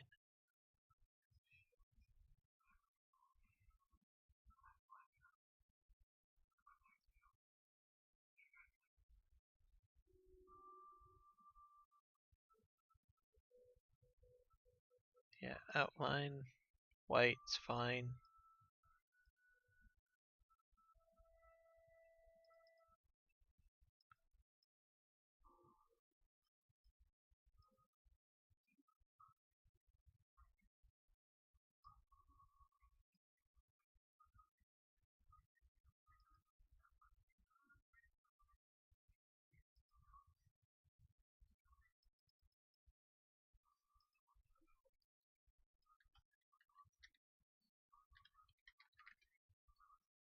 There we go. We'll set this to okay. That's fairly large. Have to bring it onto the screen here.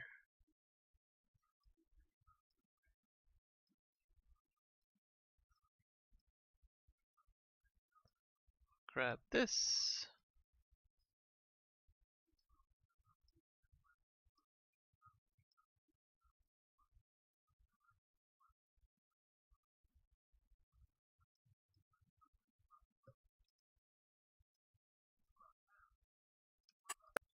I'll reload the game.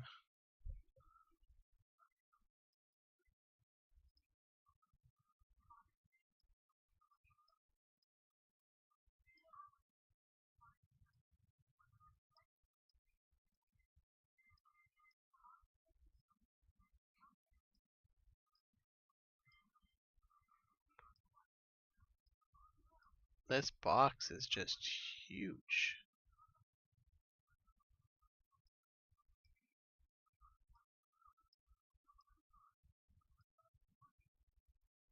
Like that large.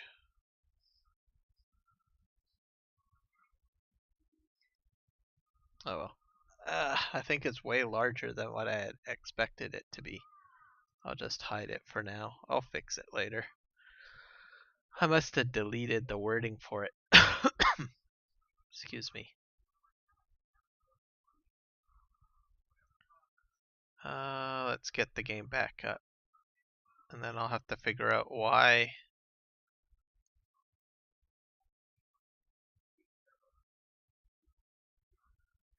I think might have a mod conflict between the two. They don't like each other. Possibly.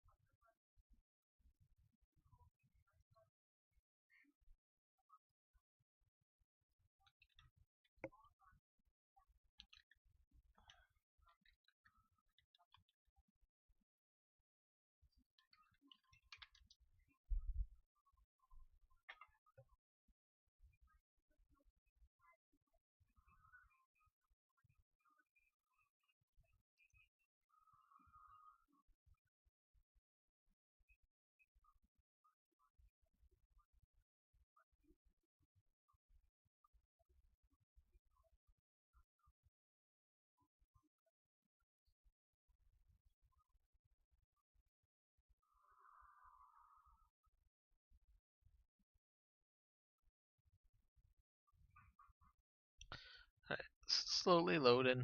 Have to be. I have a feeling it's not going to work. That combination.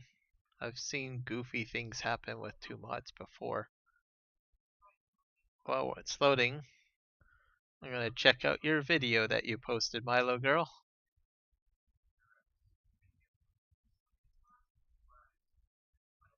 Oh, Hollow. I like that song.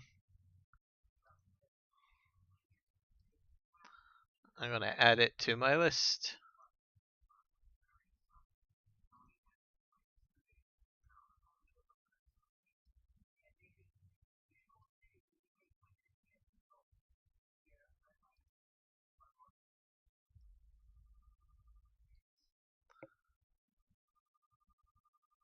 Let's see, and there's 2 videos, right? Or 1?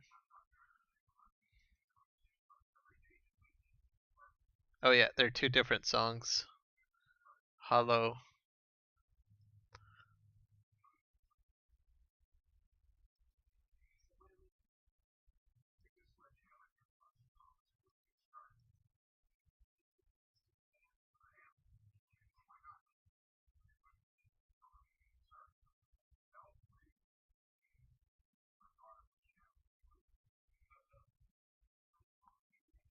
Mm-hmm.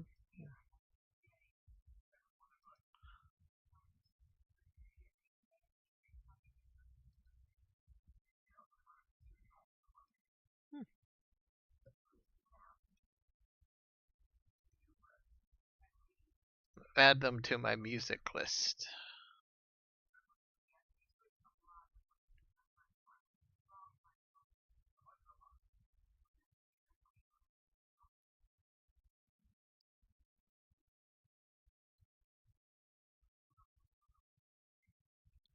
Yeah, music. There we go.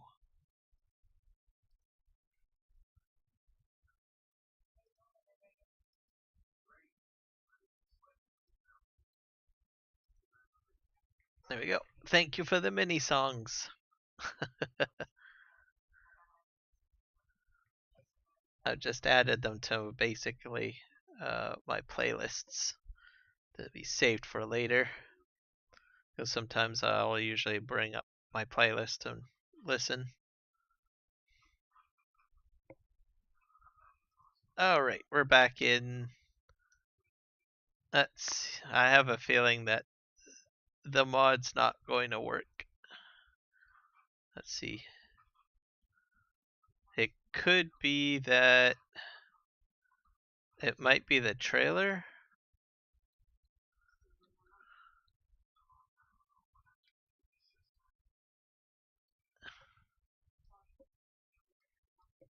Yeah, see it locked up again. It doesn't like the crop for some reason. So maybe it's the trailer.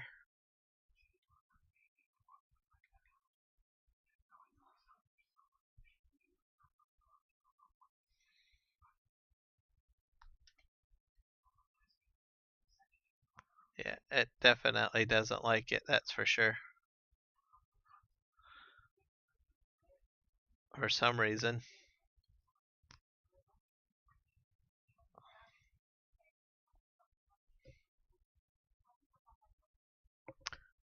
Yep, doesn't like it.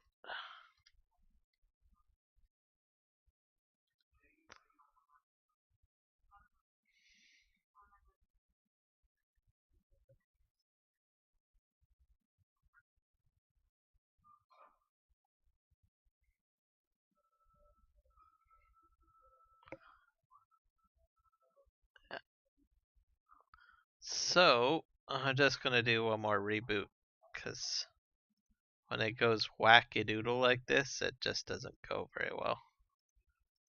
So I'll have to find a different way to collect. So save, quit.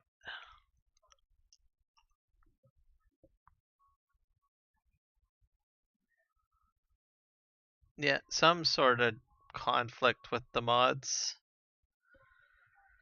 I don't know if it's the trailer though, so maybe it's the trailer.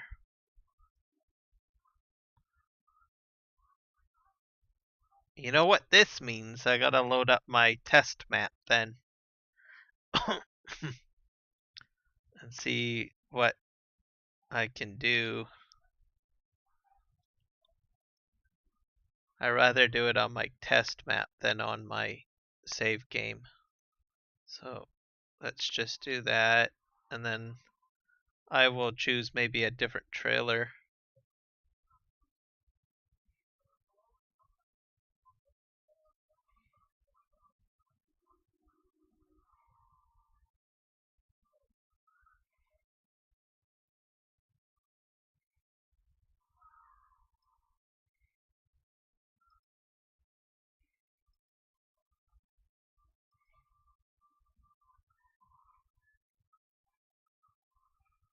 So deselect, select all, start.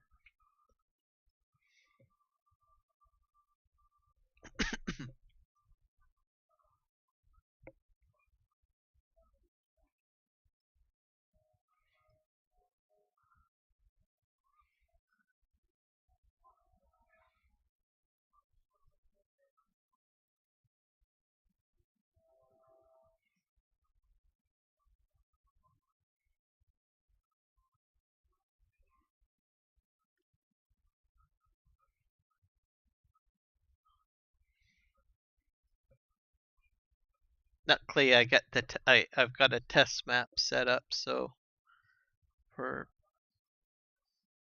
figuring things out, I want to find out if it's the trailer or something else.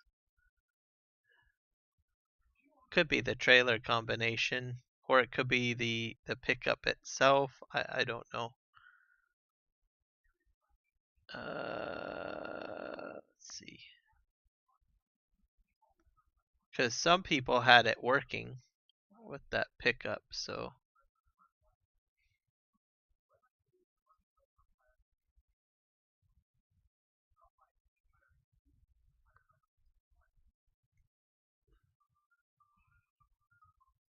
Hmm.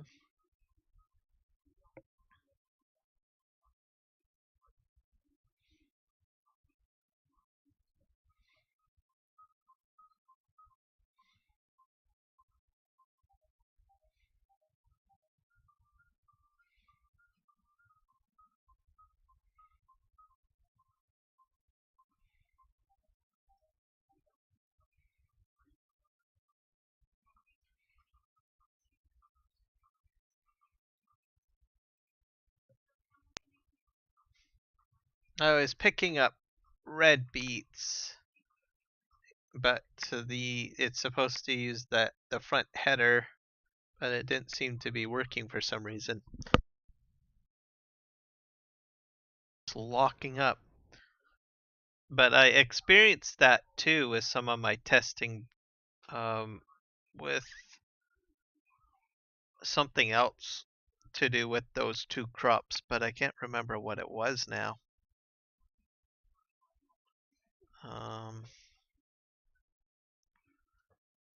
Trying to think here what I was doing, and it was just doing some really goofy things.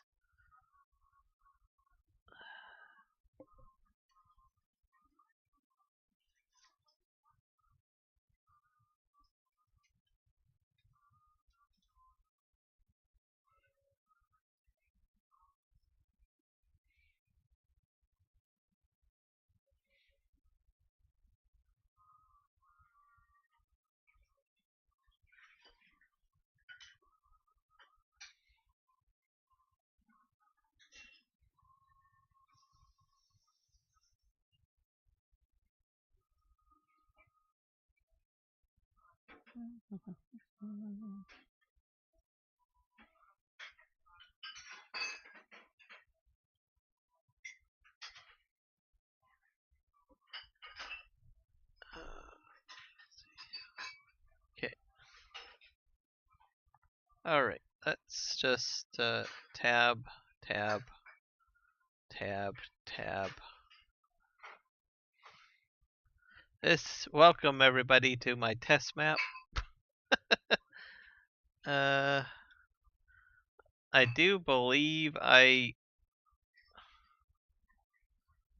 have lots of trailers here.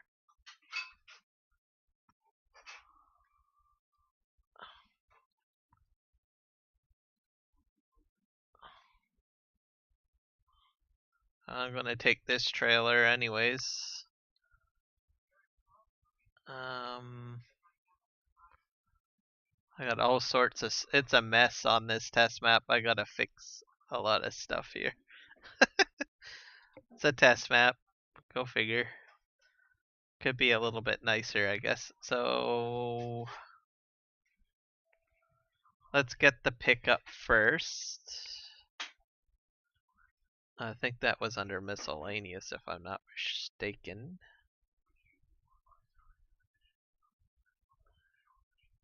Or I could probably go through mod DLC list here. That might be a little easier. I'm going to use a regular trailer first, because I already got one hooked up to the back of me already. And I just need to find that pickup to use. I think it was this Fluffy Mods pickup. Supposedly this is supposed to pick up the fruit off the ground, but maybe there is an issue with it that I'm not aware of. So we're gonna buy that.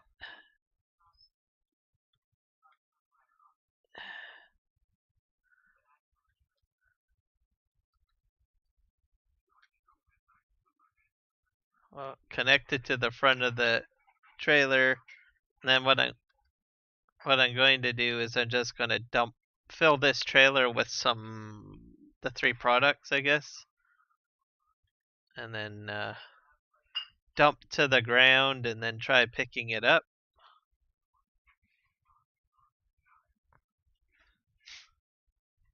It could be the map too. I mean, there's something wrong with the map to the point that it just isn't going to support the crop. I don't know.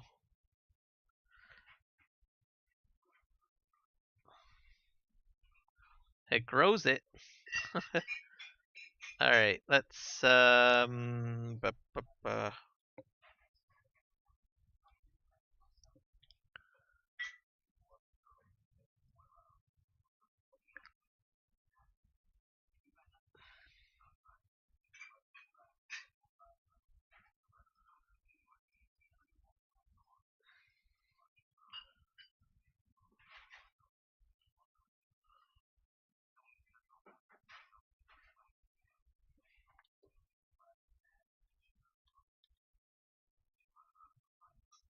I don't really need a lot, do I?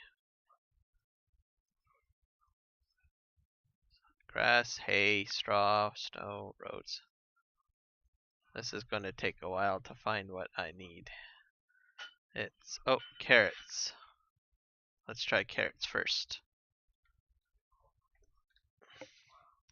We'll dump them out and then we'll pick them up. See what happens.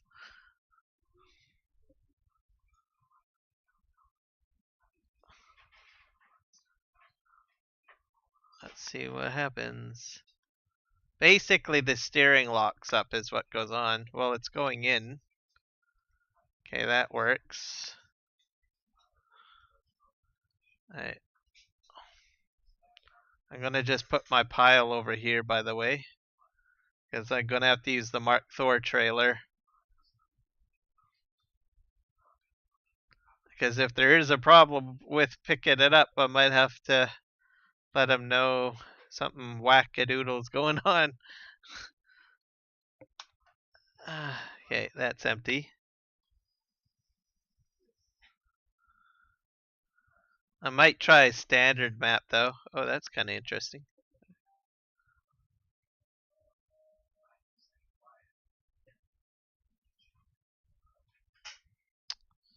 Okay, so that was carrots. Next we're going to do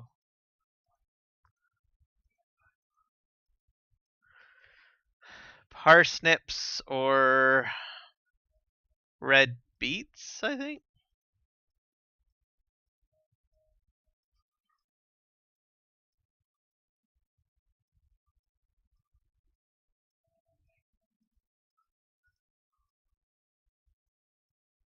Oh, there's parsnips. We'll put 1,000 in.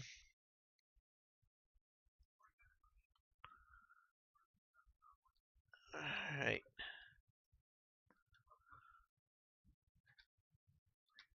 Oh, it doesn't like the parsnips. It really doesn't like the parsnips.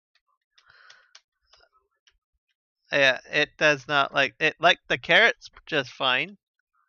It does not like the parsnips.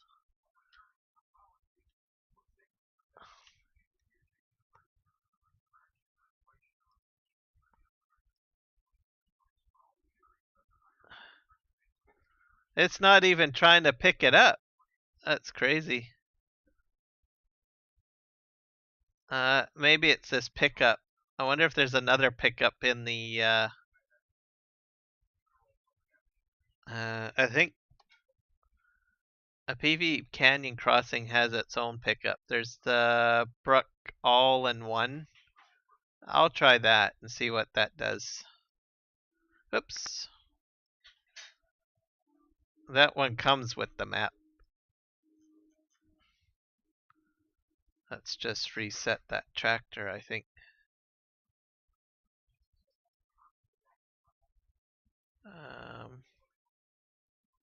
Sell.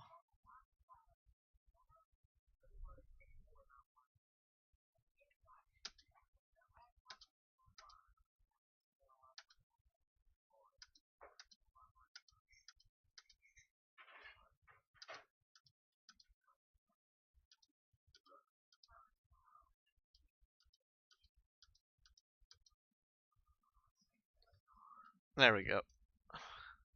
That fixed that. And I'll just buy. I'm getting rid of this because this seems to be doing something. This isn't really working out well. So we'll sell that.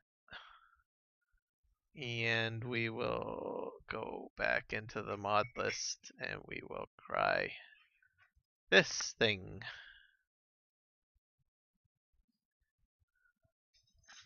It's supposed to hold like an unreal capacity, so it actually has a storage on it. So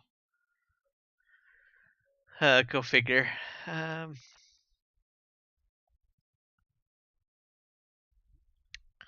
then we'll buy a tractor. I sold mine.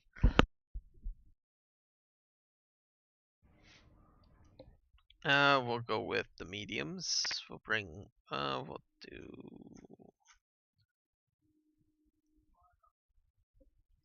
To the Deutsch Far. That looks kind of interesting. Alright, let's see what this does.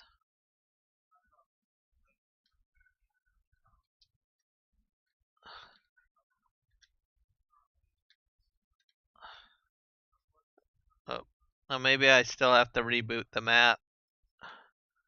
Because I've lost, yeah, even trying to sell the tractors didn't do anything. So it still doesn't like what I did. Okay, quit.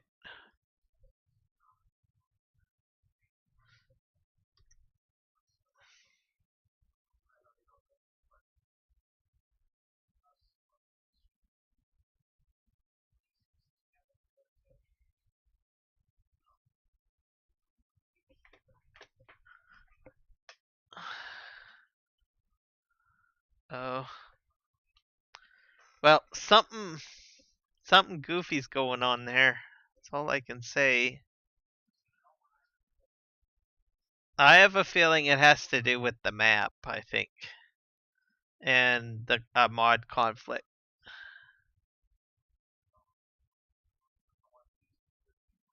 Read my mini chat. Parsnips, read your mini chat. It's getting so rejected and neglected. Poor mini thing. Oh. Let's see.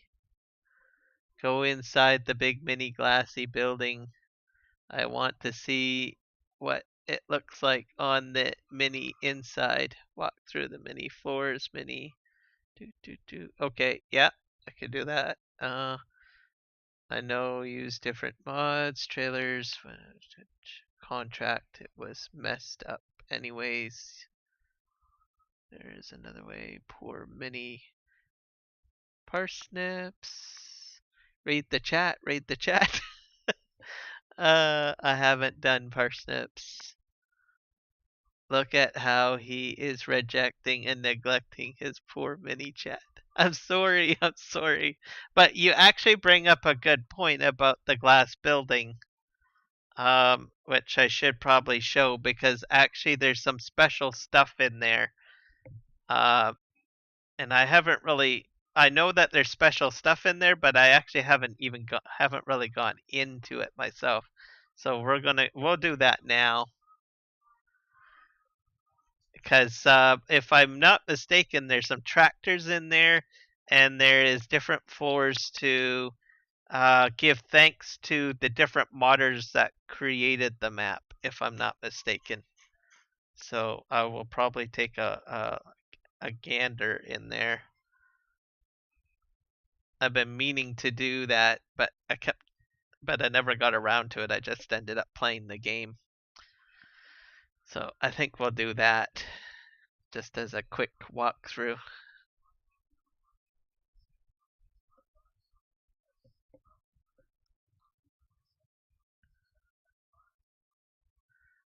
I'm a mini thing. I'm a mini Kiram.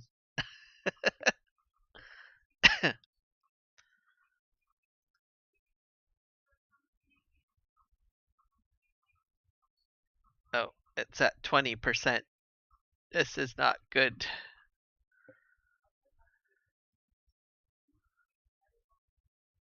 I hope I didn't bust my game save on that one. Oh my god. It's a possibility.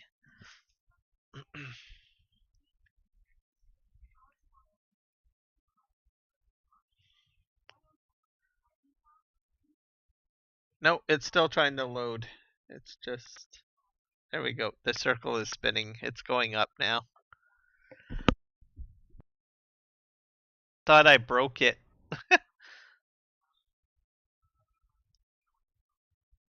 When those, I think before when I had those lockups before, I had to restore a save game once or twice, a few times, because I just kept on trying to mess around within the game when it was just um, airing out. And normally what I do is I try to like sell off the tractors hoping that it's going to fix the problem, but that realistically it doesn't work that way. You have to basically save and quit and then reload the game up. Because the more that you fiddle around with removing or deleting things, I think it just causes more issues. Because I remember one time that I had done that and I just deleted so much stuff thinking, oh, well, I don't really want to reload the game again.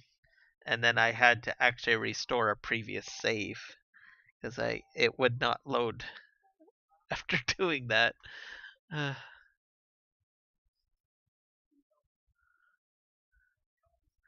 Yeah, pretty much. Backup game files. Okay, so before I go and muck around, uh, we'll go back into we're going to go into the glass building and explore. Oh, my tractors are back. I sold all of those. That's interesting. So whatever I did, wow. I don't know. So I must have corrupted the save when I went ahead and deleted and sold my tractors. So it didn't like that. Okay, here's the mini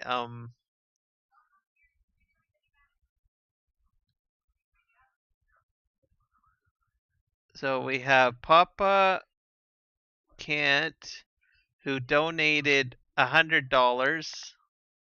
We have Wolfie who donated $100. Bergtescope donated $5. So this is a list of the Dajnet, which is the maker of the map, basically also does Twitch streams as well. He's a streamer too, by the way, so I should throw that out there. So I imagine these are all of the people that have donated to him. So they use gifted subs, top cheers, so they use a different system on Twitch where you can cheer people and you can gift subs and stuff like that. So he got $205 for donations, and then he has a list of different top cheers that he's put in here, and then top gifted subs.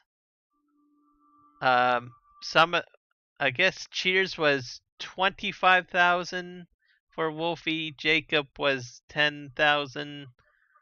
Bad Bake is 1,500, and GB Modding was 1,000. I guess it's the top 10, I guess, for his Twitch channel. Philomin 600.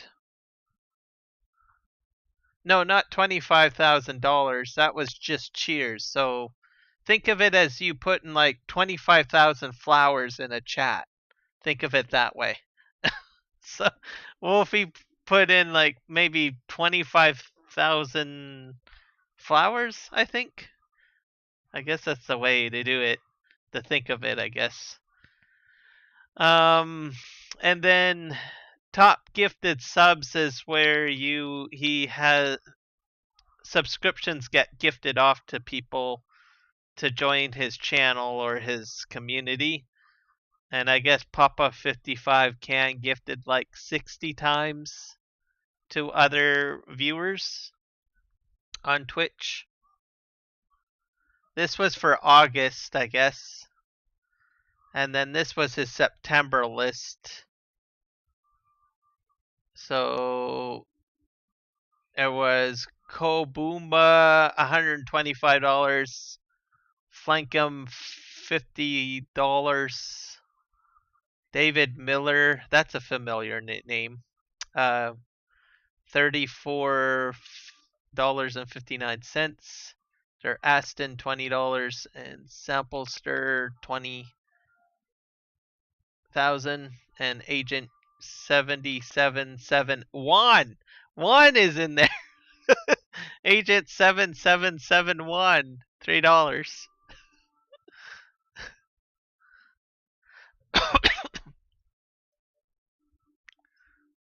And then so Juan is in there. Good job, Juan. So that must be for his Twitch channel. All right, so let's go. Oh wait, there's another doorway down here with other signs. So that's his Twitch channel. And what do we got here? Top donors, that's a large list. So he had Wolfie gave donations of $4,500 to him.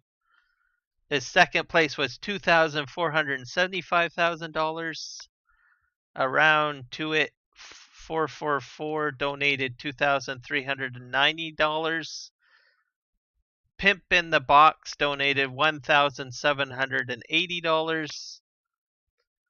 And then you have like from 5 to 100 a variation of like $500, $700, $970, $850. So a boatload of money, okay? That's a large list. There's like a lot of people have given him a lot of money. $1,700. There's like a lot of triple digits on that list given over, and then that's so the first two pages were over there. This is like from 5 to 100 people. And then we have another list here. I don't know what this list is for. This is for top cheers. Someone did like what is that? 313,619 flowers. We'll just put it that way. That's the top one. There's the second one was 113,420 flowers. And then all of these other ones are in the double digits of the thousands. And then we have gifted subs. 466 times was the top person for his channel, which was R. Bauer. He's another SGA member. The new, I think so. The new R. Bauer, I think. So, yeah. He's got a lot of, he has a huge channel. Let's just put it that way on Twitch. Which makes sense because he is the founding member of the SGA, which is the Sim Game Alliance. Okay, let's go upstairs. So that's his Twitch channel stuff. What's this? PJEVS03 has been an incredible supporter of our Pleasant Valley maps when he pointed out that the products we use at the cement factory actually creates concrete. How could we refuse to make the change? Seeing as we would need some new signs, we reskinned the mixer and renamed the factory in his honor. Well, that's kind of cool. Huh. Okay, so that's basically someone that gave a suggestion, I guess. Okay, what's over here? Empty room.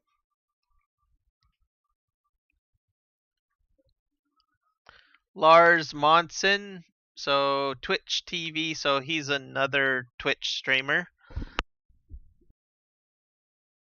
He has also supported the creation of the map in some capacity, if I'm not mistaken. Let's go in here. Oh, the washrooms. Hopefully nobody ended up in here. Looks pretty empty. Good. Good. Nobody got flushed down the toilet, I guess. Anyone here? Got flushed down the toilet? Nope. Oh, great. I'm stuck in here now. Oh. I don't want to be stuck in the toilet. Oh, God. Okay, here's some more rooms. Okay, this one is empty. This one is empty. Empty signs. There's another set of stairs, though. That's empty.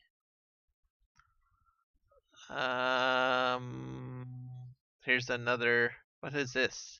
There's an elevator, but it won't open.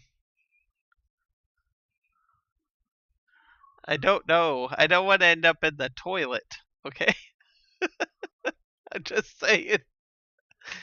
Oh, that's an elevator that doesn't seem to work. It's starting to remind me of like Sheldon Cooper or something in his house or whatever from The Big Bang Theory. Okay, here's another Twitch streamer, I guess, that has supported the SGA and the map. This is Chetty82. So you can find him on Twitch. Who is this? VIP Viper278. I watch him quite a bit on Twitch. I enjoy his streams. He's done quite a bit of logging, so I like watching him. Let's see here. Who's this? JD Farmer, another streamer, but I don't know who he is. I haven't watched his content. Let's go in here. Oh, that's a nice view, eh? Oh. So I think he's dedicated rooms to people that have supported him in the SGA or oh, here's some more washrooms. I'm not going in there. I don't want to get my foot stuck in the toilet again. uh Kaboomba Farms. So another Twitch streamer streaming Farming Simulator 15, Pleasant Valley 15 by Dajnet. So he's been a long time streamer of Farming Simulator. So I guess he's been streaming since Farming Simulator 15. I haven't watched his content. I really do have to get on the Twitch more. I usually watch most of my content on YouTube, but occasionally get over there. Ugly Ropa.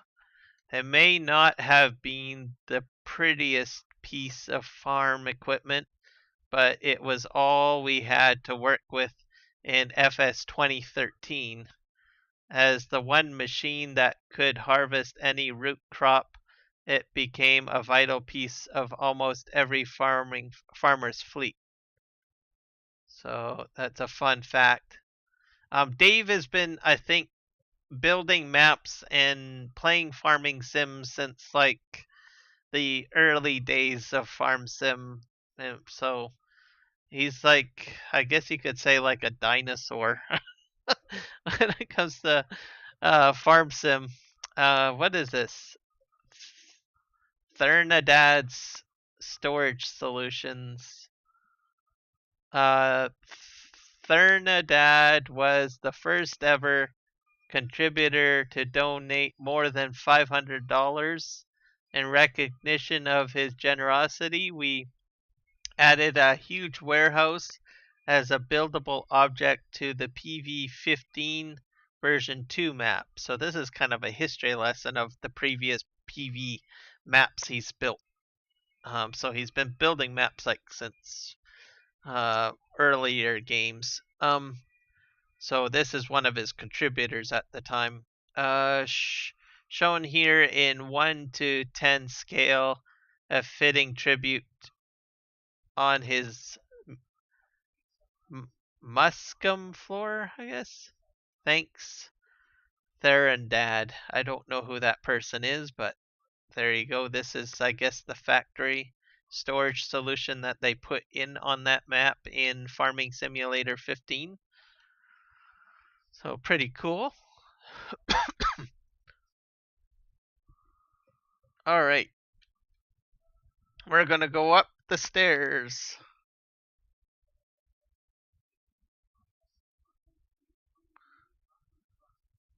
Oh, yes. You might need it. Or at least ice cleats. I've got ice cleats. Top cheerers are in here. Oh, look at that. That's cool.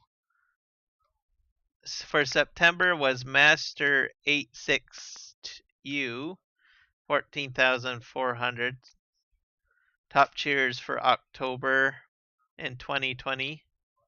Master 86U. Top cheer for November, Kelmal 1420. Top cheer for December 2020, Jethro 125 at 30,000. Top cheer for January 2021, Jethro. Oh, these are all Jethros. Let's see. Jethro's been a top cheer for December, January 2021. Shaky 929 8608 for February 2021. 10,000 from Jacob 23848 March 2021. So this is a list of all of his supporters on Twitch, cheering, giving out flowers, I guess. There we go. There's a lot of them there. Top sub gifters. These are people that spend money to allow people to have a subscription to his channel, basically. So the gamer guy did about 21 subs gifting in September 2020, 131 from the new R. Bauer 25, October 2020. Let's see. Jethro's done a lot. He did not only gifting of subs, but cheering. Man, pimping in the box. So this is basically gifting of subs. So there's a lot of double digits and triple digits in here of different people. Oh, that is just crazy. What's this here? Wheels 247. I'm not sure who that is, but I'm guessing it's probably a streamer. Because the boards seem to be streamers. What's out here?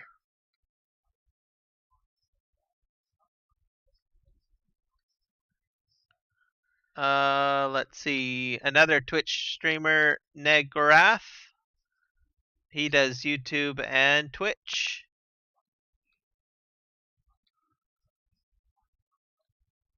Oh boy, there's another building over here. What's down here?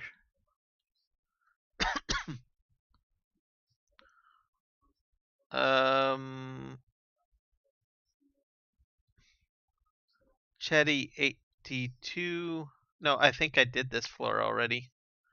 Gotta go back up here and out. Back over here. I think I've got like another floor on this building. This one has nobody. It's empty office space. Top donors.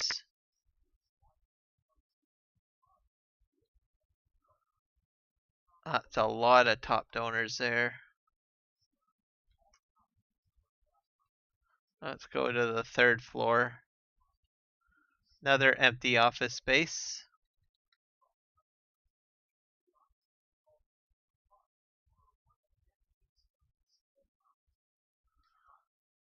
Oh, whoa, what's this? Top list for 2020. That's a lot of people. For all of 2020, I think he's got across the board.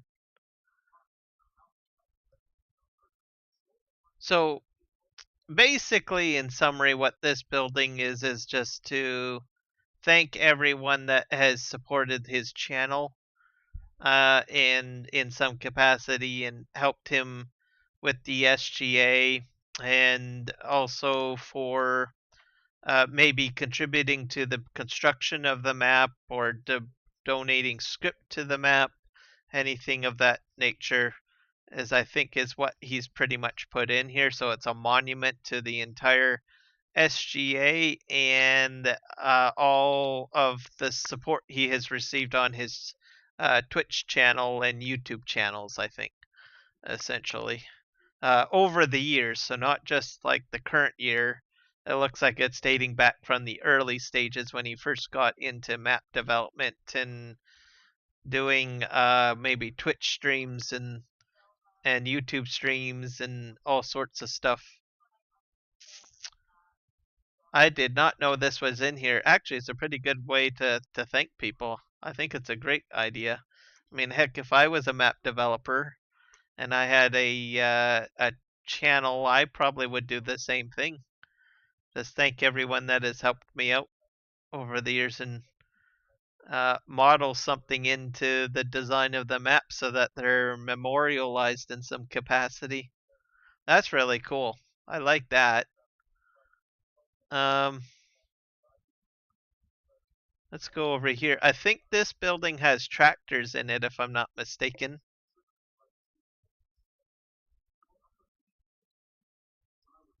Oh, the door's open. So we have a cedar in here. horse cedar.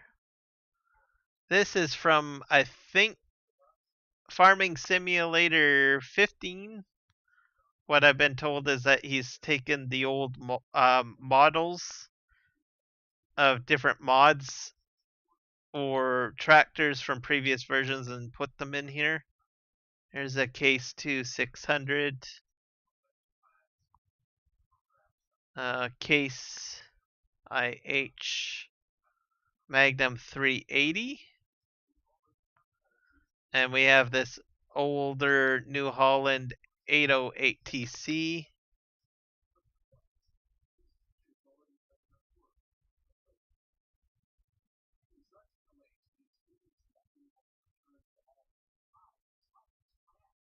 Why are you blaming me? Don't blame me. Unless it's nice things. Oh, that's kind of cool. Oh. Oh. Oh, I did not know this opened up. Let's open this up. There's a lot of mini garages here. He's friends with those crows. Oh, I do like crows. I am friends with crows.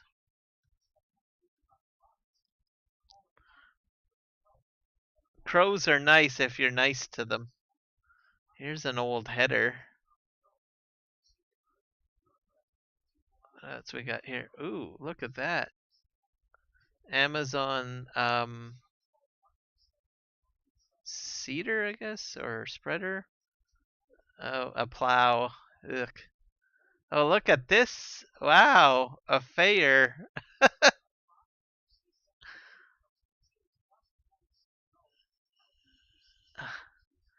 Getting on board on this guy. Actually, I think I've seen one of these in Chilliwack uh, as an antique somewhere in Greendale, I think. It's not being used, of course, but it was on the property. He had other older equipment, I think. Let's see, here's a smaller red lizard, whatever a red lizard is. Oh, and look at this little thing, Lizard 2850C. That's a little tractor. I bet you Juan would like these tractors. These two here.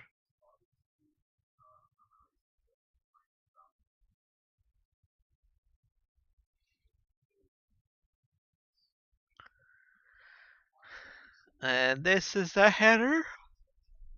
Corn header. Probably for the other combine. So this is the shop. Huh. What's in here?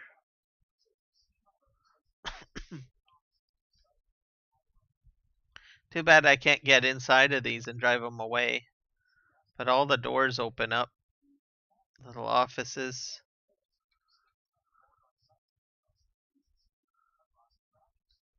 Huh. Okay, I gotta go back on this side because I think there was a few more. Oops.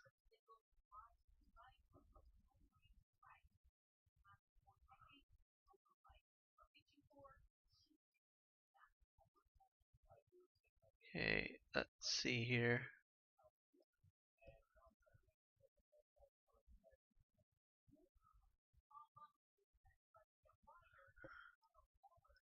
Alright, well, you can blame me.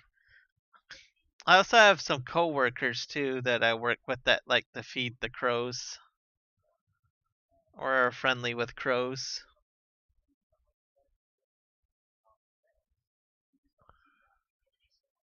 Canyon Crossing Farm Equipment. That's pretty cool. I like that. Okay, what was I going to do? I think I was going to.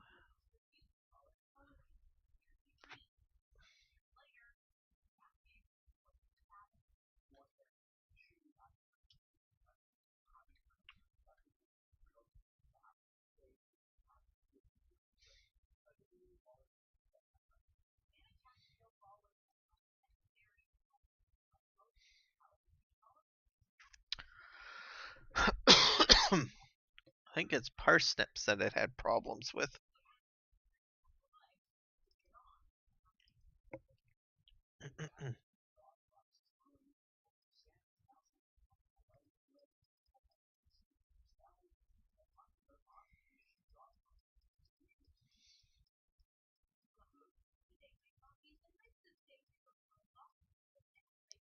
Carrots were fine.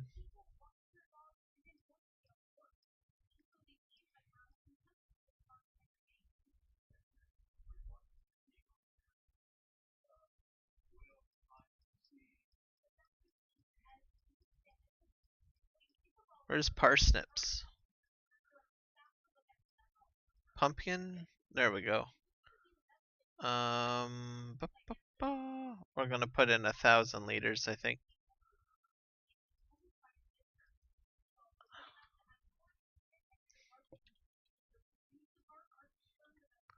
And we'll dump this out. And we'll buy that mod thing. Oops, I hit the wrong button.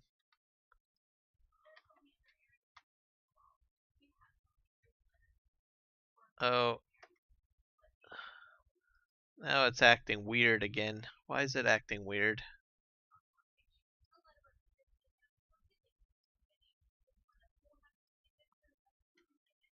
It is not liking this at all. Oh god.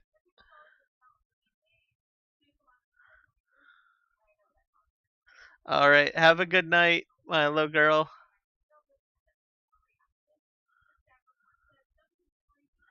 Oh, you're going to bed. Oh, wait, I'm getting all confused now.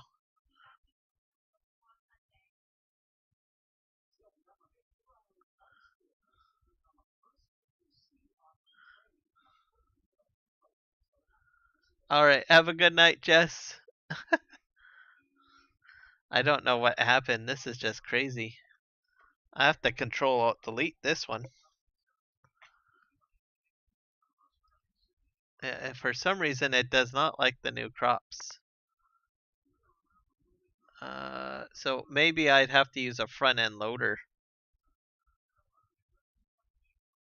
Probably. And someone could get like sick looking at that going spinning around.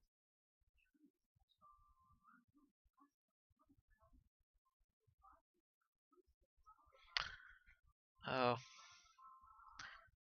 I'll have to figure that out to see what's going on there because that is very odd. So I think it's about what 15 after 10. So I think I'm probably going to end the stream now too myself. So and I'll have to figure out why I can't pick up the parsnips. Maybe I can't even load them into certain things. That's the disappointment. Oh well, I'll figure it out. At least I did get some things done on my stream, so that's pretty cool. Thank you everybody for showing up. Milo girl, I'm gonna end the stream here, I think. So have a good night to you as well, and Jess, Juan, Michael, I think is already left, and whoever else is here. Thank you, and adios. Bye.